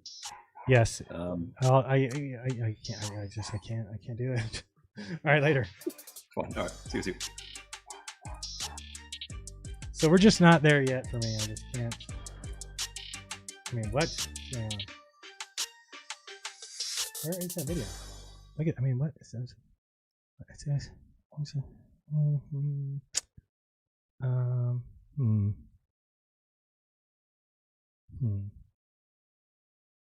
I don't know. It's gonna take a lot. It's gonna take a lot. Somebody's gonna have to hit me with a hammer in the head or something. I don't know what's going on. I don't know. All right. It's gonna take some time. I'm gonna have to really work this out in my head. All right, let's go back to the super chats. All right, we've got. Oh wait, one more person, and I'm shutting down the thing. We've got Johnny B. Be good, Johnny. Be good. Blah. Yeah, I'm Johnny Be Good, and also a pianist. I'm a real one, and also a flat earther. Hello, welcome, flat earther. And also not afraid to debate, like you were saying. Okay. Oh, there's no one that will debate. Blah blah blah blah blah. No, I said there's nobody that's any good. Everybody thinks they can debate. Have you watched some of the people that debated flat Earth on my channel? They were terrible. Yeah. I don't know. Shane St. Pierre, Alan, and Whitsitt are about it. Yeah, Whitsitt is not so good that I thought it was. So that's that's bad for you. I'm trying to say that there's nobody good to debate, and I gave 3 and you eliminated one of them, so now we're down to 2. Yeah, but before I will say something, I will ask you first. How many years have you been in flat Earth? 10. 10 years, okay. There you have it, 10 years. And you have got a lot of information through this time. Yeah. And you have metal the floor. You know what's happening, and there's a lot of things that you have to take in that you really have to think about. And because you see the sun above your head, will change something. No, everything that is involved in that. So where's the South Pole? No, okay. Before we go into it. No, just saying that these are problems that you're going to have because you're not going to be able to answer those questions. Like, why would anybody ask anything else of a flat earther in a debate? No, I'm just saying it's very simple. The Earth is measured flat. And all of this measurement that we are using for everything, for navigation, yes, for, I've already shown for that. coordination system or whatsoever it is, you cannot have a up and down on a globe. It's just out or in to you. You cannot have any fucking coordinate system on a globe that's spinning in all directions. It makes no sense. We have a globe that they say is spinning, and it's got a coordinate system. So what does that mean to say you can't have a coordinate system on a globe that's spinning if there's a model of the globe that has a coordinate system that is spinning? Because of an elevation angle, everything is measured from elevation angle, and it's. Oh, you're a Nathan Oakley person? Oh, Is that bad? Something? It's the Because stupidest. It's the dumbest thing I've ever heard in my life, dude.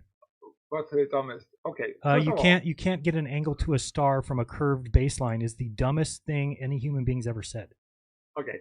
He learned it from me. So. Well, then you are the king of dumb. How do you explain this to me then? So if I go outside my house right now, what would be different if the Earth was a sphere? What would be different in my front yard?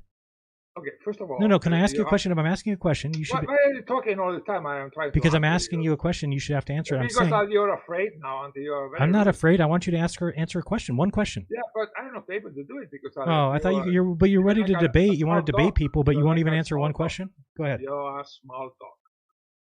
What? Okay, listen. You're like a small dog. Stop it. Great. You're a big dog. I can really tell. You just want to avoid questions. Go ahead. Yeah, but you're something like a small dog. No, I just asked you what is different about a sphere Earth and a flat Earth in my front yard. It's an easy question. I'm trying. I'm starting. If you just can cool down. First of all, if you have the polarities in the middle. From that, we take the circle. What is the circle? That's you have a longitude and you have what's the other line you have? I just want to know if you know what it is. Latitude? What are you talking about? Yes, latitude. And the latitude, the first latitude line you take is from you take elevation angle to the polarities. Then you have circle of equal latitude. Right. And you can measure it. Do you know how to measure it? Measure the circle of equal altitude? How you take elevation angle and how you take the measurement to make a circle of equal altitude. Sure, you get your angle to Polaris. What are we doing? So you don't know what a circle of equal altitude is? Yes, it's everywhere on that circle is an equal angle to Polaris. Wake up. Yeah, I prove it, and you don't know what you're talking about. What are you talking about? Yes, nothing. You are so absolutely out of. Oh, you are in this in 10 years, and you don't know that. Don't know what? What circle of equal altitude is? I just told you what it is. What is it then? Tell me. No, that is the circle around the GP. That's on the elevation angle. Were you not just talking about Polaris? Right angle triangle, 90 degrees up to the polarities. There's no angle. You are aiming to the polarities. If you are 50 degrees to polarities, yes, and you take it down, and you are using sextant, for example. Sure. Then you take it down and you take the time.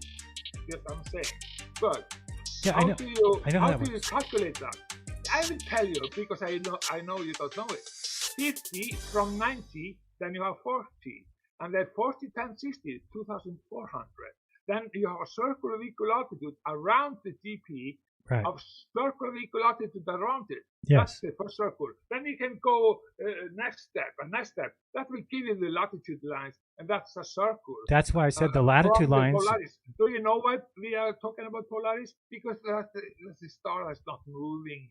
Right. That's why I said it's an equal angle to latitude of so you don't Polaris. know what you're talking about. You are dumber than a bag of shit. You're out of here. I don't have time for people like you. Okay, I know exactly what you're saying, and I thought you were talking about Polaris, and I said a circle of equal latitude is the latitude lines. That's why they're there, because they're the same angle to Polaris from everywhere on that latitude. So if you're talking about celestial navigation, then you need to tell me, now talking about celestial navigation, what is a circle of equal latitude? Do you understand? You didn't say that. We're still talking about Polaris. If you're talking about celestial navigation, that's different. But regardless, we're not doing triangles. We're just doing simple angles. And my question to you, why I asked you, what's the difference between a sphere Earth and a flat Earth in my front yard, is because your answer would be nothing. There is no difference if it's a sphere or it's flat. Right. So if I can get an angle to Polaris from the flat ground, then I can get one from the curved ground. It's the same thing. The angle doesn't change.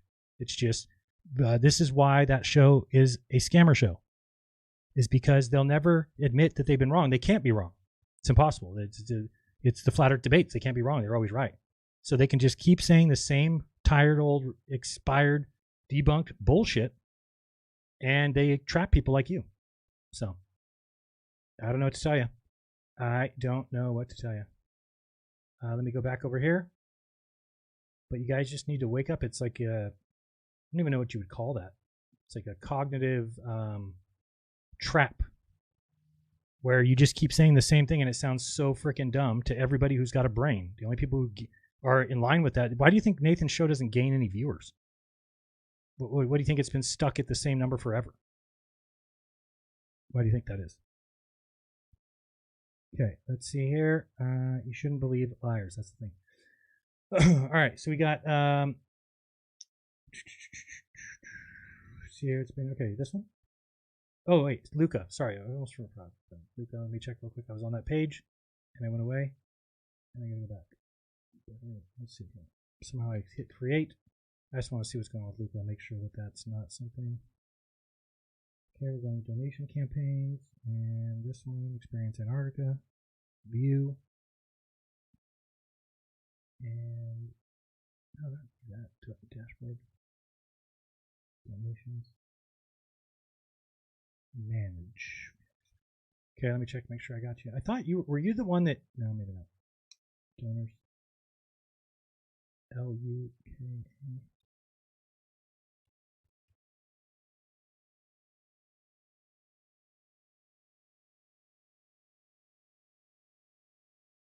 Okay, I will get you your tracking number. I'll email it to you at the Gmail account because it is shipped and it is there. Let me see if it's here. I'll just track it right now. See if I can figure out what the hell happened. It is under here and it's called this one. Let me check the tabs down here. We've got this one.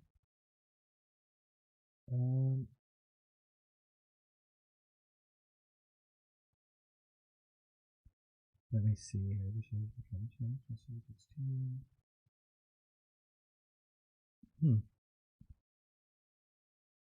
Oh, here it is. USB. Couldn't figure it out. All right, so we got Luca. Where are you at? I'll just put it right here so I can get your country is Australia. I see Jeff. Where are you at?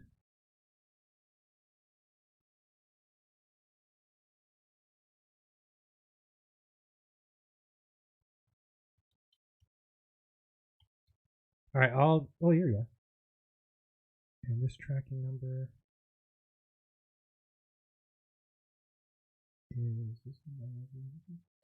And we're going to send that one there. All right, let's see what we track it at. Track package. It says tracking number created in transit as of February 10th, which is not good. Oh, wait, it says delivered. Wait. I don't know if it's delivered or not. It says tracking number created in transit February 10th. Oh, can you look at view details on this? If not, I'll just mail you another one. This one says international transit departed. It's in Brisbane. Track all history. It left here February 2nd, went to Sacramento, went to Los Angeles, went to Bell Gardens, Los Angeles, departed Los Angeles February 8th, arrived in Brisbane February 10th, processed through Australia February 10th, and then it stops. So it got lost, it appears. Latest update, your item was processed through a facility in Australia on February 10th at 2:01 p.m. The item is currently in transit to the destination. Okay, you're about a month behind. Luke, I'm writing myself a note. We will send you another one since yours got lost. And I'm going to email you also that tracking number just so you can see that. Grabbing that and emailing you right now. All right. Oh, shoot. Hold on. My whole email system is going to open right now. I didn't mean to do that. Don't go on the screen, please. There it is. All right. I'm just going to send it to you right now. It's coming from my account here. Here's tracking. What? Okay. That email's been sent. So, yeah. That one. All right. We've got... I am not a Glober for life. What up? Not a Glober for life. You're on. Go. Can you hear me? I wanted to, first of all, apologize for earlier. Okay, I don't know about earlier. What happened earlier? But can you hear me? Yep. Okay, here we go. So I kind of said things without having proof, but this time I'm just going to finish where someone else left off. So here we go. So when you went to Antarctica, instead of maybe looking at, okay, I made a mistake with the circling sun. Could it be a globe, or could Jake and Q&F be right? But instead you flipped right to a globe. Why? Because I just showed. Why didn't you look the entire show? Has maybe been at showing Q&F to see? Because Q&F and Jake have no Q&F clue. Maybe have been right. Why didn't you do research on his theory? I did. It's wrong. Well, they always called you out. And here's the thing, Jeran. Okay, I don't care about that person at all. Just liars. All of you guys are just liars. I'd have no interest in dealing with you or even listening to you. What's up, Upside Down Guy? Or am I not supposed to call you that anymore? My name is Scoon. I've been flat free for 80 days.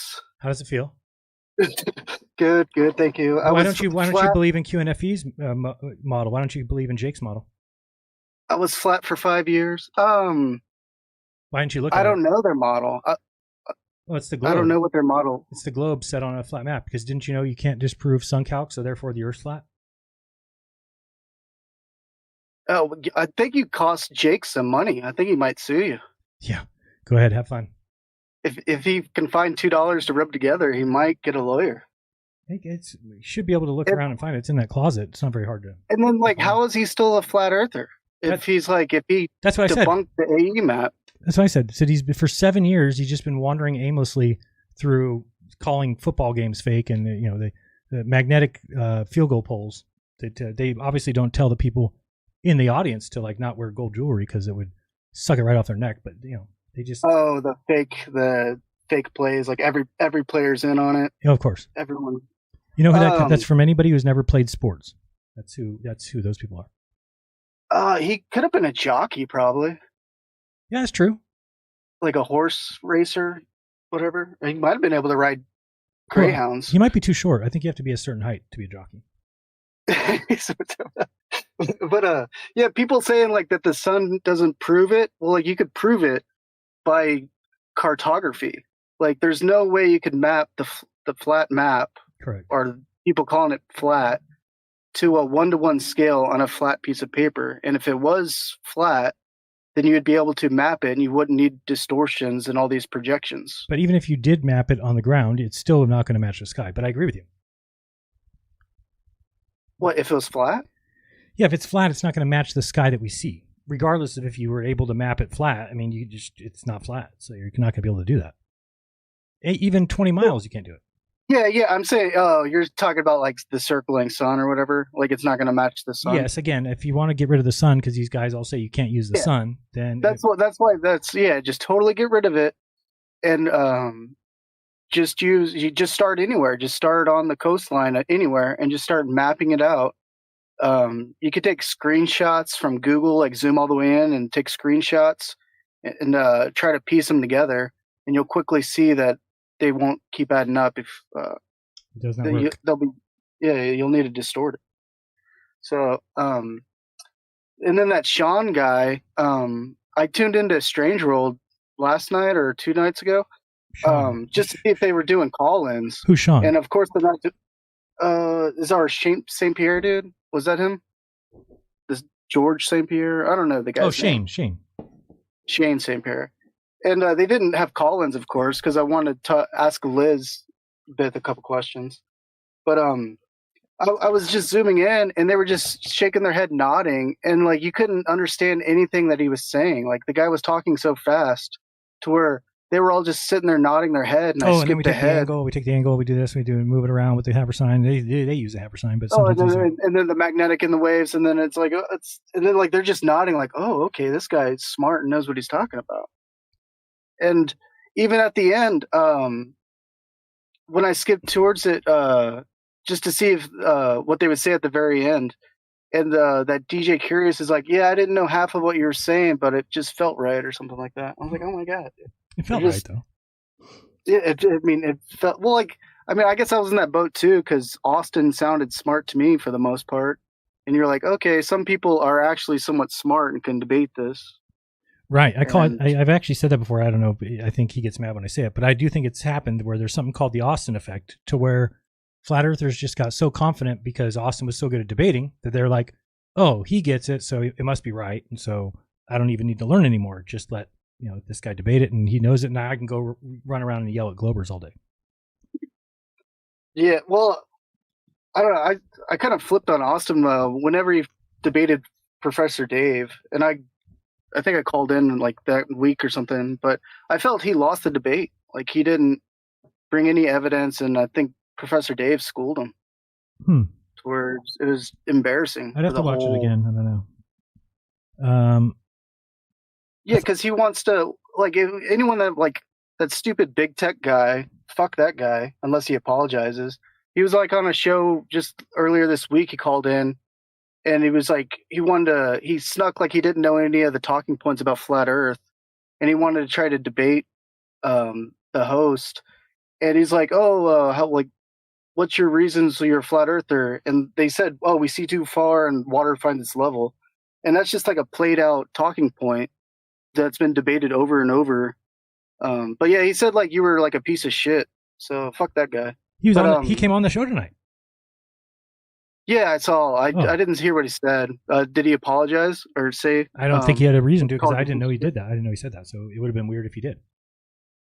Yeah. But yeah, the talking points, like, well, water finds its level and we see too far. But you ask a glober, hey, well, now that you're a glober, hey, on a globe, can water be level? Of course. And then on a globe, can we see too far sometimes? Of course. Yeah. So I mean, you try to debate those two topics with a flat earther, and you're just going to go around in circles. Yeah, it's kind of pointless. I mean, that's why I just say that if you debate a flat earther, just ask them where the South Pole is. If they can't answer, you win. Yeah, and if they say they don't want to talk about the sun or whatever, then just be like, okay, well, do you believe in cartography? Right. Can you map out your flat map or your flat world? And then they'll be like, oh no, cartography is Masonic. You can't tell the shape of the ground by mapping the shape of the ground. That's the next one. Yeah, no, we don't know what a foot is. The map isn't real. The map isn't real. The map is a piece of paper, so of course you can't use that to map the Earth. So, I mean, this is where you watch. It'll go there. It's coming. Well, yeah, it's already been there. Like I've tried to ask a couple people, and they're like, "Well, we can't. We wouldn't be able to map it. It's too big or something." It's just, they said maps are Masonic, so they don't trust the maps that were created. And it's like, dude, just zoom into Google, zoom into your house, and do a measure distance on Google. Then go outside and measure it, and then if it measures correctly, then you know it's accurate. So how about this one, which is crazy, because you know how that on the flat Earth the lines of longitude expand, right? They go out. Yeah. Whereas on a globe they come back to the bottom and meet at one place. So, thank you, Go Away song. So if you look at the flat Earth map, which is about, let's say, at the outer edge, which is, nobody's actually measured that, but they say that the... Well, okay, hold on, real quick. Longitude's east and west, right? Longitude are the lines that run... north-south? North-south. Okay. Okay, so if on a flat map, they go from the center and work their way out, right? So they would get wider as you go more south. But on a globe Earth, they come back together, so they actually get smaller as you go south. So if you measure what 1 degree of longitude is at 80 degrees south where we were in Antarctica, it's 17 miles. But if you take that same number, it's about 65,000 miles around the flat Earth at the outside. I'm not even talking about the shore. I'm talking about going inland a little bit. So you just take that 65,000 and divide that by 360, and we'll get what each line of longitude is at that place, and it comes out to 180. So on a flat Earth, that's exactly why you can't map it out on a flat piece of correct, paper. It'd be impossible. And that would be something that would be immediately known to people, that there's a place on the Earth that is mapped as 17 miles, but it's actually 180. I mean, people would be flying all the time into the ground, and just they would have not enough gas. It would happen all the time. But that's not the case. The Earth is mapped already. We have a map. Yeah, there's these books. There's these geography books about they do like a lot of math in the books or textbooks but they show you how they came about figuring out how cartography works, and they figured out how, like, what you need to do to map it onto a globe in order to make the globe models that they have now. Because they did map the world on paper, but then they realized it wasn't adding up, to where then they started mapping it on a globe. Or there's textbooks and books out there that show the math on how to move it from a flat piece of paper to the globe to where it's perfect 1-to-1 scale. Yeah, and the Mercator map is actually really incredible the way they did that one, because that one allows for the traveling to be the same with the stars, but just is a Dead Reckoning kind of map more than it is. Yeah, it's pretty crazy. And that's for sailing and for sextants for the most part. Well, it's so accurate. So that's why there's so many different ones, but there's not an accurate one because you can't accurately do it. I mean, there's and if the Earth was flat, you would be able to easily just map it on a flat map. It'd be simple. Yep. Cool. All right, man. I'll let you go. There was a lot of foreigners calling in. I thought so too. It was very difficult to understand what everybody was saying. So, which title do you want to fight for first? The Intercontinental title or tag team title? What are you gonna do? I was gonna do tag team, and I was gonna hope that your partner doesn't show up, and then it's gonna be a 2-on-1. No, I'm in the WWF. We're all on the same. I'm in team. Degeneration X flat. Oh man, I don't have the sound effect ready. Damn Suck it, man. I'll talk to you next time, man. All right, peace. I wasn't ready for that one. I don't know where those are. We'll just give you a little bit of a. You kind of remind me of Billy Gunn. You love so good to me. All right. You don't look that good to me. It's just kind of what you remind me of. All right, let's get back to the super chats and let's get out of here. It's been too late. All right, why did you? Oh, damn it! Why is this not working? All right, this one go. Oops, there's nothing on the screen. That was probably why it's nothing. Oh, I remember I turned it off. That's why. Because Ruhif. All right, there we go. Now we're back on. Good. That's on. Go to main, and we're good. All right, so we got this one. Why did you not correct Witsit when you were on one show together about 18 hours and no password? Because I didn't know. So I didn't recognize that he had it early until Tune showed the video that showed that. So that is true for me, and that is true for Lisbeth, but he got it early from Mark. So that's why there was nothing to correct, since I was under the assumption that he got it when I did. Hopefully that answers you. Days Waffles, thank you very much for the sunglasses and 99 cents. Dan the Waterman says, who wants free tickets to the next FE roundtable? I'm going to pass. I'm going to pass on that. Thank you. Jeran is the same guy, flat earth flipped. Thank you. I am not any different. Same guy.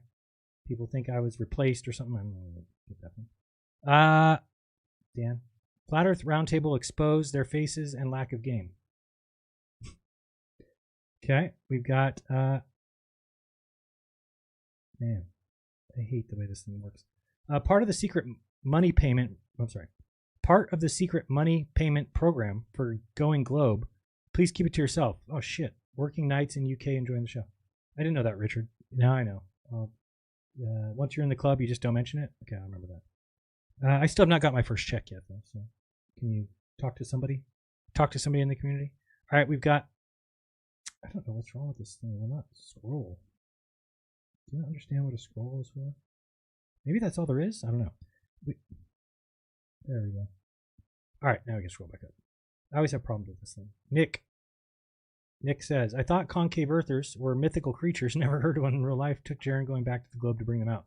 Yeah, if you go find Pastor Ernest, he's got like a whole website. I think it's called concaveearth.org, something like that. You can watch all their little pretty... They basically use Stephen Christ's graphics. We've got Jay Donachie. Verrazano Narrows Bridge does take the... Oh, here we go. I'm going to get upset. I'm going to get frustrated. I'm going to get upset. Don't get upset. Don't get upset. Don't get upset. Okay. They do not take the curvature of the Earth into account to build a bridge. That's insane. Okay? Just because somebody told you that doesn't mean it's true. It is 4 centimeters different at the tops than the bottom. Do you realize that the Golden Gate Bridge changes by 16 feet between the summer and the winter? That's how much it just changes because of weather. Okay, so the Verrazano Bridge changes way more because of weather And what part of the bridge do you think that they're like, oh, we need to make it this long? Wait a second. It actually needs to be increased by 4 centimeters because the perfect piece needs to be, it's ludicrous that you would ever believe that. To me, it's just ludicrous. Why even believe it? Why not just say, mathematically, yes, it's 4 centimeters different at the top than it is the bottom. But we build the bridge like it's flat. So at no point would you say, well, we're about to build this part, but because the Earth's curved, we better increase the size of this beam. Like, what are you talking? Like they have cables running on bridges that are like so precise that they can't be off. You know how much 4 centimeters is? It's like an inch and a half. There's just no way. The bridge, you would allow more leverage than that on every piece that you had. Anyway, I don't know if you're the person who wrote me about this before, but you were very upset by me saying that. Maybe it's the same guy, which is possible. Maybe you're upset. I just don't see a reason why you need to tell. When you say shit like that, you're creating flat earthers because it's ridiculous. But if I heard that as a flat earther, I'd be like, oh my God, look at these globers. They're so desperate for any evidence that they're going to say that the bridge is built with the curvature of the earth in mind. That's what it looks like because it's just not the case. It's just not what they would do. The earth is flat and level where you're at. If you're building a bridge, you build the bridge. You think their plans had the 4 centimeters on the top? 4 centimeters different? You know how big a bridge is? We've got a gifted membership from Ken P. Thank you very much, Ken. Very nice. We have Dave Kirchner. Dirk Swizzler. 10 memberships. You're the man, Dave. Thank you so much. Appreciate that. Very kind of you. We've got Suzanne. Mike Winger, Christian, has a YouTube video refuting flat earth Bible verses for those who want reconcile globe with Bible. Very enlightening. So I think Robbie Davidson might be doing something similar or trying to come up with something similar because he also doesn't think that the verses that we were told are actually correct verses that claim to be flat earth verses. Dan the Waterman says, curvature exponential and substantial over distance. Yes, it is. If you're looking at, 2,500 miles, and the curvature is 700 miles of curvature. Yep. It's very significant because you live on a sphere. However, you would never take that into account. It's not included in any flight plan. It's not included in any, it's just not needed. It's the Earth can be treated in pretty much all cases as if it's flat and level and stationary. I don't know why this thing sucks so bad to do that. Every time I gotta click that button, go up here. All right, we've got Charlie. Dude, man, you are so kind. That's beer drinking money for Charlie, man. What the hell's going on? On behalf of the panel folks who shared tonight and all the chat peeps and folks hearing the show, keep the Speaker's Corner going, Jeran. It'll be here every first Thursday of the month for people to yell and scream and get upset. But Charlie, you're a good guy. I know Charlie's probably still flat. He's a big flat earther. But thank you for that. It's very nice of you to still be my friend.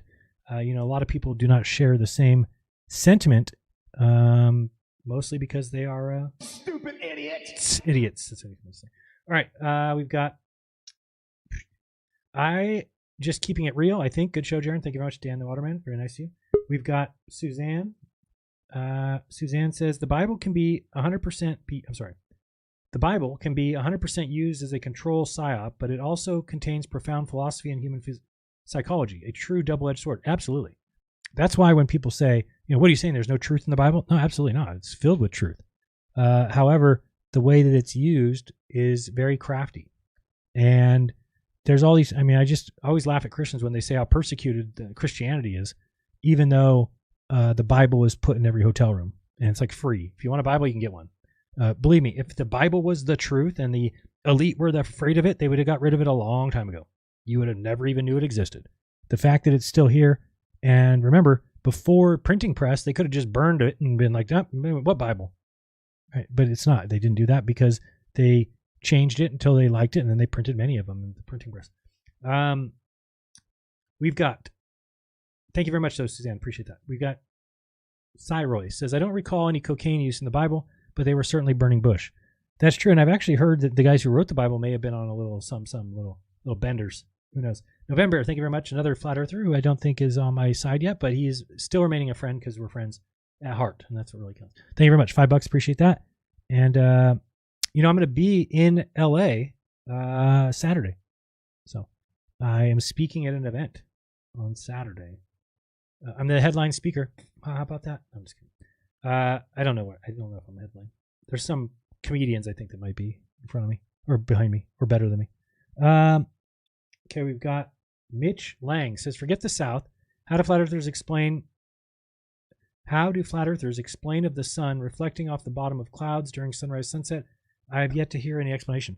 Well, Rob Skiba did some experiments where he took a sun and moved it back away, and with the did he have I don't remember if he had the atmospheric magnification sheet on that one or not, but it kind of reflected up and you could see it underneath the clouds. But I don't think that's a good one. I mean, to me, it's not convincing. Not as convincing as the sun going the wrong way. But I get it. It's the luminaries. Oh, shit. Oh, that's the right one. The luminaries may not be bound to the laws of terrestrial physics. Basing globular beliefs on their behavior path might be misleading. So, that's from Trevor7. I love you, Trevor. I miss your joints, by the way. I miss them dearly. But let me say this. So, regardless of if they follow terrestrial physics, again, that doesn't matter if it follows the path of the Tropic of Capricorn. That's it. And if you want to argue with me about that, I'm open to that argument. I don't see how anybody could ever, it seems like futile. What are you going to say? I'll say, go to there on December 21st. Look up. Is the sun there? Okay, great. So, you won't have any shadow. You won't have a day with no shadows south of the Tropic of Capricorn because the sun doesn't go that far. So once you know that, then you just follow the path of the tropics. And if you watch the sun, and remember, it's not just South America. Everybody in the South watches the sun set the same direction. So if it all sets right to left, then it means what? That the Tropic of Capricorn must go right to left. It must circle the Earth going right to left. Which, how could it do that? The rest of the Earth is to the right. So it means that it goes under the Earth and the Earth's a ball. That's all you need. That'll explain it. That'll do it. End of story. End of stuff. All right, we got, not reading that one. You can look at it on the screen. Damn you, Lunar Lander. For $100, JD63. Do I know you? JD63. I'm going to be sad when I realize I do, but I don't know who that is. Thank you very much, dude. That is awesome. You are, oh, wait, what does it say? Oh, same thing, JD63.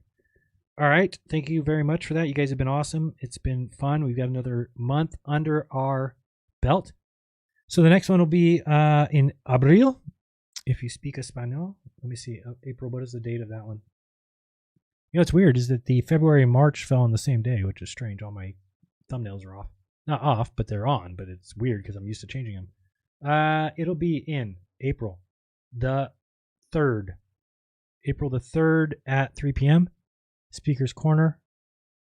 And tomorrow there will be a crypto class at 6 because let me just make sure that nothing changed on that. I wasn't looking at the wrong thing. We're just going to check the launch schedule one more time. That is at Vandenberg. Launch. That sucks that they moved it to Saturday, man. That's the one I kept wanting to see, and then they moved it. And, wait. Oh, yeah. Wait. Yeah, for Saturday. Okay, I was confused for a second. It does say date, time, schedule to change, but I will not be able to film the one on Saturday. And oh, yeah, I said I'm going to film it from down there? Yeah, why not? I think I speak at 3, so I'll be done then. And then Sunday, it's at super late at night, 11:40 p.m., and I will be back by then. So and what I like to do is I'm going to go film it, and then I'll probably come right home and do a video because we can do it together. We can do the syncing and all that stuff together. I don't think I'll really go live because most of the time if something happens and it doesn't launch or something, it's just kind of a waste of time. And there's really nothing that you see live that you won't see on the video anyway. I was able to rig up my tripod to now have a spot for the phone, a spot for the camera, and the Theodolite app because people were complaining that they couldn't see what angle I was looking at and couldn't see the angle that this thing was at. So anyway, that's all been done. I know how to use that app now, and that'll be on screen. So we'll film it on both. And if it's at night, I'm not going to use the infrared camera. The infrared works well during the day, but it doesn't work at night. So I'm not even going to bring it.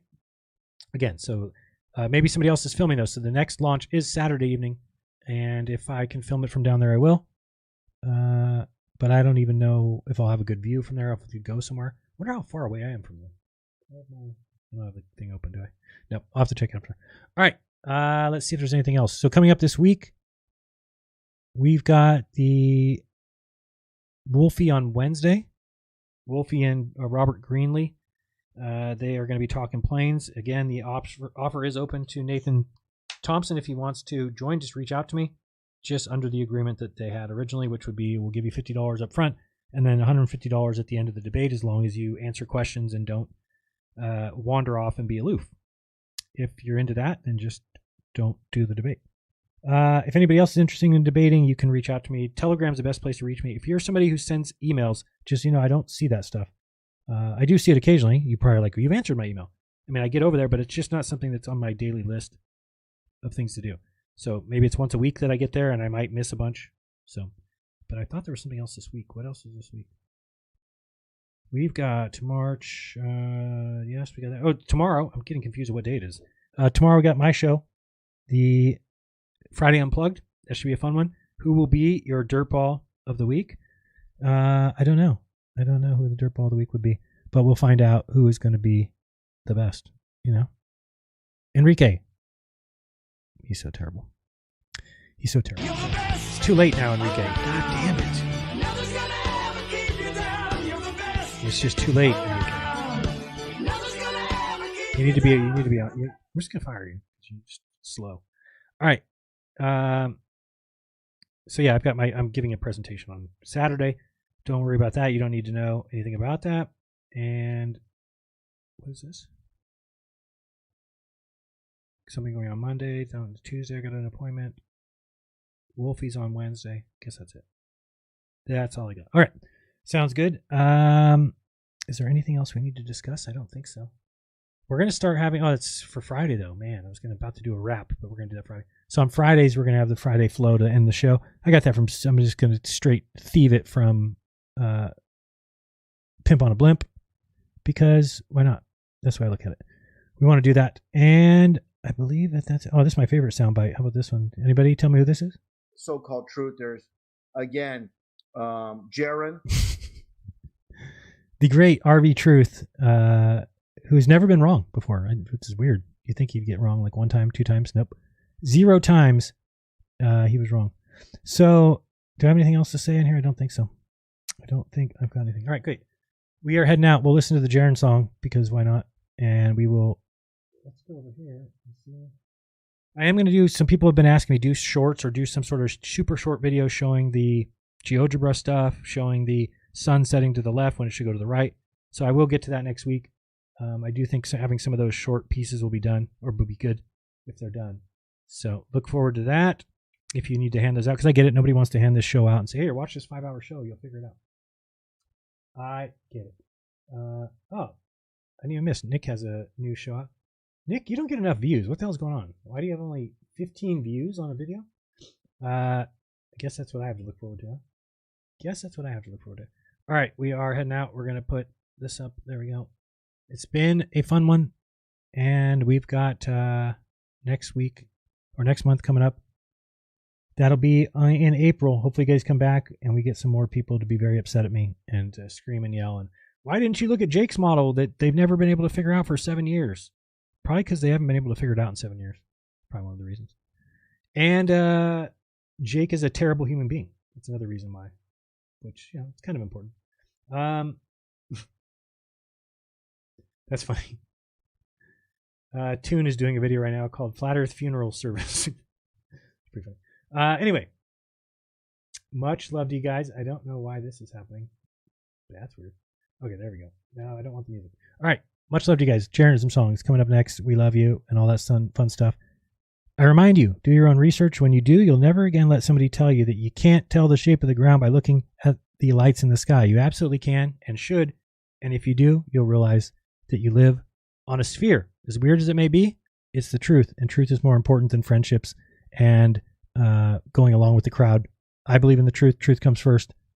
And I've been honest since day one, despite what these guys might tell you. It's the truth.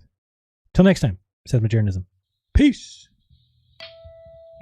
I know this dude named Jeran and he's looking real fine. And no, I'm not a homo, but I gotta try to make him mine. Cause he holds all of the secrets that the ancients once kept. But the way to Jeran's heart is proving you have once leapt from a volcano or a cliff or an airplane into danger without fear, crying, screaming, waking babies in their mangers. He can smell your fear from 1,000 miles away. And if you try to deceive him, well, today's your last day. You can bet he doesn't want a coward or a liar coming up to him saying, can you be my friend? Maybe you can man it up and lay it down in front of him, show him you're strong enough to go out on a limb. He's got enough ladies lining up around the block to fill 747's loading up around the clock. A lot of men are crying every single day, praying for a Jeran day, but they can't afford the price to pay. All the women want him and all dudes want to be Jeran, but the fact of the matter is, there's only one Jeran. He's got an internet following that forms a giant group. He can translate ancient tablets using alphabet soup, which he rarely even does, though it fetches big money. He doesn't even need it cause he sweats pure honey. His fans send him gifts, make him gifs, jump off cliffs, just for the once in a lifetime honor of seeing Jeran take a sip of his famous oat stew. That's right, he's a stew chef. You may say, what's a stew chef? Well, you've probably never seen a stew chef cause there's only one stew chef and it's Jeran cooking it up. He's known for only filling friends and family's cups with his decadent sludge that he boils all night, every night, all night, every night. It's out of sight. He can do a dance that makes everybody pee their beds and make a mess and cause stress. He's on a mission with the Jerry Berry Blitz and the Jerry Berry Twist. He's riling up the world. You can do the Jerry Berry Blitz and the Jerry Berry Twist. You can imitate the best just like the rest. Come on, Jeran, show the world what you got now. He's gonna show you his dance. He's gonna show you his skills, his dancing skills. Check him out, y'all.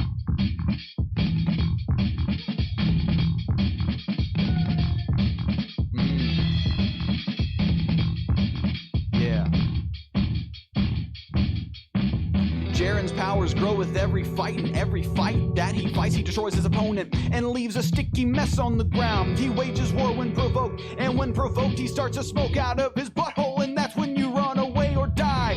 Cities topple, buildings fall, mountains melt, and rivers stall when Jeran says so, cause he does what he wants when he wants. Sovereign nations all bow down when Jeran comes around. They know they can't match his skills, yeah, they've all heard this song. He's lived for thousands of years and caused innumerable tears and broken so many hearts, I just don't know where to start. His flow's unbreakable, swagger unshakable, his style's impeccable, and you can't do anything when he competes at Pizza Prize Bowl. Girls want to marry him, but a mate would only slow him down, and besides, you know that he would never ever share his crown. He's left everyone he's met depressed, torn up, and so forlorn. What's scary is you haven't even seen his